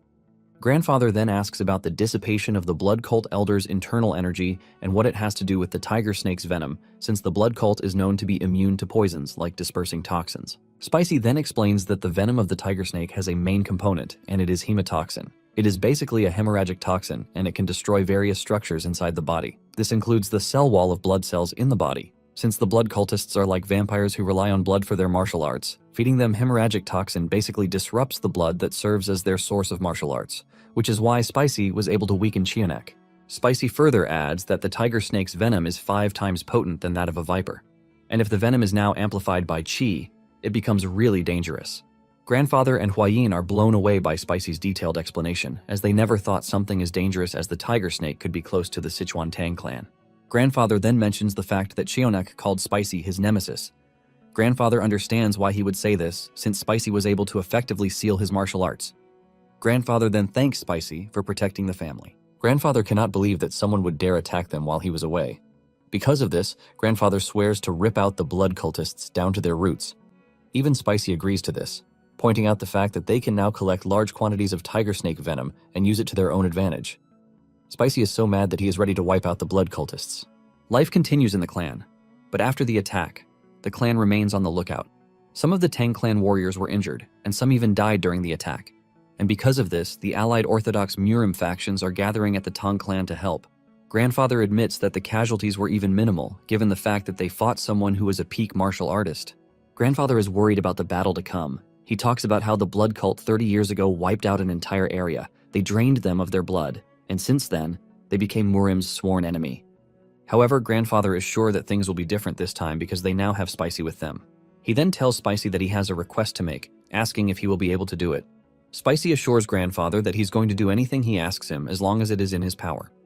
Grandfather reveals that people from the Murim Alliance, including the Murim Alliance's military force, will soon be arriving at the manor. Grandfather tells Spicy that he plans to showcase the venom that Spicy discovered. Since they now know the weakness of the blood cult, Grandfather wants to share it with everyone. Spicy hears this and tells the old man that he is free to do so since it is for the greater good. Grandfather is glad to hear this, and then he tells Spicy that he has some good news for him. Spicy is curious as to what it is, and Grandfather reveals that the modifications to the Hall of 10,000 Poisons are complete. From that moment forward, Spicy will be in charge of managing the Hall of 10,000 Poisons. Spicy is glad to hear this, and he starts to imagine himself lying down with several venomous creatures. In addition to this, a pavilion has been erected per Spicy's instruction. In the pavilion, they plan to raise the tiger snakes. Spicy thanks the old man for the support, and Grandfather urges him to do his best for the sake of Murim. Later on, he visits the pavilion, and it has been named the Toxic Creature Garden. Spicy tells Huayin that the pavilion will house all venomous creatures in the Central Plains. In fact, he is dreaming that one day, the 10 great venomous creatures of the Central Plains will be housed there. He renews his promise to Huayin, and this causes her to blush really hard. Just then, they notice that Gupai and some men are at the pavilion. Gupai excitedly reveals that he is now the commander of the Poison Division, a new unit established under the orders of the Patriarch. Gupai tells him that they are there to serve him as his hands and feet. They are always going to help when it comes to finding venomous creatures and even raising them. Spicy is so glad to hear this as he realizes that his dream is one step closer to being a reality.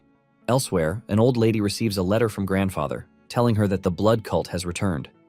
The old lady fears that the once peaceful Central Plains is about to be thrown into chaos once again. Not long after this, Jaegal and some people with him arrive at the Tang clan's manor. He introduces himself to the guards, and one of them heads inside to inform the clan of the Alliance's arrival. The other guard then tells Jaegal that there is something he needs to keep in mind. Jaegal immediately becomes curious, expecting that he and his subordinates will be asked to drop their weapons. However, it turns out to be something entirely different. The guard then tells Jaegal and his soldiers that they are not allowed to take the life of any creature inside the estate, no matter how small or insignificant the creature might be. Jaegal is shocked to hear this, as he wonders if the clan has converted to Buddhism. The guard then tells him that he is going to understand when he enters the estate. Just then, Spicy and Hua Yin step outside to welcome Jaegal and his men. Hua Yin and Jaegal exchange greetings, talking about the last time they saw each other, which was 1 year ago. Jaegal then asks about Myriad, and Hua Yin lets him know that grandfather is currently away, searching for traces of the blood cult. Jaegal then asks Hua Yin who Spicy is. Politely, she tells Jaegal that Spicy is her betrothed. This shocks Jaegal and his soldiers. The soldiers cannot believe that the beautiful Hua Yin now has a partner, which means there is no longer a chance for them. Jaegal, on the other hand, is worried that the Spicy is going to be challenged to duels. Upon entering the manor, they hear a buzzing sound, and suddenly, a couple of golden-haired king bees approach them. Jaegal and his soldiers immediately become defensive and unsheathe their swords. Spicy tries to remind the soldiers about the new regulations in the Tang clan manor, but the soldiers are already hyped up, ready to protect Hua Yin. The commotion continues until Spicy manages to scream out that he is the one raising the bees. This shocks them, but they pull back and watch as the bees fly towards Spicy to play with him. Spicy then tells the bees not to be aggressive toward their guests. The Alliance soldiers cannot believe that Spicy is treating the bees like they are his children. However, this is able to calm everyone down. Jaegal realizes that Spicy was the same person who took down Takun Yang, and now he is a son-in-law to the Tang clan. They walk past a couple of disciples arguing over what creature fits the Tang clan. Jaegal then asks Spicy why the disciples are tending to animals. Excitedly, Spicy reveals that the disciples are those who have been sentenced to the venomous creature companionship punishment. This name confuses Jaegal, and he asks Spicy if the disciples committed some sort of crime. Spicy really doesn't see it as a crime, but what they did can also be termed a crime. Apparently, the incident occurred a few days ago. Spicy and Hua Yin are having a training session when Gupai shows up. It is pretty obvious that he is in a bad mood. He tells Spicy that something has happened to more than half of the baby rats that were meant to feed the striped water snakes.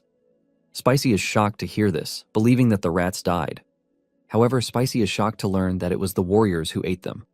The warriors ate the rats as drinking snacks, leaving Spicy totally horrified. He wonders why anyone would eat baby rats, and Hua Yin explains that 3 squeaks is a dish where some dip live baby rats in sauce to eat them. It turns out that some of the venom handlers are from Henan. They claim that the rats reminded them of home, and one thing led to another. Even as crazy as it sounds, Spicy finally realizes that the baby rats that were caught to be fed to the tiger snakes ended up being eaten by the warriors instead. Since he could not allow this to go on, the clan had to establish the companionship section to teach the disciples how to care for the animals that they were raising. After Spicy's explanation, Jaegal finally understands the need for the disciples to be punished. Jaegal stares hard at Spicy, realizing that he is not an ordinary kid. Not long after this, Spicy, Grandfather, and Jaegal hold a meeting in the inner chambers. Jaegal talks about how he sees Spicy as an extraordinary person, and Grandfather attests to this. The two talk about Spicy in such a way that he feels so much flattered. Getting down to the business of the day, Jaegal mentions his concern about how they haven't found a single clue about the blood cult. He tells Grandfather that they just cannot sit back and allow their influence to keep growing. Grandfather then tells Spicy to bring out their secret weapon. To avoid anyone spying on them, Grandfather puts up a sound barrier. This tells Jaegal that what he is about to hear or show is something of serious importance.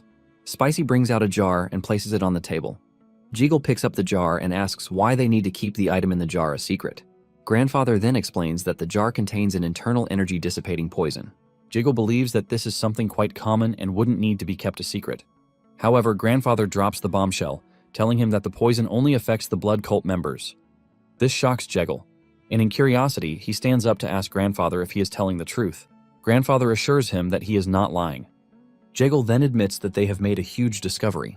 He remembers that the blood cult used the same tactics against them 30 years ago, but it seems it is their time to be on the receiving end. Jaegal asks about the potency of the poison, and Grandfather explains that it reduces the physical abilities of the blood cult members to those of an ordinary person. He further adds the fact that Hua Yin was able to defeat a blood cult elder with a single strike, all thanks to the poison. Jiggle is impressed by this as he tells Grandfather that even the Alliance leader will be able to relax once he hears about the new development. Grandfather then urges Jiggle to direct all gratitude toward Spicy since he is responsible for the discovery of the poison. Grandfather explains that Spicy actually poisoned himself and used himself as bait to get to the cult leader. Because of this, Spicy was unconscious for 10 days. Spicy cannot but smile as Grandfather continues to heap praises upon him in front of Jiggle. Jiggle also adds to this, leaving Spicy to smile even harder. Jiggle then asks Spicy to tell him anything he desires. He assures him that he is going to tell the Alliance leader about it and it will be done. Spicy then asks Jiggle if it would be possible for him to obtain information about toxic creatures. Jiggle is shocked to hear this as he was expecting Spicy to ask for manuals or elixirs or even treasures. Jiggle finally admits that Spicy is an odd one, and he comes to the conclusion that this will be the first time he will see such a strange fellow. Jiggle then tells Spicy that the information he is going to give him might not be the one he is looking for, but he wants to know if Spicy is interested in a mystical stone lizard. In a flashback, Jiggle and his nephew Cheon are on an adventure to Mount Ganga. They admire the water flowing from the waterfall and the beautiful environment. Looking around, the two find a cave entrance that matches what they are looking for. Jiggle is the first to enter, and he urges his nephew to follow right behind him. They soon arrive at the end of the cave, where they find a breathtaking sight that is truly mystical. Jiggle comes to the conclusion that this is a perfect environment for spiritual herbs to thrive. Inside the cave, they find a plant called the 100-Year Snow Ginseng. It is a spiritual herb that has absorbed the extreme yin energy. The two plan to take the ginseng and exchange it for some other flower from the Namgung clan. They believe that with this ginseng, the severed meridians of the Namgung clan's daughter will improve. Just as Jiggle is about to touch the plant, he feels something moving towards him from between the rocks. He almost gets hit, but he manages to parry the attack. The unknown attacker leaves a white trail but is so fast that even Jiggle cannot keep up. He is forced to tell his nephew to be careful. The attack keeps on coming, but Jiggle just manages to block them. He checks out his fan after blocking one of the attacks to see that it is frozen. Jiggle doesn't believe that they are going up against a creature that uses frozen chi. When the attack subsided, Cheon asked Jiggle who had just attacked them, and he revealed that it was a lizard. Cheon is shocked to hear this, but it seems Jiggle was able to catch a quick glimpse of the creature while he was being attacked. Jiggle reveals that it was a blue-colored lizard. Now, in the present, Jiggle tells Spicy about the blue lizard. This shocks Spicy as he has never heard of a naturally occurring blue lizard before. Spicy is already thinking about the lizard, even though it doesn't have venom. However, Spicy lets Grandfather know that lizards carry poison chi in their eyes. Jiggle then promises to give Spicy more information about toxic creatures if he has them in the future. The following day, Cheol-san returns to the manor after he has been away. He runs over to check on Spicy to see if he is okay, but the young man assures him that he is fine. However, he mentions the fact that he woke up 10 days later with a scar on his arm, but at least he is alive. Cheol-san is so mad that he could literally rip the blood cult members apart if he finds them. He then turns to Hua-Yin to ask her if she is fine, and she quickly informs her father that she is good. She lets him know that Spicy and the rest of the family saved her. Grandfather and Hua-Yin use the opportunity to heap praises on Spicy yet again. Just then, Jiggle raises his hand so that Cheol-san can notice him. The two immediately shake hands, leaving Spicy confused. Hua-Yin then explains to him that the two are childhood friends. Jiggle then tells his friend to take a seat because they have a lot to discuss, starting with the blood cult members. Once they are all seated, Cheol-san asks something surprising. He asks Jiggle about the search for the secret agent. This catches Spicy as he wonders what they mean by a secret agent. Realizing that Spicy is confused, Cheol-san calls his attention to the fact that the blood cult members broke into the manor to steal the secret manual. Cheol-san then asks Spicy something important. He asks him how he thinks the cult members figured out that the manual is with them. Spicy immediately becomes agitated, asking Cheol-san if there is someone in the clan who is leaking information to the blood cult. This question shocks both Jiggle and Cheol-san. Jiggle then tells Cheol-san that he is going to need to educate Spicy some more. As a newcomer, it is evident that he is unaware of certain things, Jiggle says. This confuses Spicy as he starts to wonder if he is the strange one. Hua-Yin then turns to him to tell him that secret agents can never exist in the Tang clan. Apparently, the selection process in the clan is very strict. Thorough background checks are carried out on all direct relatives and even distant cousins of those who want to join the clan. Once they are deemed to be worthy, they are brought into the clan. All their children are then raised within the Tang clan. With these precautions put into place, Cheol-san doesn't think there is anyone who would want to betray them. Spicy is impressed with the fact that the clan goes to extra measures just to make sure that they are safe. However, the question of who the secret agent is still remains unanswered. Jiggle then reveals that the secret agent is a servant of the Murim Alliance. She is a direct servant to Ju Yoonghak himself. Apparently, there are only 3 people who have knowledge of this matter in the Alliance. And as Jiggle is speaking to them, Ju Younghak has captured her. Not long after this, an unexpected visitor arrives at the clan manor. The unexpected visitor claims to have run all the way from Hebei to Chengdu without using mobility arts just for the fun of it. In a very boastful manner, the visitor, Peng Muwan, tells the guards to inform Chilsan that he is around. Peng Muwan is the head of the Peng clan, and he is a pretty big and scary man. Huayin and Spicy are the first to run outside to meet with Peng since everyone else is busy inside the house. Spicy gets outside, and he is scared to see a bunch of muscular men staring at him. He just freezes up as Huayin speaks to Peng and his men. Peng is happy to see Huayin since the last time he saw her. She was still young, and that was 5 years ago. After he is done greeting Spicy, Peng changes his attention to Spicy. Spicy is visibly shaken as he introduces himself to Peng. The moment Peng hears that Spicy is Huayin's betrothed, he drags him close to get a better look at him. He slaps Spicy on the down part of his body to confirm if he is a man or not. Spicy screams out, but Peng commends him for being a real man because what he has underneath shows that he is strong. Peng assures Huayin that in a few years, she will start to enjoy her lover.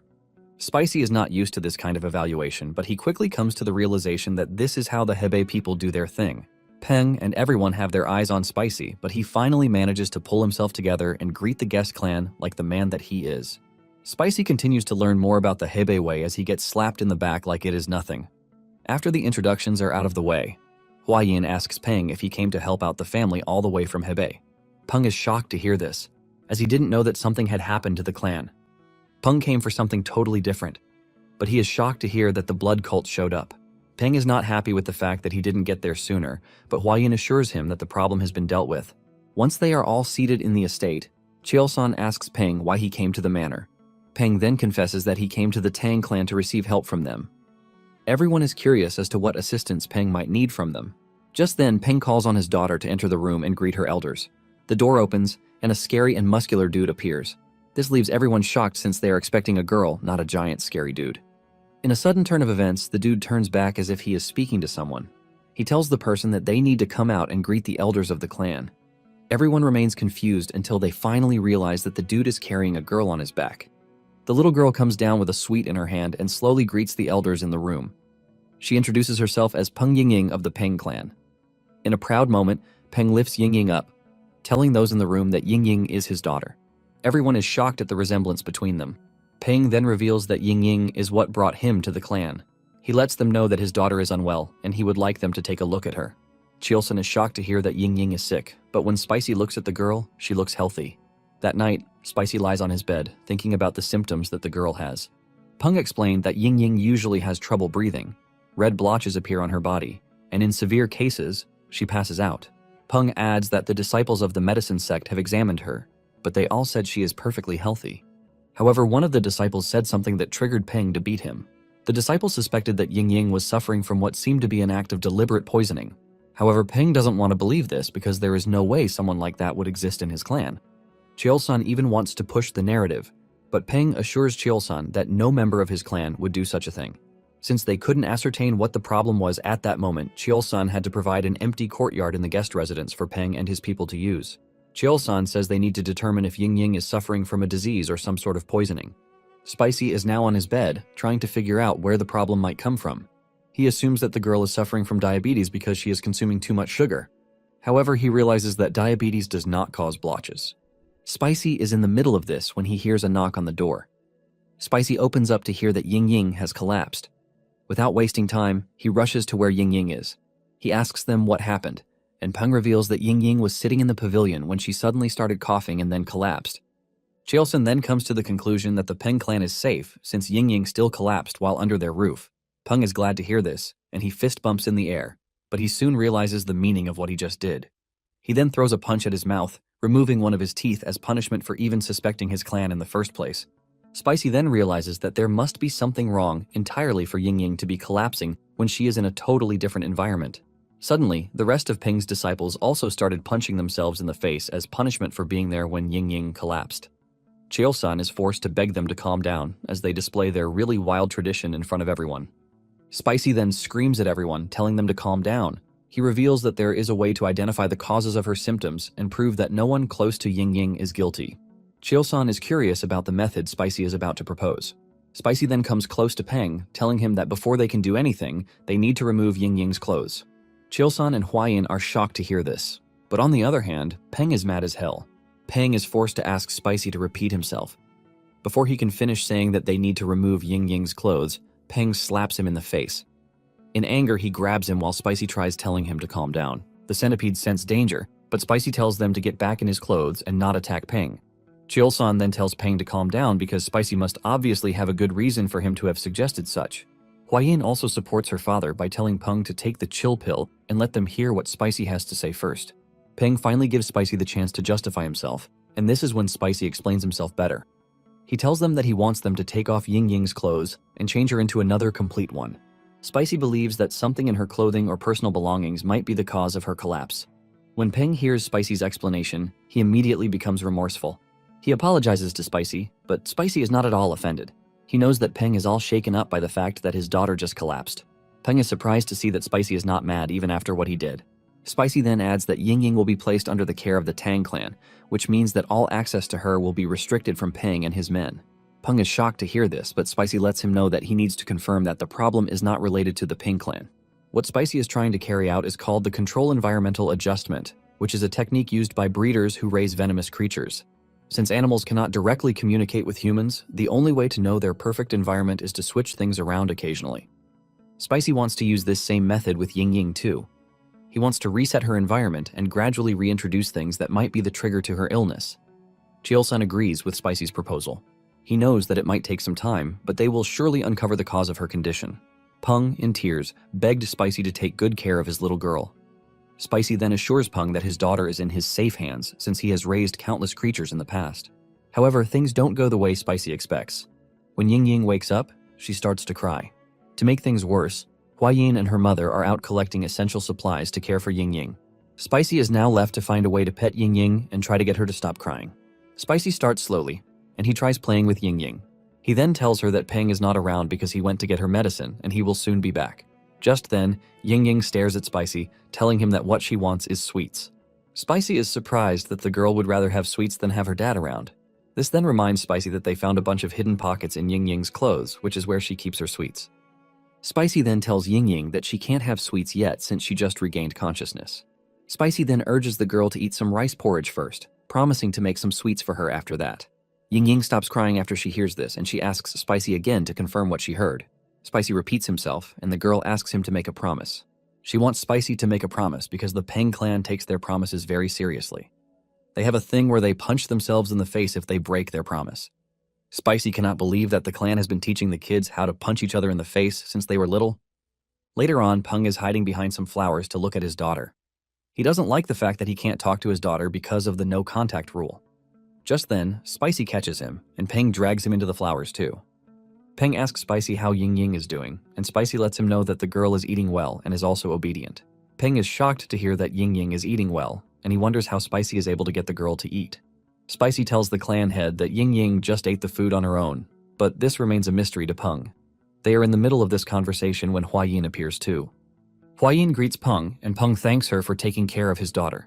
Hua-yin then reveals that Ying Ying is already asking after her elder brother, and by this, she means Spicy. Peng is shocked to hear this, wondering when his daughter started addressing Spicy as her elder brother. Spicy quickly realizes that the situation is about to escalate, and he quickly runs away before Peng can catch him. Spicy then heads to the training grounds with Ying Ying. Apparently, the bees have become fond of the girl too.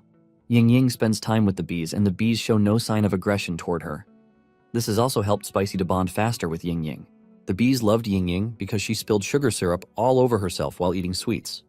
Since Ying Ying now knows that the bees like her, she throws a tantrum every day, demanding that she visit the bees. Spicy sits in the back while the girl has fun with the bees.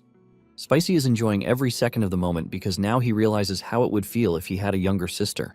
Suddenly, Spicy hears the girl telling him that there is a bee somewhere else. Spicy gets concerned, and he tells Ying Ying to be careful since some bees can sting. He has not finished saying this when he hears Ying Ying cry out because she has been stung on the arm. He rushes over to check on her, and he figures out that it is not something serious. He wants them to head to the medicine hall and apply some medicine. Suddenly, Ying Ying clutches her chest and collapses. Spicy immediately grabs her, but at that moment, Spicy is able to figure out exactly what is wrong with Ying Ying. He realizes that the reason why Ying Ying has been collapsing all these while is because she has been going into anaphylactic shocks.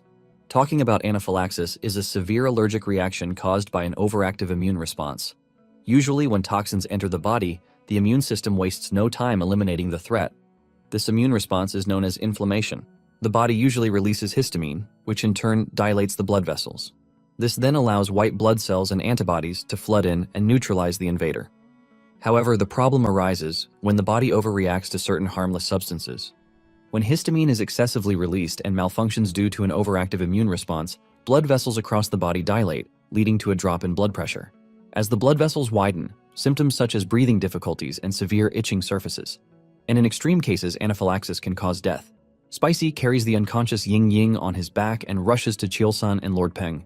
Peng quickly grabs the girl and he pours his internal energy into her to stabilize her. Ying Ying's breathing becomes normal and Spicy heaves a sigh of relief. Spicy is glad that there is something called internal energy in this world. In the modern world, the primary treatment for anaphylaxis is stabilizing the blood pressure and ensuring an open airway for breathing. The use of antihistamines is widely known, but in severe cases, intubation is required to assist breathing in patients. However, in this world, Qi-based techniques basically solve everything, and this is why Spicy finds it very impressive. Peng then asks Spicy if he knows why the girl fainted since he was with her. Spicy assures them that he knows why Ying Ying collapsed. He tells them that Ying Ying collapsed after she was stunned by a bee. This shocks the elders, and they wonder what this means. Chilsan mentions that there are rare cases where people faint after they are stunned by a bee. However, Chilsan doesn't think a bee sting is why Ying Ying has been fainting. Peng agrees with this because the girl would have definitely died on the way to the Tang Clan Manor if it were a bee sting. To prevent them from thinking any further, Spicy lets them know that he has found the root of the problem. He tells them that Ying Ying getting stunned by a bee lets him find out the real cause of the problem. To explain better, Spicy once again tells Peng that they need to remove the little girl's clothes. As expected, Spicy gets an earful from this, but they finally remove the clothes, and Huayin checks the girl. Huayin steps outside to tell them that Spicy is right. There are some old marks on her body, and in fact new ones have appeared. Peng is surprised to see that Spicy was actually right. However, Peng still wants to know why his daughter has been fainting. Spicy then replies that the little girl has been fainting as a result of bee venom poisoning. Peng doesn't believe this because there are no bees in his region. The lack of flowers does not encourage bees to come to Hebai, which is why Peng is doubtful of what Spicy is saying. Peng then asks Spicy to elaborate further. Spicy explains that it is true that a bee sting would have been noticeable. However, Spicy knows that there is no doubt that her symptoms match perfectly with anaphylaxis caused by bee venom. Spicy then realizes that what he needs to find out is another creature that has the same venom as a bee. Spicy stands in deep thought while going through the many encyclopedias that he has in his head. He looks at the region where the little girl is living and any creature that might have the same properties as a bee. Spicy starts to rule out venomous creatures that cannot be the cause of the problem. Peng sees Spicy standing in one place, and he asks Chilsan what he's doing. Chilsan simply tells Peng to keep quiet and let Spicy do his thing. Spicy continues to look at the many variables and factors surrounding the events. He thinks about what Ying Ying likes doing that might cause her to get stung by the creature. This is when he remembers that Ying Ying is always eating sweets. In fact, she had a separate pocket for sweets. Spicy smiles as he finally cracks the case. He tells the elders that he is confident that the cause of Ying Ying's problem is bee venom. Peng then reminds Spicy that there are no bees in the Peng clan residence. Spicy cuts in, telling Peng that poison doesn't affect everyone the same way. He says some might be able to endure while to some, it will be fatal. Spicy continues by saying Ying Ying is particularly sensitive to bee venom. Since she is sensitive to bee venom and there are no bees in the region where she lives, Spicy says this leaves just one possibility. Spicy tells them that the culprit is a bee, but a different kind of bee. Spicy starts looking around in the dark while Huayin follows him with a lamp. Spicy then finds a cookie, and surrounding the cookie are a bunch of ants. Spicy grabs one of the ants and shows it to the elders, telling them that the ant is the culprit they have been looking for. Peng is confused by this because Spicy is holding an ant, not a bee. Spicy then urges the elders to take a closer look at the ant because it is a relative of the bees. Just then, they notice that the ant has a massive stinger on its butt. This is a shocking revelation to them, since they have never seen an ant with such a big stinger. Cheol-sun then realizes what Spicy means when he says the ant is a relative of the bees. Spicy then explains that the ant, which is closely related to a bee, is why Ying Ying has been passing out. He then tells them the name of the ant, which is the king stinger ant, but in the modern world it is known as the Asian needle ant. Spicy explains why the ants have stingers like bees.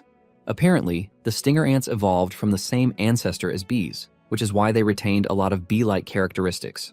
Studies have even shown that people who experience anaphylaxis from stinger ant venom also have the tendency to react the same way to bee venom. Spicy then explains that the stinger ants were not targeting Ying Ying specifically. He believes that the ants came to feast on the demonic beast swarming the Tang household. This is because the stinger demon ant primarily preys on demonic creatures. Spicy further explains that the sting marks looked like an ordinary rash, which is why they couldn't quickly find out what was the cause of the problem. Peng is shocked after everything Spicy has explained. He doesn't believe the fact that Ying was collapsing because of a pathetic little creature. Peng then asks Cheol-san if he can make an antidote for the problem. Cheol-san admits that there are antidotes for bee venom, but in cases like Ying, where her body is highly sensitive to the toxin, Cheol-san doesn't think it is going to be effective. This gets Peng worried as he believes that his daughter will continue to pass out. However, Cheol-san tells him that by figuring out the problem, they are a step closer to knowing how to fix it. Spicy then cuts in, telling Peng that there might be a way to treat Ying. Peng immediately starts begging to know what the solution to Ying's problem is. Spicy reveals that they are going to use a method called desensitization. Peng is confused by this word, believing that they are going to have to strip Ying again. However, Spicy explains that it is a treatment plan where small amounts of bee venom are injected into Ying's body over time. This will gradually decrease her sensitivity to the toxin. Spicy then mentions that it is going to take time for it to have an effect. However, Ying will no longer collapse from bee venom once the treatment is complete. Cheol-san realizes that Spicy is making a lot of sense from this. He reveals that even in the Tang clan, they have similar techniques, gradually introducing poison into the body to build resistance. Peng is excited to hear this, and he asks again if Ying will be fine once the treatment is complete, to which Cheol-san says yes. The only downside to this is that it is going to take a long time, but it is doable. Peng heaves a sigh of relief, and he thanks Spicy for saving his daughter. He grabs Spicy as usual, and he spanks him on the back. He then tells Spicy to ask him anything he wants, because he cannot receive help from him without giving something in return. Spicy cannot help but wonder what is wrong with the people of this world and throwing blank checks around. To be polite, Spicy tells Peng that he doesn't want anything since he sees Ying as his own sister too. Peng doesn't want to take no for an answer, and he slaps Spicy really hard again. Spicy realizes that he is going to die if he doesn't make a demand soon. Just then, he remembers something important that he needs to check out. He asks Peng if he will be willing to go on a mountain tour with him, and Peng agrees to this. Not long after this, Spicy, Peng, and his team arrive at Mount Gonga in the Sichuan province. This is the same area where Jiggle found the blue lizard, and Spicy has come to check it out. The team arrives there and admits that the mountain is pretty nice. Spicy is glad that everything is as Jiggle told him. However, Spicy is confused about how they are supposed to reach the cave behind the waterfall, which is on the other side of where they are. Peng is shocked to hear this, but then realizes that Spicy has just started learning mobility arts. He now understands why Spicy is not familiar with the wave-stepping swallow flight. Spicy wants an explanation, but Peng ain't got time for that. He decides to show Spicy instead of explaining. He grabs the boy and throws him across the river to the other side. Peng then follows suit, and he gets there at the same time as Spicy. Huayin also joins them, and she quickly checks on Spicy, who has not really witnessed this before. Now that they are at the entrance of the cave, Peng tells them that the only thing left is to head inside. Peng is excited to find out what lives in the cave. Upon reaching the end of the cave, they are shocked at what they find. The place looks dead, unlike what Jiggle told them. The flowers are dead, but there is a strong presence of ice in the cave. Spicy can only recount the general's words in his head as he stares down at the horrifying state of the cave.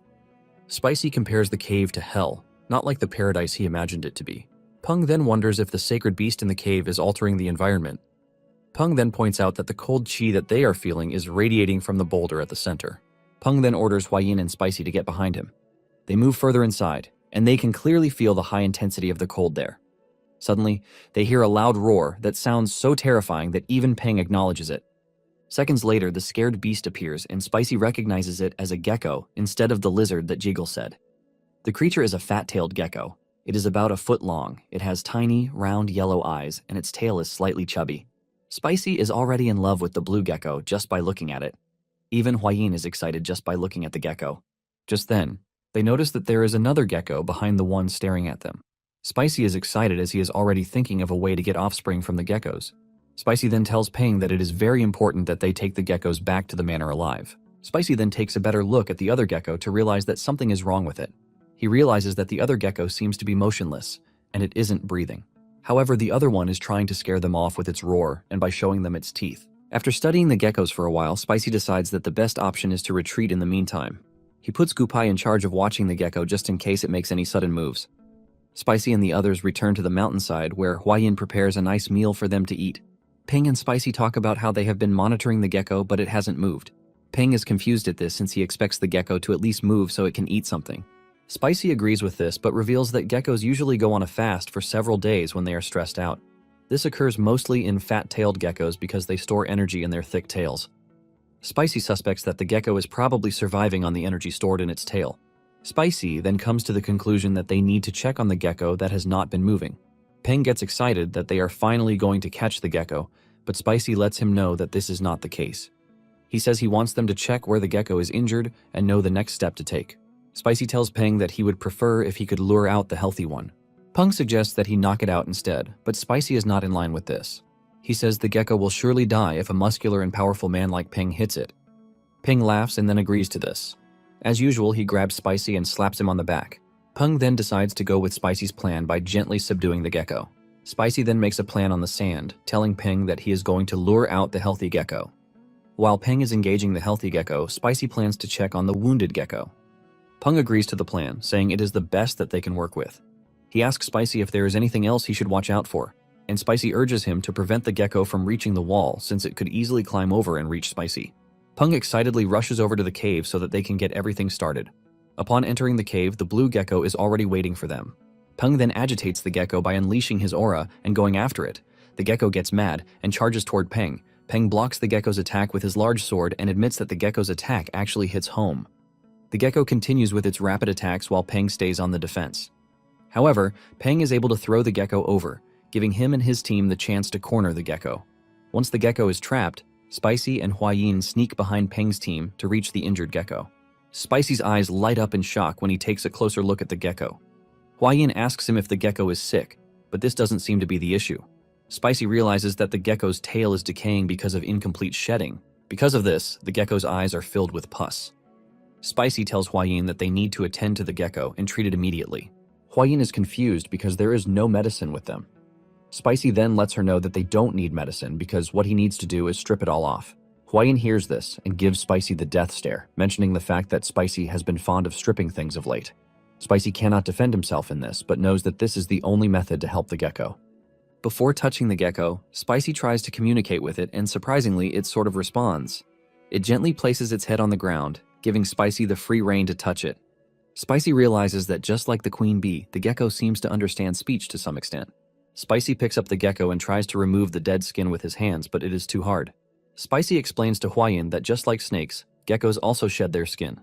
However, the geckos often eat their own shed skin, which is why people do not know that they also shed skin. Huayin is excited to hear this, and when Spicy realizes that the skin is insanely tough, he resorts to the use of a knife. Spicy starts from the back, and as he cuts the skin on the back, Huayin is blown away.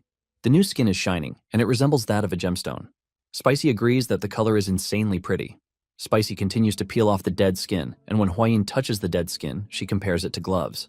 After peeling off the dead skin on the body, what is left is the head and tail. Spicy knows that he has to be extra careful when it comes to its eyes. He checks out the head and confirms that there is pus in its eyes. Spicy gets down to working on the head, and he manages to pull it off without injuring the gecko. The gecko looks very beautiful with its dead skin off its body. The gecko finally opens its eyes to reveal how pretty they are. However, Huayin notices that something is off with Spicy. She asks him why he is not happy, and Spicy reveals that he is confused about what to do with the gecko's tail. He reveals that he might have to cut off the tail to stop it from decaying. However, he can't do that in the gecko's current state because it is weak. If he tries it, the gecko might just die. Spicy is still debating on what to do when he hears the warriors telling him to be careful. The gecko has managed to escape from them, and it is now headed towards Spicy and Huayin. Huayin turns back to see how mad the gecko is. Flames are literally coming out of the gecko's eyes, which ultimately scares Spicy. He is forced to tell the gecko to calm down, saying he is only trying to help his friend. Spicy holds the wounded gecko close to his chest while he points a knife at the healthy one. Spicy realizes that they are in a deep mess when the healthy gecko lets out a very loud and terrifying roar that echoes through the roof, showing just how mad the creature is. The male gecko charges at Spicy with the intention to hurt him, but Huayin manages to get him out of the way. The gecko doesn't back off as he continues to cause chaos. He aims for Spicy but hits a rock instead, shattering the rock like it is nothing. Face to face with the gecko, Spicy raises his hand, telling him to calm down. With all sincerity and fear, Spicy tells the gecko that he is only trying to help his friend. Just then, the female gecko starts to communicate with her pair, and with this, he calms down. When everything calms down a bit, Peng and his men run towards Spicy, but he tells them to back off, assuring them that he is fine. The male gecko is now standing behind Spicy, but he remains wary of Peng and his men. Spicy tells the men that he wants to try talking to the gecko for a moment, leaving Peng to wonder if the gecko understands speech.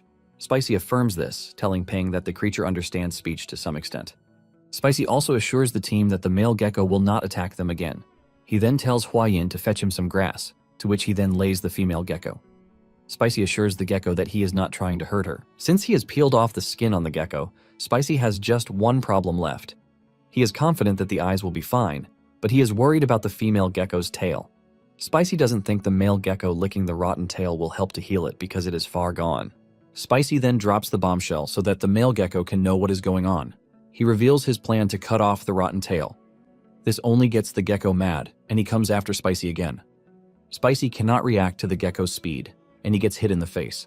After this, Spicy sits down so that Huayin can apply ointment on the wound to prevent it from having a scar. Peng makes fun of Spicy, but he quickly backs off when he sees Huayin's scary reaction toward him. Even with the way things are going, Spicy is glad that the misunderstanding has been cleared.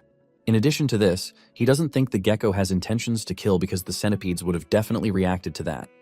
Just then, Gu informs Spicy that it seems the gecko is trying to communicate with him. Spicy is glad that the gecko is finally ready to talk to him. Once the two are in agreement, Spicy promises to do his best. However, before he does anything, he wants to know what the geckos eat.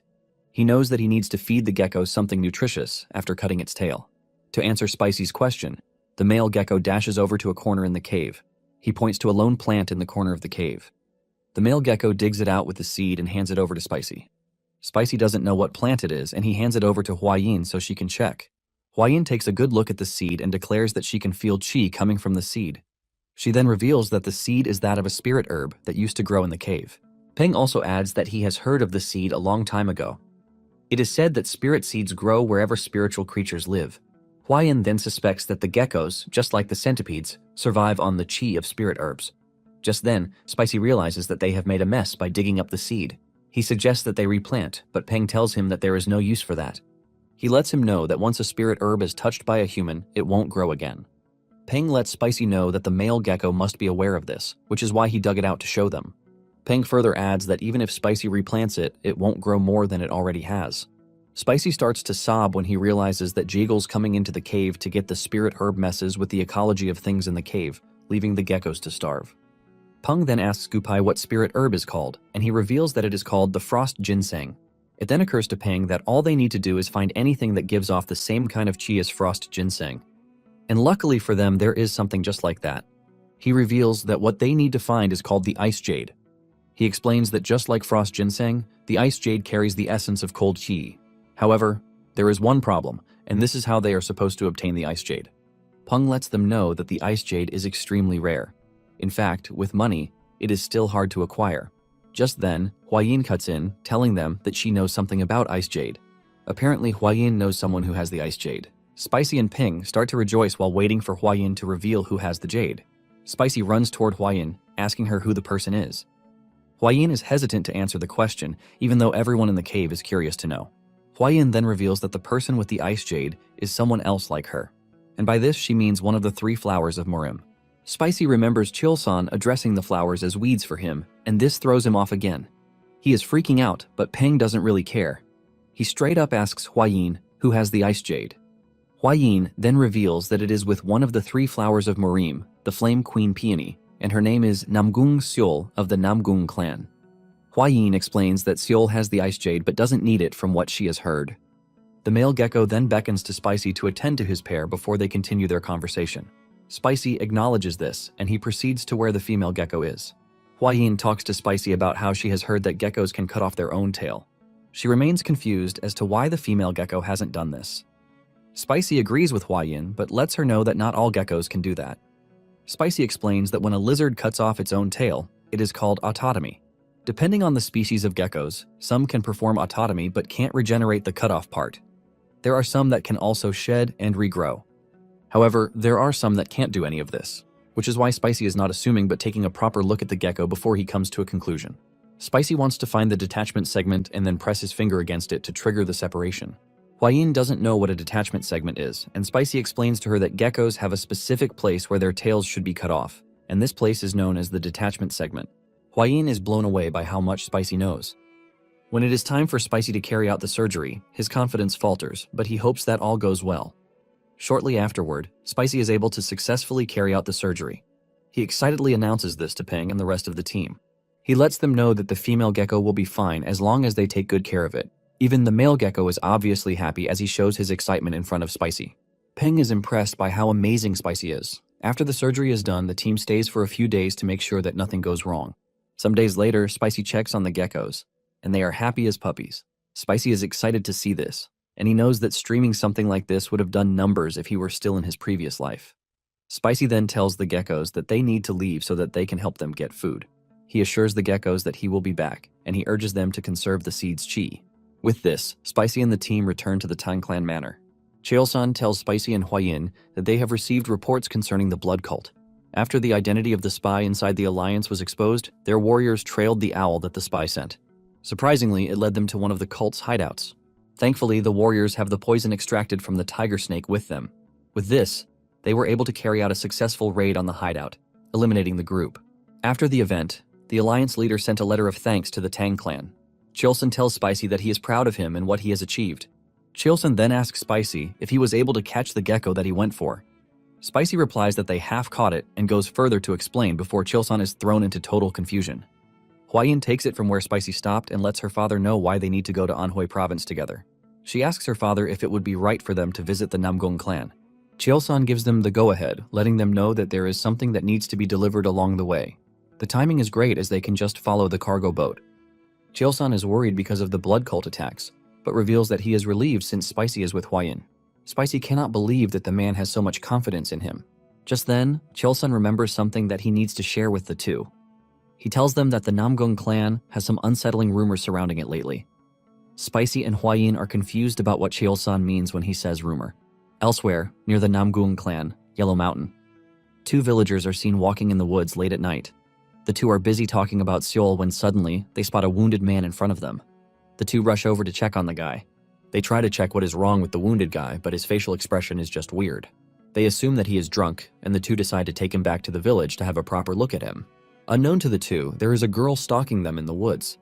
The girl has a dark, scary, and menacing aura around her, but the two villagers are oblivious to the danger close to them.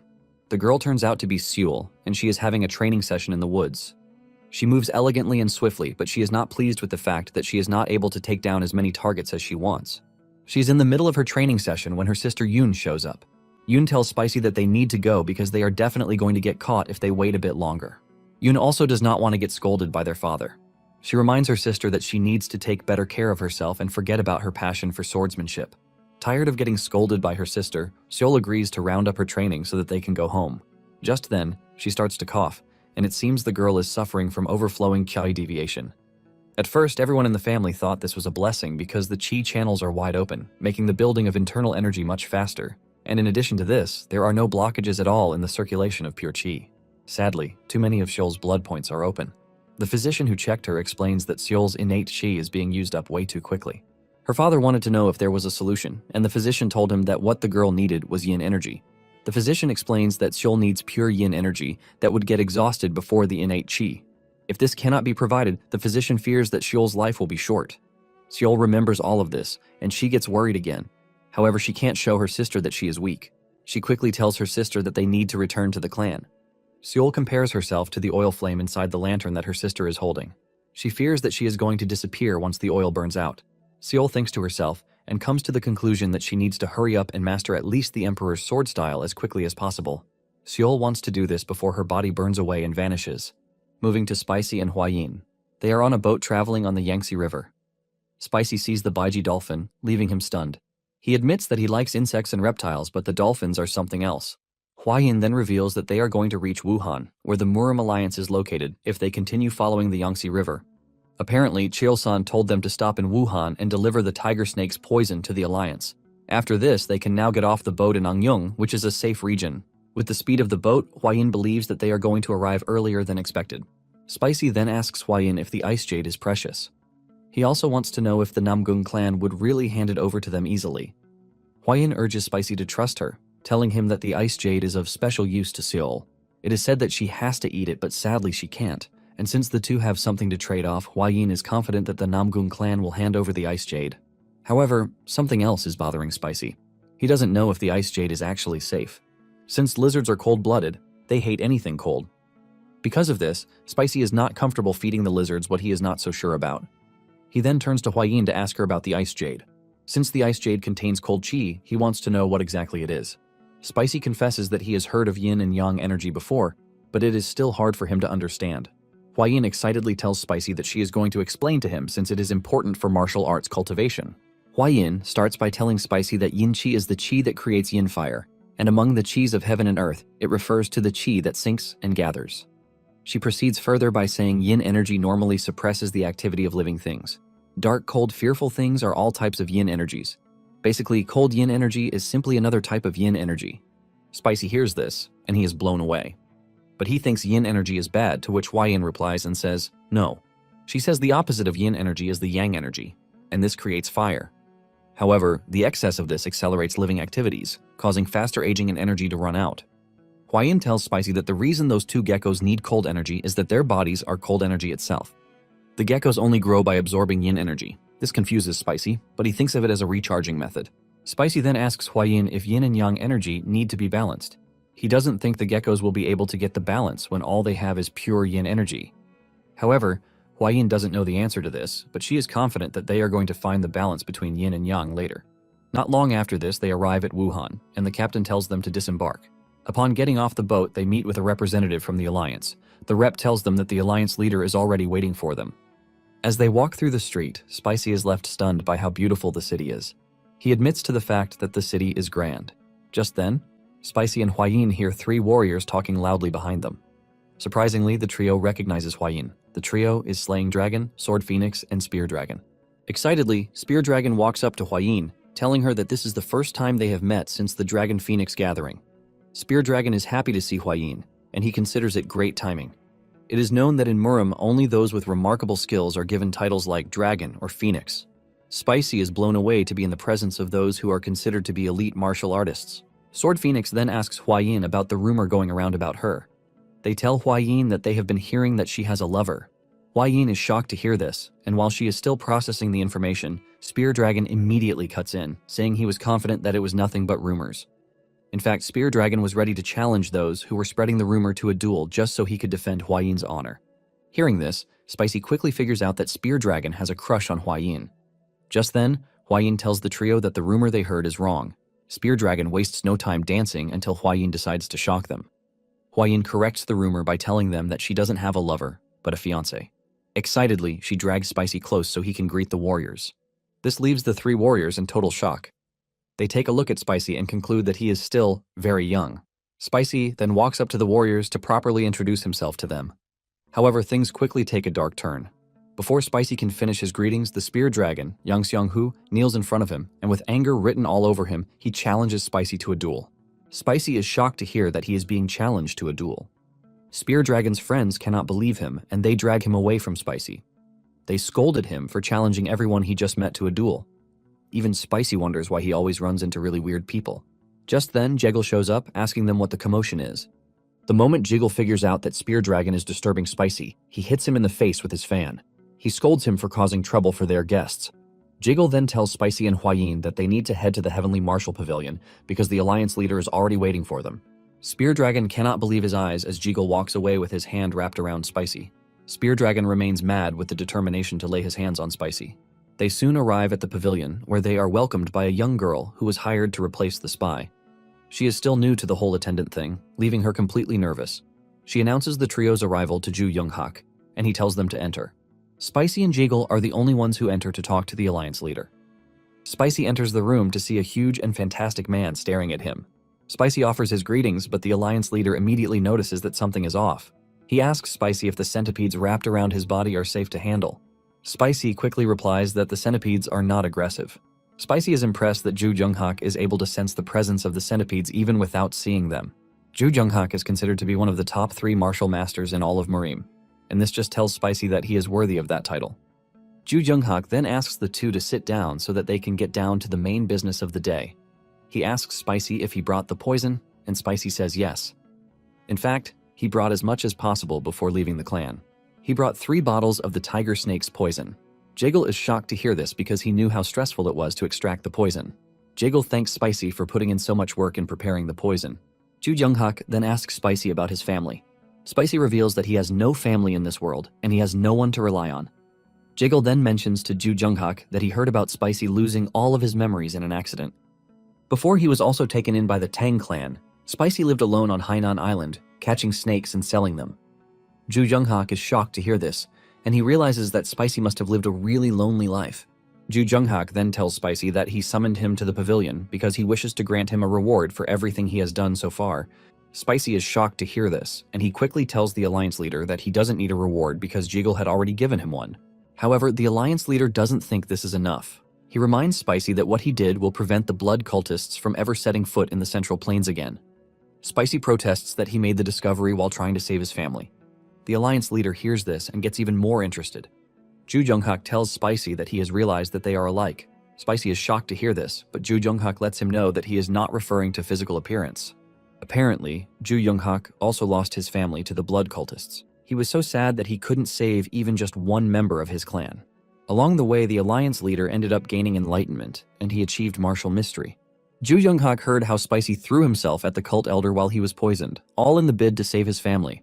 Spicy affirms this, and Ju Junghak tells him that it was just the same as him 30 years ago. The Alliance leader recognizes the fact that Spicy was weak, but he still threw himself at the cult leader with nothing but desperation in his heart. As a reward for his bravery, Ju Junghak reveals his decision to grant Spicy his unique martial art, the Iron Coffer technique. Spicy and Jiggle are both shocked to hear this, leaving their mouths wide open. The Alliance leader reveals that he has never taken a disciple, and he fears that when he dies, his martial arts will vanish with him. He then assures Spicy that he has no intentions of playing master with him, so the Tang clan has nothing to worry about. Spicy remains shocked, and when he finally pulls himself together, he tells the Alliance leader that he will never bring shame upon his name. Ju Junghak smiles when he hears this, telling Spicy that he is counting on him. Spicy leaves the room with Ju Junghak's book of martial arts. Jiggle told him to keep it a secret except for the leaders of his clan. Jiggle lets him know that he will definitely become a target for the blood cultists if they find out that he has Ju Junghak's martial arts with him. Spicy is on his way to the guest hall when he gets cornered by Spear Dragon. Spicy is shocked to see Spear Dragon. Spear Dragon reveals that he has been waiting for him since he heard that he went to the Heavenly Martial Pavilion. Spear Dragon demands an answer to his request for a duel. Spicy is shocked to see how persistent the guy is, but Spear Dragon claims that he needs to know if Spicy is truly worthy of having Hua-Yin. Spear Dragon tells Spicy to prove himself, but with a calm voice, Spicy tells Spear Dragon that it is too dangerous. Spear Dragon takes this the wrong way. He tells Spicy that he is going to remove his spear and fight Spicy with his bare hands. However, Spicy tells him that he is wrong. Spicy lets him know that he has no interest in fighting him because he might actually die. This gets Spear Dragon mad, and he grabs Spicy's clothes in anger. The centipedes sense a killing intent and immediately charge at Spear Dragon. Thankfully, Spicy is able to stop them before they bite Spear Dragon. The Spear Dragon falls to the ground, gripped with fear. He doesn't understand what just happened to him, and Spicy reminds him that he already told him how dangerous it is to fight him. Spicy walks towards Spear Dragon and lets him know that he has already spared him once. With Spicy standing in front of him, Spear Dragon realizes that Spicy was not actually joking. He definitely would have been dead meat if Spicy had not stopped the centipedes from attacking him. With fear crawling around his body, Spear Dragon admits the bitter truth that Spicy is really a dangerous person. What Spear Dragon sees in front of him is not Spicy, but a monster. Just then, Hua-Yin shows up, demanding to know what is happening. She senses the killing intent in the air and asks Spear Dragon if he tried to pull something funny on Spicy. Spicy realizes that Spear Dragon is only going to get into more trouble if Hua-Yin finds out. He quickly tells Hua-Yin that it is all a misunderstanding. Spicy lies that he got lost on his way to the guest hall, and the Spear Dragon showed up, offering to guide him. Hua-Yin doesn't believe this story, and she asks Spicy why the centipedes are all fired up. Spicy then proceeds to lie that he only wanted to show the Spear Dragon the centipedes, which is why he asked him to show a weak killing intent. Spicy says it was supposed to be a harmless prank, but things went too far. He then asks Spear Dragon to support his lie. Still drowning in fear and shock, Spear Dragon confirms Spicy's story. Hua-Yin doesn't want to believe the story but has no choice but to. She then thanks Spear Dragon for guiding Spicy. With this, Spicy and Hua-Yin head back to the guest hall. Spicy turns back to remind Spear Dragon that he has now saved him twice. The next morning, Spicy and Hua-Yin prepare to leave Wuhan. Spear Dragon and his friends show up before the two get on the boat. His friends tell him to apologize to Spicy. Spear Dragon apologizes for what he did and he thanks him for his generosity. He reveals that he spoke to Sword Phoenix when he got home the night before, and she scolded him for being foolish. Spear Dragon then tells Spicy that he is glad with the way Spicy handled his rudeness. With this, he is fully convinced that Spicy is indeed the fitting match for Hua-Yin. He then asks Spicy to continue watching over Hua-Yin. Spicy acknowledges this, wishing the warriors good health. Spicy has heard that he will still have to meet the warriors at the Dragon Phoenix assembly, so he doesn't want to make an enemy of them yet. With this, Huayin and Spicy say their goodbyes and they depart on the boat. Later that night, at the lower village of Huangshan Mountain, Spicy and his team take refuge in an inn. Gupai tells them that it is going to take them at least half a day to reach the Namgung clan manor, which is why it is important for them to rest in the inn. When Spicy and Huayin finally get to be alone, he tells her about the reward the Alliance gave him. Huayin is shocked to hear that Spicy received the secret manual of the Iron Coffer technique, an exclusive martial art of the Fist Emperor. Huayin then reveals that she heard about how painful it is to learn the Iron Coffer technique. However, once Spicy learns it, he will be able to block blades and chi-based attacks. Huayin mentions that the technique is so unique that some even say it rivals Shaolin's Diamond Indestructible Divine Art. Given the fact that it is an external martial art, it is not heavily influenced by internal cultivation methods, which means Spicy won't have issues learning it. Spicy realizes that learning the martial arts basically gives him bulletproof defense. Huayin then adds that she can help Spicy. Apparently, the Fist Emperor used to whip his own body every morning as part of training. Huayin is offering to do this for Spicy since it is a method to toughen the skin. Huayin is already imagining how she is going to dress to whip Spicy. Spicy has no objections to this since it is all for the sake of learning the technique. Just then, the proprietor of the inn shows up. He asks them if they are planning to climb Mount Huangshan so that they can visit the Namgung clan, and the two say yes. They ask him if there is any problem with this, and Huayin wonders if this is concerning the rumors related to the Namgung clan. The inn owner then tells the two that for the past couple of months, people who have gone up the mountain have started to disappear. When the missing people were found, their entire yang energy had been completely drained, but it is important to note that they didn't die. This shocks Huayin and Spicy, and Huayin asks what this has to do with the Namgung clan. The inn owner reveals that all of the victims claim that they spent the night with Seol. Huayin doesn't want to believe this, and she tells the man that he is saying something completely absurd. The inn owner agrees with Huayin, telling her that they all heard the same reaction at first. However, the victims went to the clan to complain, and Seol was summoned by her father. Seol is shocked to see a bunch of men in their home, and she asks her father what is going on. Seol's father then asks the men to identify Seol if she is the one who attacked them. Seol was also asked by her father if she had been secretly going out to Mount Huangshan at night. He demanded to know the truth since the men in front of him were claiming that their energy was drained by Seol. Seol is shocked to hear this, and she tells her father it is true that she has been visiting the mountain. However, she has been training with only her sword. She assures her father that she has done nothing more than train with her sword. Since Seol is claiming to be innocent, her father orders the victim to provide solid proof of what they saw. This is when one of the victims reveals that there was a mole on Seol's chest. Seol is left stunned when she hears this because she truly has a mole on her chest. Seol's father gets really mad at her, believing that she has been spending her nights with men. Seol, on the other hand, is left stunned as she doesn't understand what is happening. After hearing the inn owner's story, Huayin gets really mad and shows this as she walks up the mountain. She tells Spicy that the story is absolutely ridiculous, but when she realizes that she is screaming at Spicy, she apologizes. She then decides to calmly explain things to Spicy. She reveals that Seol cannot come in contact with men because she has a strange illness. Without yin energy, her lifespan will be shortened because her body, which houses yang energy, is like poison. This is why she is extremely careful when a man approaches her. Huayin, hearing this from the inn owner, sounds like total trash to her. Not long after this, they arrive at the gate of the Namgung Manor. The guards demand to know why the two have come to the manor. Huayin notices that the clan seems to be in a bad mood. She then tells Spicy that they cannot tell the guards that they have come to see Seol because they will be immediately rejected.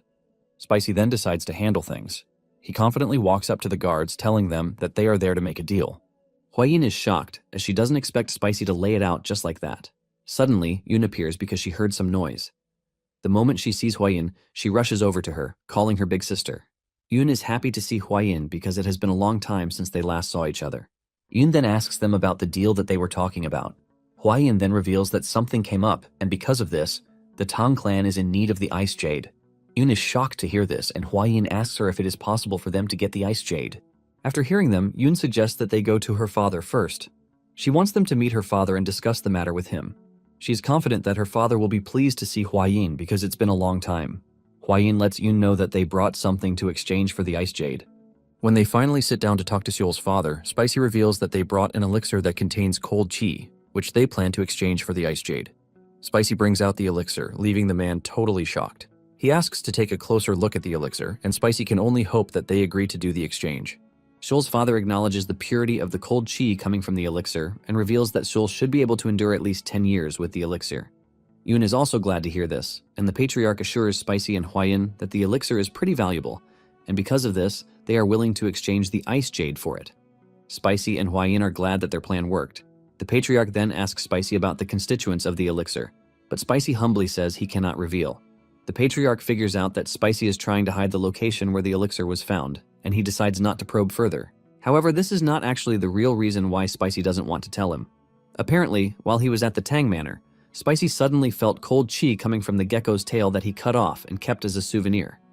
He showed grandfather the tail, and when the man took a look at it, he revealed that it would be a good material for those who have mastered ice arts or cold chi martial arts. Spicy had previously thought the geckos stored nutrients in their fat tail, but it turns out that it was cold chi. It was grandfather who suggested that they make the tail into an elixir. Because of this, Spicy is not really proud to tell Seol's father that the constituent of the elixir is a withered gecko's tail. The patriarch then tells Yoon to inform her sister that she will be exchanging the ice jade for the elixir. The patriarch is happy to see Hwayin, and he lets them know of his plan to throw a party. He urges Hwayin to help comfort Seol because she went through something bad recently. Hwayin assures the patriarch that she is going to do that. Un then guides the two to the guest residence. On their way to the guest residence, Un tells Spicy and Hwayin that her father's mood has been lifted, thanks to the two. Hwayin then decides to ask Yoon about Seol. Un reveals that everyone is disappointed in Seol because they do not expect her to do such a thing. However, they couldn't find any proof that she did, and because of this, she was imprisoned in the seclusion room and had to be stamped with virginity sand to prove her innocence. Talking about the virginity sand, it is something that women put on their bodies to prove that their body is pure. Apparently, when a gecko is raised in a jar and fed cinnabar, its body will turn red. The gecko is then ground into powder and stamped onto a woman's body. If the woman's body is pure, the stamp cannot be washed away even with water. Spicy is horrified when he hears that they need to ground a red gecko. Burning with rage, he assumes that a unicorn should be used to identify a maiden and not a poor gecko. Just then, Yoon takes Spicy and Hwayin to where Seol is. Spicy is blown away by Seol's beauty, and the stamp is clearly on her hand too. Yoon then tells her sister that Hwayin has brought an elixir containing cold chi in exchange for the ice jade. Seol holds the elixir in her hand, and she testifies to the impressive cold chi coming from the elixir. Without hesitation, she brings out the ice jade. She hands it over to Spicy and Hwayin, leaving them excited. In the midst of their celebrations, Hwayin notices that Seol is not happy. She talks to her about the rumors. She urges Seol not to be upset because she also does not believe that Seol is capable of doing such. Seol knows that she didn't do it, but there are just so many witnesses testifying against her. She wonders how the witnesses know where her mole is. Spicy hears this and realizes that he has found himself in the middle of a mysterious case again. Boastfully, she tells the girls that he is an expert when it comes to things like this. He then asks Seol if she has ever washed herself in a pond or river at night. He wants to know if someone spied on Seol while she was bathing. Seol then replies that she has never washed her body outside, and even if they saw her, she doesn't believe that there is any reason for the men to slander her. She believes that they are all one family in the clan. This hits Spicy really bad, and he realizes that the lead he thought he had is just pure nonsense. He falls to the ground and apologizes for being too forward. Just then, Hwayin says she has figured it out. She tells them that there is one simple explanation for everything Seol has suffered. Spicy says the most likely culprit is a ghost. Yoon and Seol are shocked to hear this, and even Spicy is not that impressed. He was expecting Hwayin to say something better, but instead she was talking about ghosts. However, Spicy takes a deep thought on what Hwayin said and realizes that she might be right. He remembers that he met the ghost of the blue-spotted centipede in his dream. He then realizes that Hwayin might not be far from the truth with her deduction. Spicy then asks Seol if she has done anything unusual of late. He wants to know if Seol has eaten the inner core of a spiritual beast, but Seol can't think of anything important that is considered unusual. Seol then reveals that she felt someone's presence when she was training on the mountain. She assumed that it was Yoon, but when she checked where the presence was coming from, she didn't see anyone. Seol assumes that she is just being overly sensitive with this. Just then, a girl comes rushing to them. She tells the group that something terrible has happened. Apparently, another villager has gone missing. She tells the group that the warriors have just left to search for the missing villager. Seol is furious upon hearing this, and decides it is her duty to track down the cause of the problem so far. Yoon doesn't want Seol to go because their father will get mad if he finds out Seol sneaked out again. However, Seol reminds Yoon that they won't be going alone this time around. Seol turns to Hwayin, asking her if she would be willing to help her. Hwayin and Spicy stand there in shock, but know that they have no choice but to help. That night, the four head to the mountain. Yoon is worried that they are going to get caught, and if she does, she is definitely getting locked up in the closed cultivation. She expects Spicy to help stop her sister, But Spicy has no choice but to help, because Sheol promised to give Spicy a norigai, which is an ornamental accessory. The norigai is designed so that an ice jade can be set in it. Blown away by how beautiful the norigai is, Spicy and Hwayin had no choice but to agree to help. Now that they are on the mountain, Spicy claims that he is not helping because he wants the norigai, but because he wants to protect Sheol's honor. They head to where Sheol usually uses for her training sessions and hope to find some kind of trace in the area. Hwayin then asks Sheol what she is going to do if they truly run into a ghost. Sheol confidently reveals that she is going to cut it down with her sword, which is infused with the energy of destroying evil and revealing righteousness. Suddenly, the area starts getting covered in fog, impairing their vision. Before Spicy knows what is happening, he finds himself alone. He starts calling out to Sheol and Yoon, but gets no response. He wonders if everyone is scattered due to the fog. Suddenly, Spicy runs into a thick spiderweb. He wonders why the thread is insanely thick. He realizes that whatever made the thread must be really big. Just then, he hears Un scream in the distance. He immediately tells Grace and Myra to go look for their mother. He orders them to find Hwayin and protect her. The two rush into the woods, leaving Nova with Spicy. Spicy then starts to follow the path where he heard Yoon. As he runs further, he realizes that it seems that they are being drawn deeper and deeper into the forest. He wonders what they are going against, and why there is a giant spiderweb in the area. Talking of spiders, they are generally divided into two types. There are sedentary spiders, and there are the wandering ones. The sedentary spiders build their web and stay in one place, while the wandering types roam around like vagabonds. Even with this, Spicy has never seen a spider that lays webs flat across the ground like the one he ran into. This can only tell Spicy that the spider responsible for this is not an ordinary spider. As he goes deeper into the forest, Spicy realizes that the fog has cleared. Spicy knows how important it is for him to find Yoon and everyone else. Just then, he gets to a spot where he sees Yoon hanging from a tree. There are spider webs all around her, and sitting in the distance is the culprit. Spicy is shocked to see that the culprit is a ground spider, and it is smiling evilly at Spicy. Surprisingly, the spider has Sheol's appearance. Spicy stays on guard since he has never seen a ground spider like this one before. He figures out that the spider is a new species because instead of weaving its webs in the air, it weaves it on the ground. Spicy finally understands where the entire rumor originated from. Apparently, the Sheol that the victims have been seeing is none other than the spider's mimic, pedipalp. When they are referring to pedipalp, it is a word that usually refers to antenna legs, which are special organs used for sensing, touch, mating, and hunting for food. Although pedipalps are called antenna legs, they are not just legs because pedipalps are organs attached to the head. Apparently, scorpions' pincers are actually pedipalps. Spicy then realizes that the spider is showing off her shoulder to tempt him. Spicy figures out that the spider has probably evolved to seduce men as her prey. Even without getting seduced, Spicy is already captivated. Yoon, who is hanging from the tree, is worried that Spicy has fallen for the spider's deceit too. Spicy then moves toward the spider, claiming that it is very beautiful. He bends down and hugs the spider. The spider is initially shocked to see this, but finally realizes that her charm is working magic. Just when Spicy realizes that he has gotten very close to the spider, he orders Nova to bite the spider. Before the spider can react, Nova lunges at her and bites her on the neck. After biting her, Nova returns to her father, leaving the spider to scream in pain. Spicy is shocked to see how realistic the spider's expression is, and finally figures out why men fall for her. Nova's toxin kicks in, and the spider passes out. Spicy then moves closer to check if the spider is totally knocked out. Spicy is aware that the centipede's venom is a neurotoxin, which is meant to paralyze other insects. Since the blue-spotted centipede's venom is stronger than regular centipedes, it calls for worry, but Spicy is confident that the spider should be fine, given her size. Spicy then starts to touch the spider, and he tells her that he had to save her because the villagers will definitely unalive her if they catch her. Spicy is so captivated by the spider that he starts to rub his body with the spider's fur. He then moves to the head to see how pretty the spider is. He wonders what sort of face the spider will have. Spicy is just about to check this when Hwayin appears out of nowhere. She assumes that Spicy is in danger and jumps kick him away from the spider. Spicy is thrown into the distance, and Hwayin tries telling Spicy to act around the spider. However, she soon realizes that she miscalculated her strength and has knocked Spicy out with the kick. When Spicy finally regains consciousness, Hwayin apologizes for acting too rashly. She assumed that Spicy was being seduced by the spider, which is why she swung into action without thinking twice. Spicy then shows Hwayin how fluffy the spider is. Hwayin lets him know that she is aware and urges him to stop. Hwayin figures out that the fog in the forest is the spider's doing, and anyone who inhales it will be turned on. Hwayin confesses that she inhaled a little but managed to escape the fog to regain her strength. Spicy replies that he wasn't affected at all, but this is when it dawns on him that the villagers were acting that way because of the fog. He wonders if the fog is some sort of pheromone emitted by the spider. Spicy then turns to Huayin, asking her what the creature's identity is, given its size and the method it uses in catching her prey. Huayin replies that she is not totally sure about the spider's identity since she doesn't memorize all venomous creatures. Just then, they hear a faint sound in the area. They initially assume that it is coming from the spider, but when they finally take a good look around, they see Yoon hanging above. This is when Spicy realizes that he completely forgot about Yoon.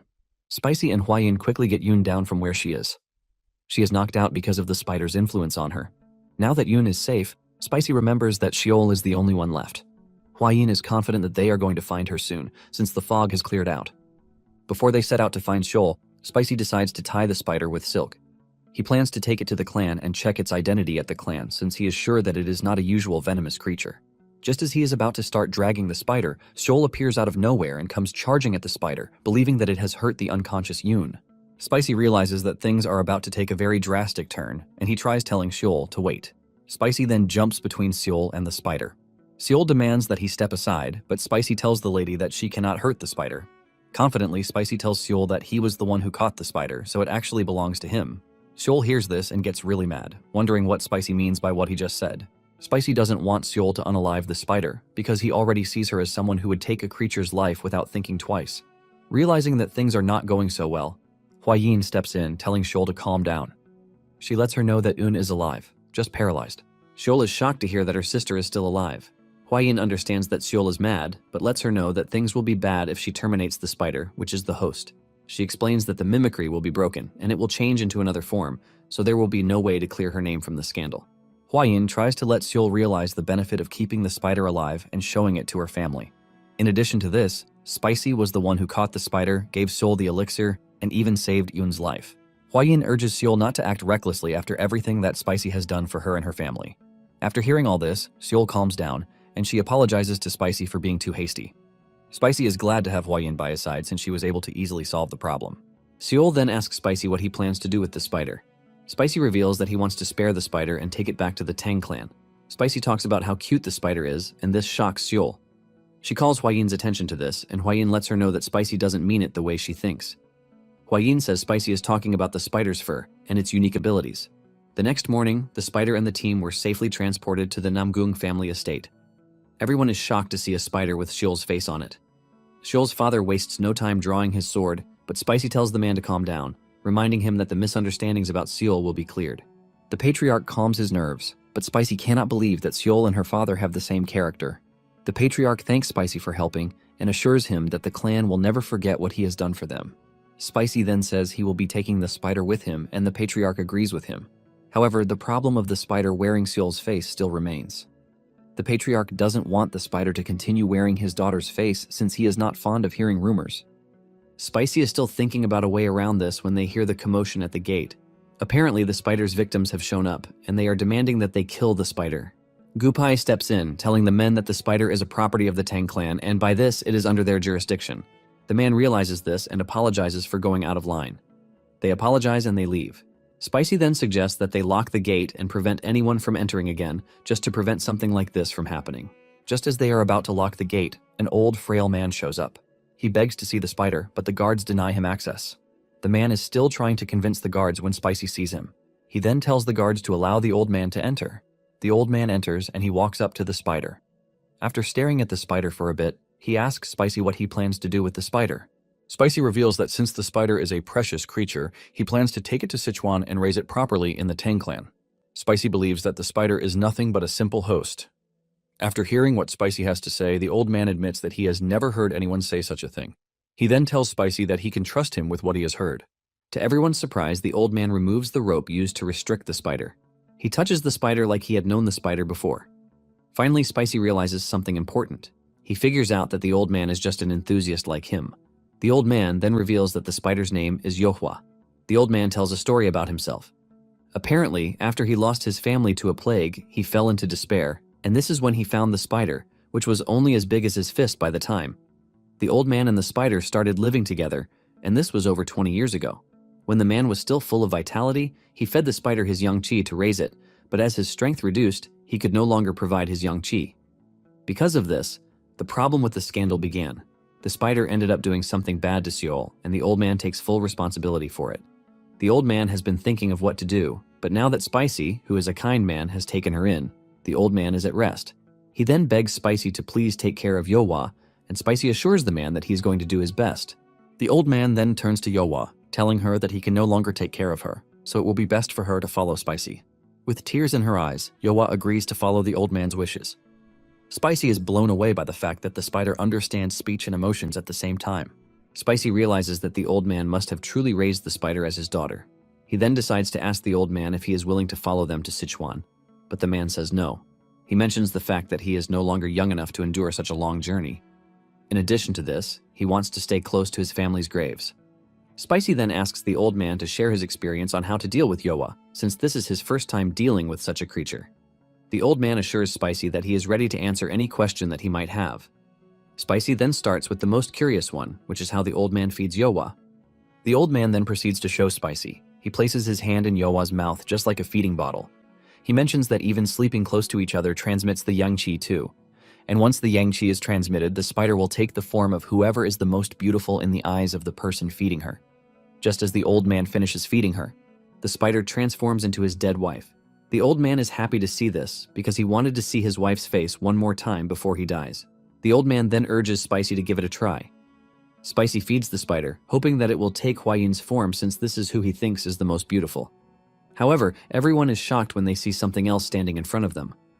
The appearance that Yohwa took is that of a poison, and Gupai screams at Spicy, asking him why the spider didn't take Huayin's form. Spicy replies that he has no idea why this happened too. Apparently, the reason why the spider initially took Xiol's face was because everyone in the village believed that she was the most beautiful woman.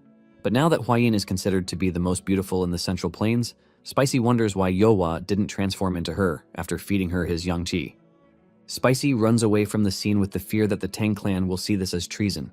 He doesn't want to believe the fact that he likes poison a lot more than Huayin. He rushes to Yun's room where Huayin is. Yun is still unconscious, so Huayin is watching over her. Spicy gets there, almost out of breath. Huayin is shocked to see him, and she asks him what the problem is. Spicy then asks Huayin for a favor. He asks Huayin that even if it is just once, he would like to hold her. Huayin is shocked to hear this and she pulls back a little, but Spicy assures her that it is not what she thinks. Before Spicy can say anything else, Huayin mentions her surprise that Spicy has figured it out. This only leaves Spicy confused because he genuinely does not have any idea what Huayin is talking about. Huayin then continues talking. She reveals that she had no intentions of hiding it on purpose, saying she only read about it in books, so she wasn't so sure, which is why she didn't want to say anything. Spicy still stands there, looking confused as he wonders what Huayin is talking about. Just then, Huayin drops the bombshell, revealing that the spider is one of the 10 great venomous creatures of the Central Plains, and it is called the human-faced spider. Spicy is shocked to hear this. It takes him a moment to finally reel in the fact that Yohwa is actually one of the 10 great venomous creatures of the Central Plains. Huayin then tells Spicy that she had no intention of deceiving him, but thought it would be better to be sure first. This is all because of the promise she made back then. Her promise to marry Spicy if he manages to catch one of the 10 great venomous creatures before he turns 18. Spicy finally realizes why Huayin was hesitating. He admits that the situation also caught him off guard. Since a promise is a promise, Huayin has no choice but to hug Spicy. She rushes toward him and hugs him while the two of them turn red like tomatoes. They are still holding each other when Yun wakes up to see them in this awkward position. 2 days later, Spicy and his team leave the Namgung clan after solving the issues there. Thankfully, Yohwa later transformed into Huayin after she consumed Spicy's yang qi again. Yohwa is put in a comfortable cage as they travel back home. Initially, Spicy had plans to head to Mount Gonga, where the geckos are, but he doesn't want to stress Yohwa. Just then, Yohwa tells him that she is fine. She assures Spicy that she can endure the journey to Mount Gonga. With this, the group heads to where the geckos are. Not long after this, Spicy hears some warriors talking about the discovery of the poison that can easily take down the blood cultists. The warriors talk about how incredible the person who discovered it is, not knowing that it is Spicy, and he is right behind them. The warriors reveal that they are now looking up to whoever this person is. Apparently, the Alliance is keeping Spicy's identity a secret to make sure that the blood cult doesn't go after him. Spicy is completely blown away at how much praise he is receiving. As usual, he starts thinking of how many views this would have given him if it were his past life. In no time, Spicy and his entourage arrive at Mount Gonga. However, there seems to be a problem. Since Spicy is not good at Lightfoot techniques, there is no way for him to get to the cave. He urges Huayin to go and bring the geckos back. Huayin is not convinced by this, saying the geckos might not want to follow anyone who is not Spicy. Huayin thinks of stringing a vine across to the other side so that Spicy can climb. Suddenly, they see Yohwa at the other side of the mountain, leaving them to wonder how she got there. Just then, they see Yohwa fly to the cave, leaving them totally shocked. It then dawns on Spicy that what he just witnessed is ballooning. Spicy cannot believe that Yohwa can also fly since she is a spider. When it comes to ballooning, it is a method that spiders use for flying. By surrendering their body to the wind, spiders can fly tens or even hundreds of kilometers. Sometimes, while walking down the street and someone suddenly feels like they have walked into a web hanging in midair, this is a trace left behind by ballooning. Spicy is impressed with the fact that Hua-Yin can also balloon. Since Yohwa can do this, she grabs Spicy and flies him to the cave. Spicy is happy with this, and he hugs Yohwa. Hua-Yin is forced to tell Spicy to back off a bit, telling him that she feels like she is the one being hugged. Spicy then heads into the cave to meet the geckos. The geckos see Spicy and immediately rush over to meet him. Spicy is glad to see that the geckos have gotten more affectionate while he is gone. He is also relieved to find them healthy. He then shows them the ice jade and asks them to come to the clan manor with him, promising to take care of them. The two agree to this, and Spicy names the female gecko Snow, while the male gecko is Ice. With this, Spicy is able to add Snow and Ice to the family. Spicy and his team arrive at the Tang clan manor at night. The guards are shocked to see two Hua-Yins. However, after taking a closer look, they realize that the other Hua-Yin is a spider. They can only wonder why the spider has Hua-Yin's face. With pride, Spicy tells the guards to let the family know that he is back, and he has caught one of the 10 great venomous creatures. The guards are shocked to hear that they are standing in front of one of the great venomous creatures. A signal is then fired into the air to announce Spicy's return and what he came back with. In no time, Cheol-san and the elders come rushing to welcome Spicy. Grandfather is shocked to see Spicy back with a human-faced spider, when his mission was to get food for the geckos. Cheol-san wants to know where Spicy has been, and the fact that the spider looks exactly like Hua-Yin. Spicy smiles and reveals that he just found the spider while visiting the Namgung clan. Cheol-san is shocked to hear this, since he has never heard of someone finding the venomous creatures by chance. Grandfather talks about how Spicy doesn't stop to amaze them. Cheol-san then affirms the fact that Spicy is now officially their son-in-law, since the promise between him and Hua-Yin has been fulfilled. Spicy is shocked to find out that Hua-Yin's parents know about the promise. Cheol-san tells Spicy that what matters most is the fact that Spicy is now a true member of the clan. Grandfather then urges Spicy to start going to the river from the next day so he can catch a living wild goose. Spicy is confused as to why he needs to catch a goose. Grandfather then tells him that he needs to prepare the goose for the wedding ceremony, and this needs to be done by Spicy himself. Grandfather admits that Spicy might be too old to hold a wedding now, but he sure can hold the engagement ceremony. All of these still sound strange to Spicy. Cheol-san then teases him, telling him that by holding the engagement, Hua-Yin cannot refuse to marry him later. Just then, Spicy realizes how much he means to the family. He then offers his sincere gratitude to them, telling them that he looks forward to their continued support. The following morning, the first thing Spicy does is to decide the living arrangements for the creatures, his children. For Yohwa, he chose a tree near the well inside the Tang clan village as her residence. Since the geckos are like puppies, he doesn't want to separate them or put them in the same house as the venomous creatures. Because of this, he decides that the geckos will stay in his room in the meantime. After he has organized things to some extent, he asks the geckos and Yohwa if they like the way things are. The creatures are pleased with the way things are. Spicy tells Yohwa to come straight to the manor whenever she is hungry. Yohwa then reveals that she has her web surrounding Spicy's room just in case bad people show up. She assures Spicy that she will come running immediately if she senses any danger. Snow and Ice also assure Spicy and Hua-Yin that they are there to protect them too. Spicy is happy to have the creatures around, telling them that they are dependable. Not long after this, the engagement was held. With the clan elders gathered, it was a simple ceremony where Spicy and Hua-Yin exchanged vows, and only the ceremonial offerings were given. However, there was a slight problem with the preparation of offerings. Hua-Yin tells Spicy that she wanted the geckos as offerings. Realizing that he can't just let the geckos go, Spicy thinks of a way out of the problem. He knows that Hua-Yin has had eyes on the geckos for a long time, but he didn't expect Hua-Yin to say it openly during the engagement. Spicy manages to convince Hua-Yin by telling her that offerings are to promise eternal love. He tells Hua-Yin that they should use something more eternal that cannot change, just like the ice jade. In addition to this, he tells Hua-Yin that after they are wed, everything he owns will also become hers. With this, Spicy is able to convince Hua-Yin to listen to him. Spicy is glad that he is able to navigate his way out of the problem. Hua-Yin then tells Spicy that he should remove the formality when calling her. They are engaged already, and it doesn't make sense for them to be addressing each other formally. Spicy is happy to hear this, and he assures Hua-Yin that he will follow through. The next day, Spicy and Hua-Yin are called to the Patriarch's Hall. Spicy wonders why Cheol-san summoned them, wondering if he wants to convey some words of blessings. Chilson then tells Spicy that the reason he called him is so that they can talk about his grand art. Spicy is confused by what the grand art means. Hua-Yin then reveals that the grand art involves learning the Tang clan's internal qi cultivation technique and accepting poison. Spicy then figures out that they are talking about the 10 poisons that they mentioned the last time.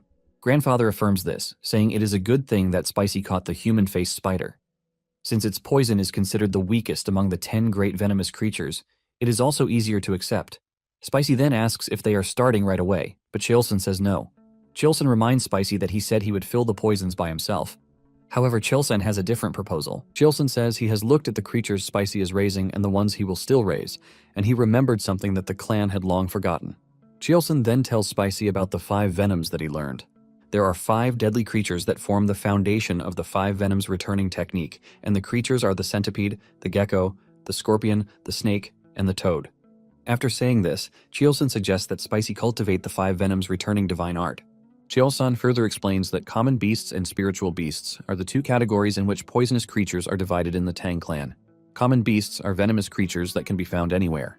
On the other hand, spiritual beasts are those that possess mystical powers, intelligence, or even an inner core. It then dawns on Spicy that the golden-haired king bee, the fat-tailed geckos, the blue-spotted centipedes, and the human-faced spider would be considered to be spiritual beasts. Chilson tells him that he is right when it comes to this. Because of this, Chilson has a proposal for him. The 5 venoms returning technique is limited in its mastery because it only absorbs the poison of ordinary venomous creatures, but its origin technique, the 5 venoms true returning technique, is different because it can absorb the poison of spiritual beasts. Chilson tells Spicy that since he has the blue-spotted centipedes and the fat-tailed geckos, he has 2 spiritual beasts prepared. Chilson lets him know that all they need to obtain are the poisons from the spiritual level snake, scorpion, and toad. With this, all the conditions to truly master the 5 venoms returning divine art will be in place. This is the reason why Chilson is suggesting that Spicy train in the 5 venoms returning divine art. Spicy raises his confusion about the fat-tailed geckos, believing that they don't have poison. Grandfather then tells him that he has observed the geckos, and he has been able to find out that their poison is the cold chi that they generate. Spicy is surprised to hear this, and Chilson lets him know that he now has 2 paths in front of him. The first option is to absorb the poison of the blue-spotted centipede and the fat-tailed gecko, and aim to master the 5 venoms returning divine art, while the other option is to absorb the venom of the human-faced spider, which is one of the 10 great venomous creatures, and begin filling in the poisons required for the dual-core 10 poisons body.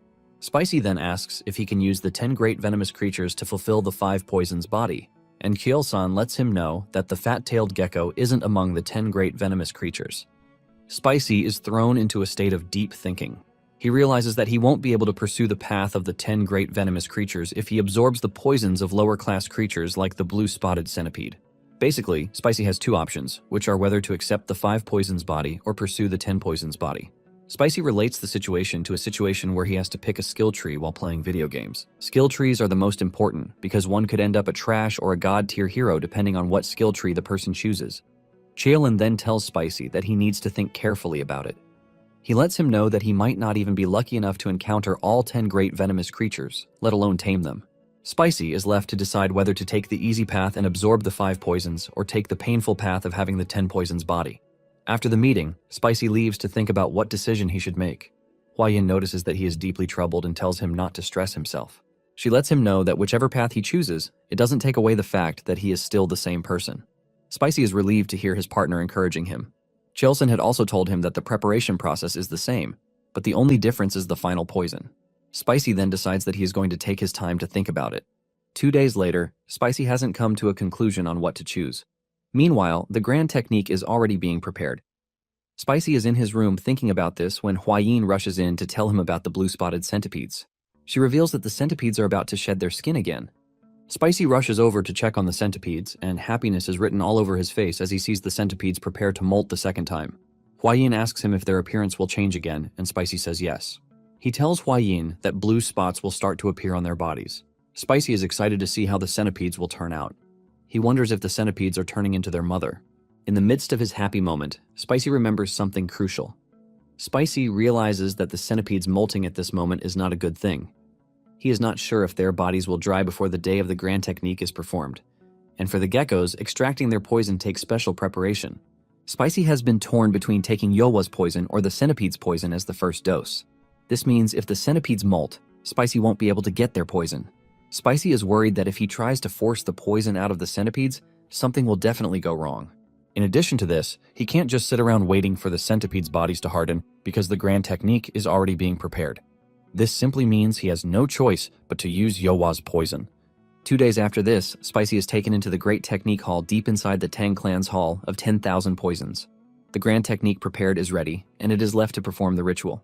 Spicy wanted to postpone it because of the centipedes, but the preparation for the grand art was so complex that delaying was not an option.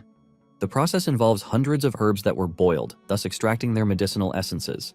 The extracts were then cooled and gathered into a massive jar. Into the jar, a precise mixture of several poisons and blood of venomous beasts was added. The preparation sounds simple, but it is really complicated that if there is a slight delay, all the medicinal liquid becomes useless. This was the reason Spicy couldn't wait for the centipedes. Standing in front of the medicinal jar, Spicy affirms the fact that it is extremely dark. Grandfather tells Spicy to take off his clothes and enter the jar. Spicy does as told, and the moment he enters, he gets the same feeling he gets when entering a herbal bath.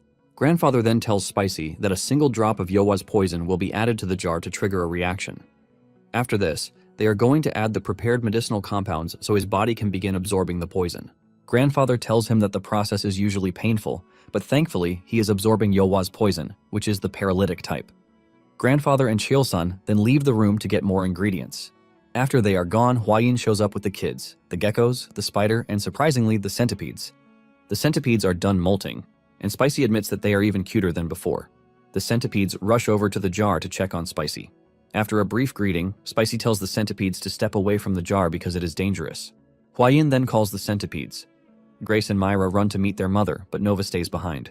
Suddenly, Nova's antenna touches the medicine inside the jar, hurting her. Hwayin immediately calls on Hwayin to take Nova and wash off the medicinal liquid. Just as Hwayin drags her away from the jar, poisons from Nova's mouth drop into the jar. The entire liquid immediately turns purple, triggering the absorption process. Spicy screams in pain and gnashes his teeth. He holds the jar as if he wants to jump out because of how much pain he is feeling. Hwayin screams at Spicy, telling him to get a hold of himself. However, Spicy is in so much pain that it feels like his body is burning off. He wants to jump off the jar but remembers that he must leave the jar during the grand technique. Spicy screams in pain but manages to stay in the jar.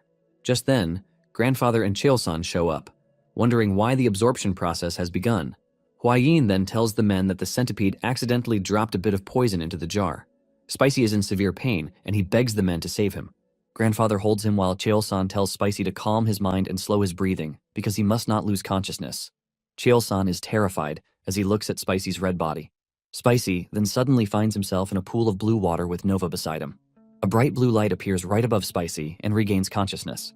When he opens his eyes, the first person he sees is Hwayin, calling Grandfather to tell him that Spicy is awake. Grandfather tells him that he helped guide his internal chi directly through his Baihui point, which is why he managed to pull through the worst of it. In addition to this, Grandfather tells him that the grand technique was successful. Spicy ends up accepting the centipede's poison in the end. Spicy is amazed by this, and he assumes that Nova wanted him to learn the 5 poisons body. Just then, he asks if Nova is fine because her antenna was exposed to the liquid.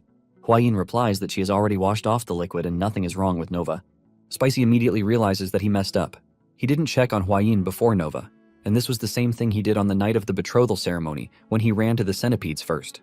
Since Spicy has a way to get out of situations like this, he pretends like he is not fully okay, and with this, he is able to shift Hwayin's concern.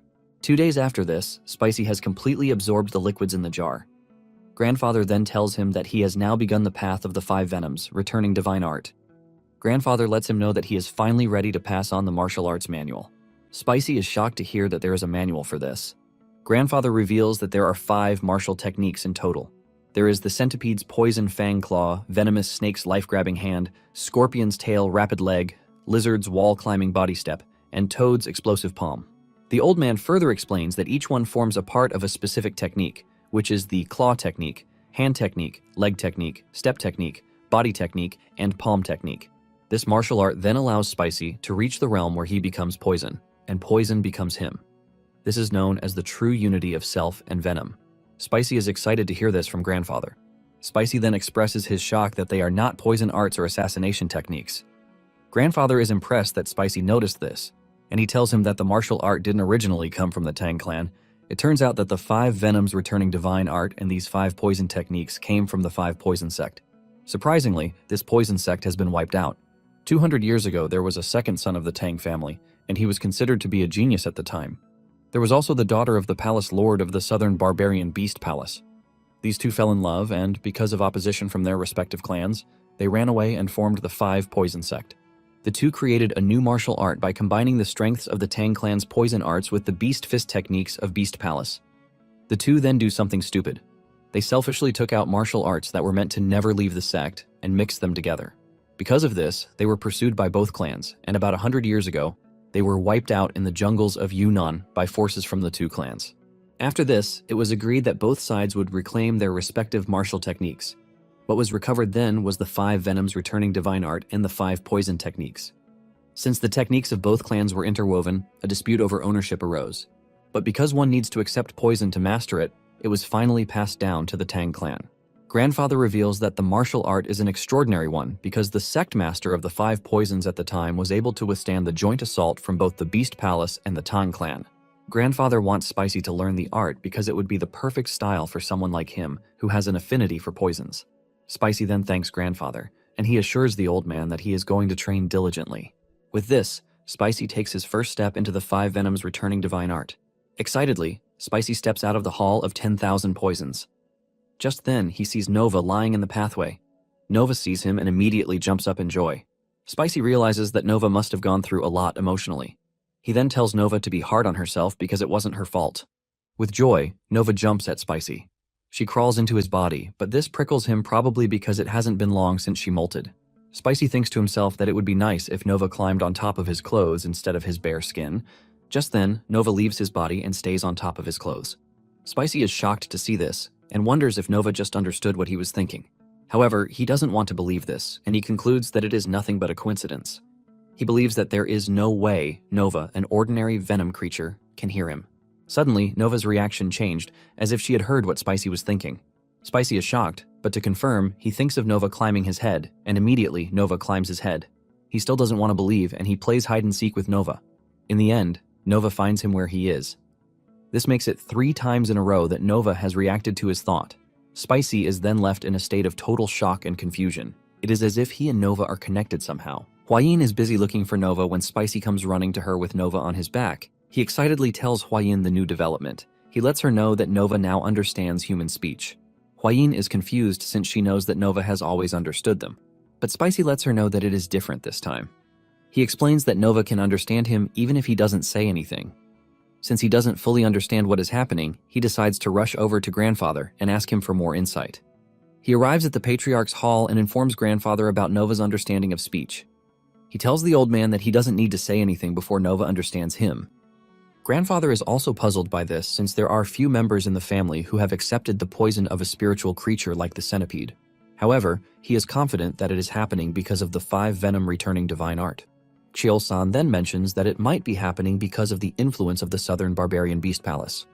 Grandfather talks about how the barbarians treat their beasts like they are one. He believes that the secret to whatever is happening might be with them. Chiol-san is disappointed because they obviously cannot know what to do. Chiol-san asks them why, and Grandfather explains that the Beast Palace would obviously not want to reveal their most precious secret to the clan. Grandfather is also being careful since he doesn't know how the Southern Beast Palace will react when they learn that the clan has mastered a martial art that originated from them. Huayin then asks if there is any other way around the problem. Grandfather doesn't see a way out, and he tells his granddaughter and Spicy that they can only get a solution if the Southern Beast Palace owes them a big favor. Spicy leaves the meeting with disappointment as he is not able to figure out what he wants. Just then, Gupai appears, asking to have a moment with him. Gupai reveals that there is a problem with the venomous creature's garden, and he wants Spicy to come check it out. Spicy then decides to deal with the venomous creature's garden first before thinking about the southern barbarian palace. Behind Gupai is Ying Ying. She excitedly rushes out, telling Spicy that she has missed him. Spicy is surprised to see Ying Ying, and he takes her with him to the venomous creature's garden. Spicy asks Gupai why Ying Ying is around, and he reveals that she has come for treatment, which means she is going to be with them in the meantime. Spicy is happy to see the girl, and he is surprised when he finds out that Ying Ying has lost her front tooth due to growth. Spicy apologizes for not checking on Ying Ying, explaining that he believed that she had gone back. Spicy assumes that Ying Ying has been bored, but she says no. She brings out her pouch to reveal what has been keeping her company. Inside her pouch is a spring beetle, and the beetle is known as the click beetle in the West. It usually makes a clicking sound when flipped on its back, which is where it got its name from. The beetle usually destroys potatoes and the roots of plants, but children find it cute and often play with it. Apparently, Spicy also loved the clicking beetle, and it was the first insect that he raised in his past life. Spicy is glad that Ying Ying likes beetles just like he did when he was younger. He sees Ying Ying as a little version of himself. He starts to wonder if he should train Ying Ying how to handle venomous creatures. He then asks Ying Ying if she is interested to learn about bugs with him, and she says yes. Spicy excitedly carries Ying Ying, and he heads to the garden. Upon arriving at the garden, Ying Ying wastes no time snooping around. Spicy asks Gupai about the breeding rats, and he reveals that they are going to have an abundance of rats to feed the snakes once the rats give birth one or twice. Spicy then asks Gupai why he said there is a problem in the venomous creature's garden. Gupai reveals that the number of crickets that they are breeding for food is not increasing at all. Because of this, some creatures are starving. Spicy is shocked to hear this, and he rules out the possibility that the warriors are the ones eating the crickets, just like they did with the rats. Spicy starts thinking about what to do, and he believes that getting an alternative feed is the solution to the problem. Suddenly, he hears Ying Ying crying. He immediately turns to her to ask her what is wrong. Ying Ying cries that there is a foul smell coming from her hand. Spicy is shocked to hear this, and he demands to see Ying Ying's pouch. He checks inside the pouch and realizes that his suspicion is right. He brings out one of the bugs and tells Ying Ying that she has mixed another breed of beetle with the clicking beetle. It turns out that there is another beetle, and it is the mealworm beetle. The beetles emit a disgusting smell when touched by hand due to the substance secreted from their odor glands. Spicy also made the same mistake of mixing them together when he was young too. Spicy then explains the difference between the two to Ying Ying, telling her not to mix them together next time. However, Spicy is glad that Ying Ying brought the beetles because he actually needs them. Spicy excitedly tells Gupai that they are also going to raise the mealworm beetles that Ying Ying brought. He explains that the beetles constitute a great percentage of what lizards and insects eat. He is confident that there will be a feed increment once they replace the crickets with the mealworm beetles. Spicy decides to check out the cricket breeding section to know what the problem is. He gets there and realizes that the crickets are practicing cannibalism by tearing off their limbs. This is also the reason why the number of crickets is not increasing.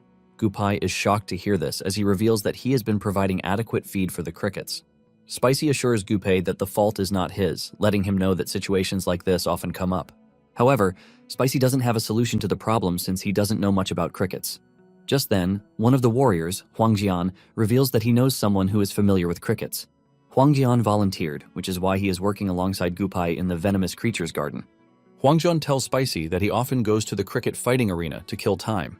Spicy is shocked to hear this, as he has never heard of cricket fighting in the past. Huang Jian explains that it is an arena where crickets fight and people place bets on which cricket they believe will win. Apparently, the crickets are raised in the gambling den, and he reveals that there is a cricket caretaker staying there, and she knows everything about crickets. Soon afterward, Spicy, Huayin, Gupai, and Huagin head to the capital to visit the gambling den where the cricket caretaker is said to be staying. They arrive at the gambling den, and immediately, Gupai introduces Huayin's presence. The guards and the house owner show their respects. Huangjin asks the owner if they can see the cricket battle, and he excitedly tells them yes. They are taken into the room where the cricket battle is being hosted. The men who place their bets jump up in excitement as the crickets fight each other. Spicy is blown away as this is his first time witnessing such. Huangjian explains to Spicy that the cricket that turns back loses the battle. He further adds that the winning cricket is immediately put up for auction, and rumor has it that it can be sold for 30 silver coins. Spicy gets more interested when he hears this. He immediately starts dreaming of switching to selling crickets later in the future. After a few minutes of watching how it is done, the group heads to the room where the cricket caretaker is staying. The owner reveals that all the caretaker does is clean up the crickets and feed them. Entering the room, they see the caretaker sitting in a corner. She remains silent and slowly stands up to greet Spicy and his entourage. Spicy gets down to business and lets the woman know that he has a few questions about cricket caretaking.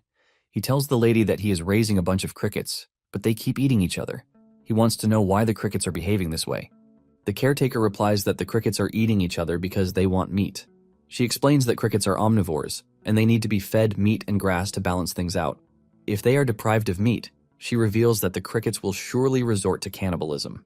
Spicy is shocked to hear this because he never thought about it. Apparently, the crickets are all going crazy because they lack protein. He is impressed with the caretaker's knowledge of crickets and immediately decides that he needs to have her by his side. He tells Huayin what he thinks, and Huayin asks the owner if they are free to buy the caretaker. Without hesitation, the owner lets them know that they are free to buy the lady. In fact, he is ready to let her go with them at that instant. However, something surprising happens. The caretaker refuses the offer. The den owner angrily grabs her by the head, telling her that the Tang clan is respectable and she should not mess with them. He suggests that the lady go with Spicy, but Spicy quickly stops the man from hurting her. Hwayin assures the caretaker that she will be treated nicely. Hwayin even tells her that she is free to come with her family to the Tang clan. Even with the tempting offer, the lady refuses. Spicy wonders why the caretaker is being stubborn. He then asks the owner if the lady has any debts that she has not settled, or maybe she is working in place of someone else. The owner replies that none of this is applicable to the lady. The owner explains that she took her in 5 years ago when she offered to work with him for free. However, she is not great at serving customers and he just gave her odd jobs to work on. This is why she started taking care of the crickets too. The owner doesn't see any use for her as he believes that she is just another mouth to feed. Gupai then says the lady is just like him before he joined the Tang clan. He then asks the owner if they can take her with them just for a day so that they can try to persuade her. The owner has no problem with this, telling them that they should do whatever they want. Spicy and his group tell the caretaker that they will be back the next day to take her so that she can get some fresh air with them. After leaving the gambling den, the group heads to the Tang residence located in the capital. Spicy reveals his surprise that the Tang clan has a building in the capital. Gupai then reveals that the building they are in is a branch of the Tang clan located in the capital. In fact, the clan has 2 inns, 8 pharmacies, and 5 restaurants in the capital. He promises to also show Spicy the trading company and the escort agency when they are free. Spicy is left in disbelief when he realizes that an entire alley belongs to the Tang clan. Spicy has always wondered where the clan made its money from, since all Cheol-san and grandfather do is practice martial arts all day. Later on, they meet with the caretaker. Spicy asks the lady why she is refusing to follow them, but she remains silent. Gupai then asks her if she has a grudge against someone. He urges her to tell them since they have the power to help her solve whatever issue it is that she is facing. Just then, the lady falls face down, revealing that her name is Songnok. When asked if there is a reason that she doesn't want to leave the gambling den, she removes the hair covering her face. They are all shocked to see burn marks on her face. Songnok confesses that there is someone who has hurt her, and she needs to get revenge no matter what. Apparently, her target is in the gambling den, and she has no interest in leaving until her grudge is resolved. Well guys, that's the end of the video. If you like this video, comment part 2 in the comment section. Also subscribe to the channel, hit the bell, and like the video. Thank you for watching and see you next time again.